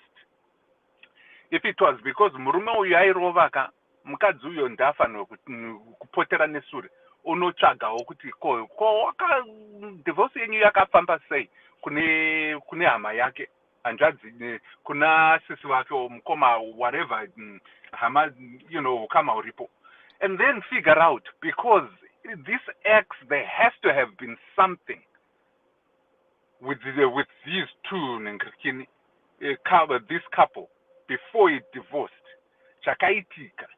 And if it is attributed kune mukomana uyu kauyu, musikana uyu ari kungozvipinza mumoto for no reason, and it will reoccur, and it's going to be the same situation over again. And lastly, ndakupedzisa hangu ndoti kuchiva varume tinokwanisa maziso tinawo. I'm not saying kuti kana ukaona mukadzi akanaka ka haukwanise kutarisa second, third, kana kuto kune vane chivindi chachona kutoita stay chaiyo, but that's beyond etiquette. But hatisi kuti hazvirambidzwa izvozvo. Chinorambidzwa ndichokuti watarisa kudaro, varume vakawanda ka vandinoziva ini ndakavabvunza kuti how did this affair start? Wo wakaroora. But how did this affair start? Ndakatanga ndachiva, ndakaona kuti hii munhu yakanaka. Ndakangoenda kunomubvunza kuti iwe wakanaka iwe. Ehe, sekodzero rangu ndiri munhu ka. There is nothing I can do. I've got that right to say wakanaka. Nothing wrong with it. But what is wrong with that story is this. At the end of the day, pakazo ita inonzi equal interest. Mkomna vati ari kutondidawo futi. That barrier yanga iripo yekuti handiri kungomukomenta kuti akanaka is broken down. Iye ati yeye ndakufarirawo. Wototi I've got an option ipo panapa. When that barrier of entry has been broken down, that's ndipo panozobuda nyaya dzose. Wakutotanga kutoti nhasi ndakuda mangwana musangana futi wakutotaurirana dzimwewo. Before you know it, 3, 4, 5 months down the road, it's easier to talk to this person. And before you know it, makuto wanda, your better half. Nekuda kwekuti apa pakapa makabatwa, hazvina kunaka makuhwandisa matext aya matova new phone iri inogara mumotikari yekuti kana makuenda kupi kubasa mungoti hai chi asi muchizivana. Those are things that come no kwete kwekuti kuchiva kana kuti kuona munhu akanaka hakubvumidzwa kunzi to appreciate. No, it is in the fact that it provides and conduit to open to something else deeper than just kudaro. When you start putting my actions to those to that sweet something, that beautiful something, maona. And that's where I say mochenjera. Hamurambidzwe kuona, hamurambidzwe kukomenta. Chinongozonesa nchekuti kana makomenta mosvikapo ipapo mokanda shoko renyu kuti hei wakanaka, ndangoona kuti wakanaka hako. Wongopfura uchidaro, ungoti neniwo ndaona kuti wakanakawo. Matotanga, haungandipa phone number yako, I just wanna Instagram you. Can you give me your Instagram? Kini makutoita ma iMessage, makutoita ma message, secret message, ma meno, ma back messages enyaya. Zvatotanga ipapo. But it was an innocent encounter. Most affairs start that way, with no intention of being an affair, and it eventually becomes one. Kungwara kwedu ndosaka ndichiti kungwara kwachona kwekuti to avoid that is by just avoiding the mere entertaining those situations and circumstances. Inini ndinoona from afar. Anditombomukomenta kana ndine partner yangu kana iye achida zvekuita people watch ndinokuti iwe chingotarira magaro ayo. Kana akatsamwa ndoti baby rako ndiro rakatoningirikina akati no you don't compare ndoti maonaka so zvinokurwadzaka but tatoseka. Dzimwe nguva ndicharambidzwa gwangu ipapo that day but ndinenge ndichiziva munhu wangu. Handizodi kuenda kune munhu iyeye wandaona akanaka ndoti wakanaka iwe. Zvichizotei to what end will that do for you? Ndiko kuresha kwatinoita varume. Handina kuti hakuna hazvirambidzwe. Handina kuti muhande pasi perukowa kana kuti pasi pemajinga emakomo. The problem is when you act innocently, that action ends 90% of the time. Makufonerana, mchita ma secret affairs. So be careful. Ndio zvandirongotaura ini. Be careful. Ngwarirai and be strong. The only way to be strong is not to be strong-willed. Wapinda in that circumstance. Because people are weak. Be strong in the fact that don't get yourself into that situation to begin with. And kunyepa mapinda situation yoyo mukadzi akanaka wakutoti ndinotwa nechance handizobatwe. Ipapo watopiwa akabvumo kuti upindezve. Akufarira wamufarira. Zvatoita. That's the problem. Saka ini ndinoti ngwarira, don't put yourself in that situation by getting yourself into my circumstances akadaro. That's the only way you are going to be strong. Wapindamo, it's very, very likely you will act on your, I'll just do this one thing. And then this, before you know it, 6 months down the road, you are in an affair, a full-fledged one foot. So just be careful. That's all I'm saying. Ndapedza. Right. Anzi, Nemunyori, I asked him a question here. Ndamuti, so what's your take? Zvikanzi, I think it's unfortunate kuti takazowirana after ndamborora ndikadivorca uko. Handifunge kuti ndingaita at peace for the rest of my life. Ndofunga panotoita mitauro it is on so many different levels. However, it's interesting kuti in our tradition it will be allowed for me to marry hama zvebarika. But yet in this situation yandiri hazvitombobvumidzwe. Then I said, laugh out loud. Listen to what Dr. Love is asking you. Zvikanzi takataurirana naye nyaya yedivorce, and the beauty is zvaindiudza Stacy zvandakaona in my marriage about Shupik's character is the same reason why they are not close, sehama. But you guys, do you think if you give it a try, you can settle together? Or zvikanzi with interaction yataita so far, ndofunga zvinotogona kuita titori two hedu, but pakuzoti mhuri dzaakupinda mumix ndo panozonetsa. Kanda akutodzokera kuma-dating apps angu, but Stacy aiti dai taurora mwanzi Stacy ati dai hanzi Stacy adai taizororana mukoma Benford ubi munyai. Ati Tracy dai taizororana mukoma Benford ubi munyai. Maapo mapinda apo seku Benford muri kupinda ndikuerekanyi. All right. Maita munyai. Yeah, saka it's hey, Yeah. inini I can sense kuti there's chemistry between these two people. There's love between those two people. But iyo yedu ukamai yarozobvunza kuti dai ranga ribarika zvanga sina problem, but harisibarika, it now becomes a problem. Saka vanhu vese vachakanaka vese vari muno Western countries. Saka I don't know. Segura, I don't know. What's your take? I need to be honest, this is so confusing. Yeah. Okay, answer older these people. Let me ask. Yeah, I think, like I said, you see one problem yatinoita paculture yedu.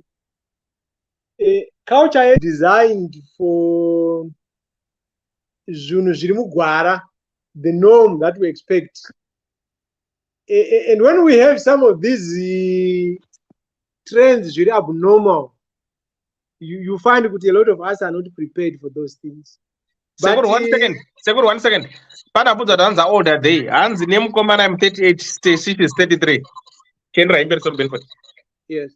So you find that culture yedu nevanhu vedu, they are usually not prepared for some of these abnormalities that happens in life. And in a lot of cases, you find that we tend to resist those things without thinking so much hard. But what exactly is wrong about this? This thing. Kana zvangoitika ipapa. We're not saying to promote this thing to zvirambe zvichiitika, but in this circumstance, zvinogona relationship yonormaliza, woita vana vavo, woita mhuri yavo, it should be fine. That's the way I tend to look at things. And like I said, it's good that they're thinking about these things, because the best are options. If they realize that problems, they can start other relationships, which is fine. My point is, if they feel like they are good for each other, one another, I don't see anything wrong with that. Even pacho chapo, I think that try to explain kwane ukama wacho.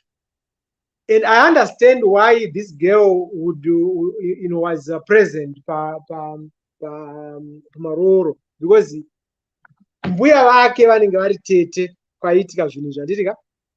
So mbuya vake vanogona kuenda naye ari tete. But like I said, kana akuzororwa uyu Stacy uyu, hakuna vekumusha kwana vanenge varipo, because havatodikwi mudare racho iroro. You understand what I'm saying? Because itori imwe mhuri yokuti hazviiti kuti vaudzwe kunzi kuri kuroorwa munhu, hazviiti. Inini I always try to connect ukama ka, ndinozvipinza ini musituation yacho, ndoconnecta madots, ndoti okay, saka kana uyu ari hanzvadzi yangu achinzi ndimbuya, saka ndotora hanzvadzi yangu ini ndoisa in that situation, ndozoona kuti saka mwana wahanzvadzi yangu mukomana akazoita mudzimai wake, mwana wake ndiye wazoroorwa. Vanondidaidza here? Kana vanodaidza vangu ukama hwangu, ndoona kuti hazviiti. Because ukama hwacho tiri close, but matare emusha kana pachiroorwa munhu tinodaidza vana baba nevanin'ina, ndo vanodaidzwa ikoko. Saka ini handigoni kudaidzwa ikoko. Inoparikitwa nyaya idzi. That's the easiest way to understand some of this relationship, because zvinogona kuti confuse. Yeah, but yeah, so that's my advice. They want me kuti ndite munyai catch one. Ndinenge ndiripo available, because nyaya yavo in as far as I'm concerned ndiri very simple, straightforward. Dai kuchinzi vakatanga kudanana, havachiri kudanana vakazorambanisa vanhu, taiti it's a problem. Zvino havakaramba nezvakavarambanisa, vakasangana nezvakavasanganisa, kungo, it's all they just remember that one incident yavakambomita. Just like isusu ndogona kumita a classmate of mine wandakadzidza naye kana primary school chaiko chaiko, tikasangana muno muAmerica, we might rekindle a relationship, but it does not mean kuti ndakanga ndichimuda kubva kudhara, tasangana zvaitika. So it was simple as that. Now Dr. Love, zvamanga muchizama kutaura Dr. Love, ndazama kuti ndizviprocesse ka, ndiri kutadza kuti zvinyatsopinda musoro mangu. Basically muri kungoti as men hatifani we should not compliment our sisters. We should not have any relationship nema sisters, whether we're married or not, because you're not going to lead into problems. I don't know if that is what you're saying, because ndikati sokutaura kwandaita apa ndikati Lisa wakanaka, sorry Lisa, I'm give you as an example, ndikati Lisa wakanaka apa, I don't see how that should lead to anything other than that compliment yandapa Lisa. And ndakambotaura panapa, tikada kunyatsotarisa musoro medu dehwa kuti titi dai taivheneka zvamunofunga musoro menyu musina kuzvivocalize. So most of us tingangodai tinongosimudzwa tinokana mujere, because tine mhaka dzatakatopara dzeperera musoro, because pfungwa dzemurume, especially murume, dzinomhanya dzinoenda kwakawanda, dzinoenda kwakadini. So this brother of ours takuda kungomupanicha because wangova honest ngotaura kuti ndakangoona hangu musikana uyu ndakangoona kuti wakanaka. That is how we are, why we are punishing this brother of ours, but otherwise hapana nyaya. Lastly, nyaya yasister wedu wayo kuhotera waya, I want to agree with what Dr. Love was saying. That was a case of rape. Irrespective of the mistakes yakaitwa na sisi wedu, which we advise madzimai, it is still rape. Okay, and it might be difficult to prosecute it in a law of court because of some of my circumstances atanga tichitarisa, but still I consider that as as rape. That is why dzimwe nyaya dzamakanzwadzana vana R. Kelly, vana wanzani waita madrama uno, Bill Cosby, vainzi vaita izvo zvokudhraga vanhu vachidini. Some of these dzinonetsa kuzoprova in a law of court, but effectively it's still rape. So I think my sister did a good thing by reporting the case, because this guy Kanaka Jita with our sister is likely to do that again. And at some point, I'm sure he's going to get caught. So, and the record is still there. One of our sisters again in future. So, when things like this happen to our sisters, Musa Nyara report, go and report. because zvinogona kuzobatsira vamwe vakawanda in future. Okay, I think ndapedza mukumadeo. Right, sekuru yapoti apanda kungobvunza panhu one. I think pari muddled or pari cloudy ndepekuti pakasangana Stacy nemunyori ndo pane problem yekuti vanhu sevanhu vanobva kune vanhu tinozongomira nekuti kudai panga pasina maroro manga muchasangana kupi, ndo pane zita problem.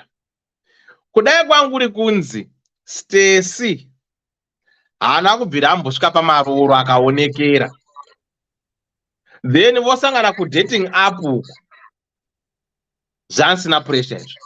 But izvekuti akatombopinda yatsika dope yamwa yekuti akatombopinda pamusha apa akaonekwa, vanhu vanongostenda nekuti the blame will be always on Stacy's ndokapinza imba yemunhu, even though she wasn't involved in their divorce, but because Stacy was once ate maroro.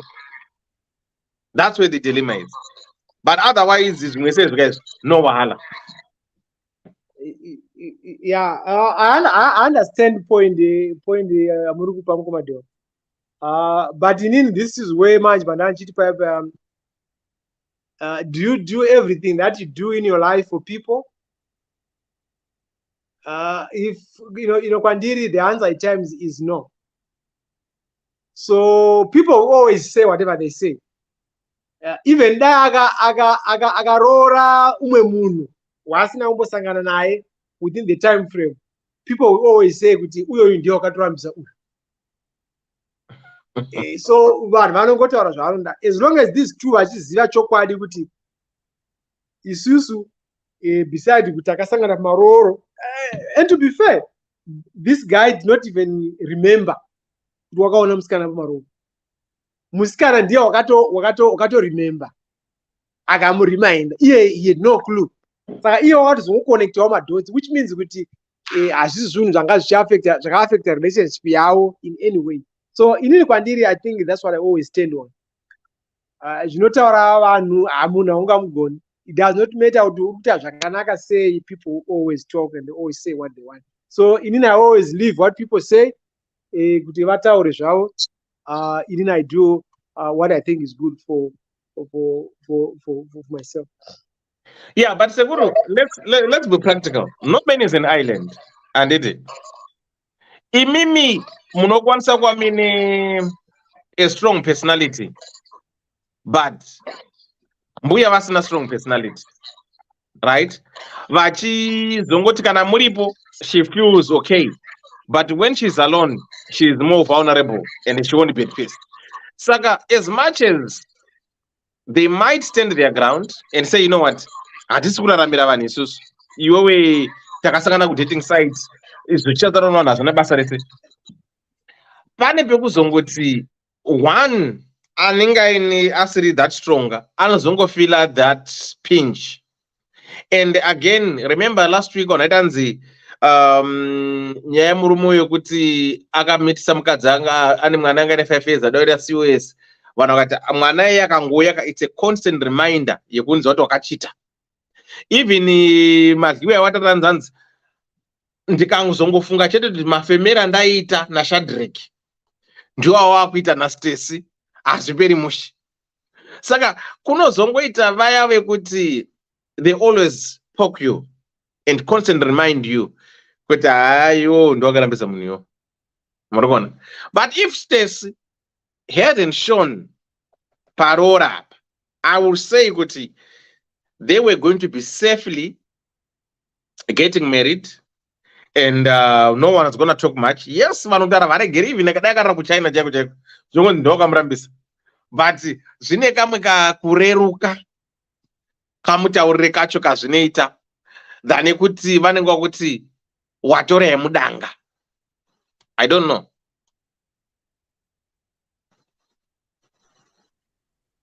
You are very right, Mukumadeo.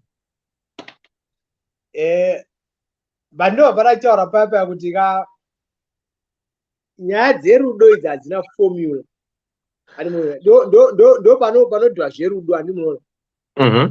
It's very easy for us to say kuti ngavangosiyana utsvaka munhu wodai, but they are developing my feelings towards each other, and hazvina formula chaiya tinganyatsa kuti ndo inoshanda as long as it's working. And I like the fact that both of them, they are seriously thinking about this issue, and they are looking at all sides. Your story out. If they were to come to that decision, somebody, let's go ahead, let's form a relationship, I'm sure they're simba, because they already know what is chato, and this is part of them preparing themselves for that. Saka andizoni dambudziko rinozouya kana zvakunzi zvakubva mune vanhu, because it's something they already anticipate even before vatora that step yokuti takutanga relationship. So handioni chitsva chingazonyanya kuvavhiringidza. Okay. Yeah. Anyway, I think this was a very good show. Ndandoda kuseka hangu nguva patanga kutaura Dr. Love pane pavataura achiti scientifically. I was joking with somebody this week. If you want to lie and make everyone believe you want to start your statement by saying scientifically. Then you give your false statement. Saka muri kuti ndiri kunyepa here? No. Ndazvipuka. No, ndiri kubvunza kuti muri kufunga kuti ndiri kunyepa here kuti scientifically it's been proven kuti intelligence actually is attributed to the woman's DNA contribution to the baby. That's I wouldn't say you're lying, but I would say that is the simplistic approach to the topic. So you are not necessarily lying, but it's that's the simplistic approach. I don't want to dwell too much on that. Intelligence is a complex topic, which is determined by not a single gene. So many genes are involved in intelligence, and there are so many factors that come in. I wouldn't attribute that just to maternal DNA. I wouldn't, attribute that. So that's why I'm saying I'm not saying you're lying, but it's too simplistic approach. But anyway. I am very willing futhi kukupa ma scholarly ngikini citations actually. I am very willing because kana ndotaura nditaure ndichihumana ka. Ndenge ndichitaura ndenge nditaura. I just want to kuhumana, Dr. Love. I'm not saying that. No. We can talk Seri, Dr. Love. I think I should have your contacts. We can share a lot of that information if you want. I can also share you a lot of information on that. Oh, that would be great. Actually, physiology. That's my topic. Do area yangu saga. We can talk a lot about that. Yeah, and nyaya ndazoyabatwa iya yekuti taura murume anokwanisa kutarisa mukadzi oti akanaka.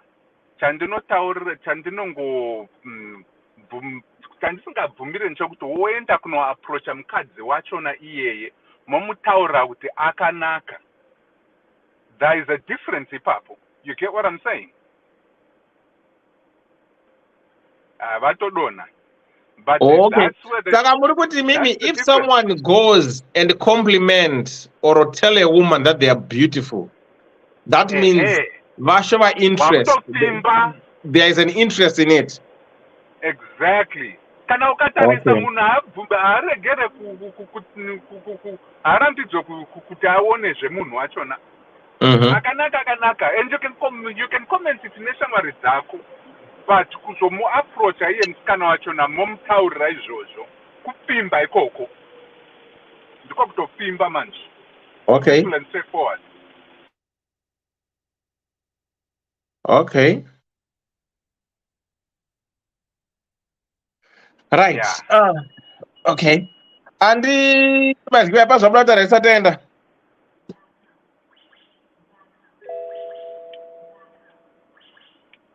Panoenda. Right, good people, thank you so much for your time. Thank you so much for your contribution. And here we always discuss real life matters of the hard things that happen to us in our day-to-day lives. So if you've got a story that you want to share with us, please do likewise. Call us, write your story. We can have a discussion about it. You can use it as a case study. Then as you've even seen, right. Our program tonight was sponsored by Ddc Calendar. So please, guys, if you are in Zimbabwe, if you are planning to go to Zimbabwe, please. We have got calendars in Harare. So please do likewise. More higher motkari, my terms and conditions are there. If you want to get your car from the airport, you can get your car dropped for you at the airport. Wherever you are in Harare, we can drop the car for you. You get your car with a full tank. What's the motor in a full tank? You pay your deposit, then you get your deposit as soon as you return our car. Right. Tapedza ipapo tiri kuti isusu UK yakadirwa shuga ayo mafaro ayo uyayi musi wa 1 July Zim10 up yazviita kuna Knox, Popten, Jammaster, Togi Vibes, Shashel, Volts izimdanzo yese vanenge vachichimhanya vakomana ivava $30 unongodhiwanira link kana kuenda papage pangu unongona link iripo ungoclicka link yako tenga cheka with $30 kana unoda VIP kuti you'll be mixing and mingle with the artist. Please do likewise. Get your tickets as Zim10 up as early as you can. Atisi kupera ipapo chete tobva tati musi wa 26 August Y2K promotions yazvita zvakare legendary tour Mukanya, Wingy D, Selma Mtukudze, Mambo Dutere, na Japreza under open ground.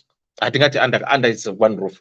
What open space with family. Whenever we never notify pamwe VIP up 160 amacho akapera saka ndikoko murdo tosangana kwepi tosangana ikoko musi wa 30 September.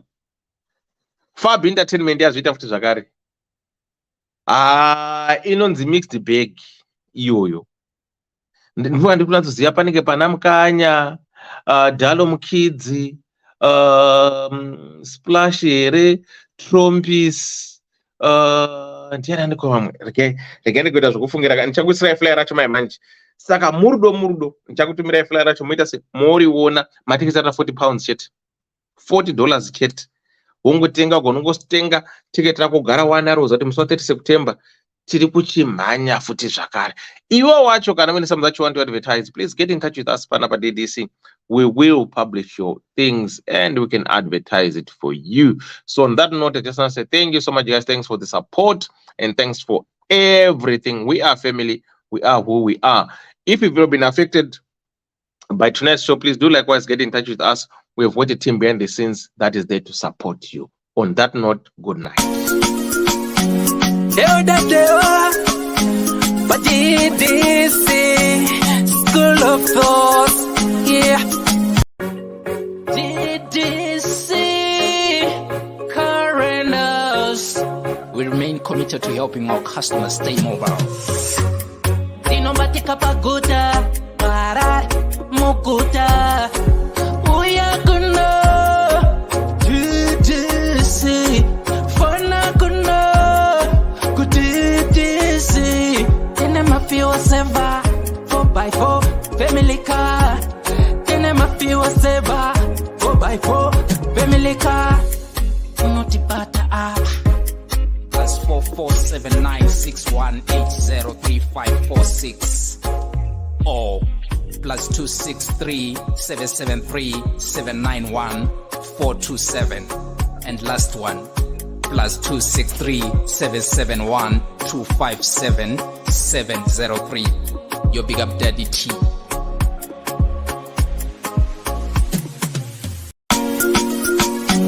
Deo Ddc Skool of Thoughts. Yeah. Kubatsirana, techidzidzisana, techiyambutsana, fila kuonesana, techisimudzirana. Ya. Pano ndo patosangana, techibatsirana. Pano ndo patokumana, techidzidzisana. Ddc Skool of Thoughts. Ddc Skool of Thoughts.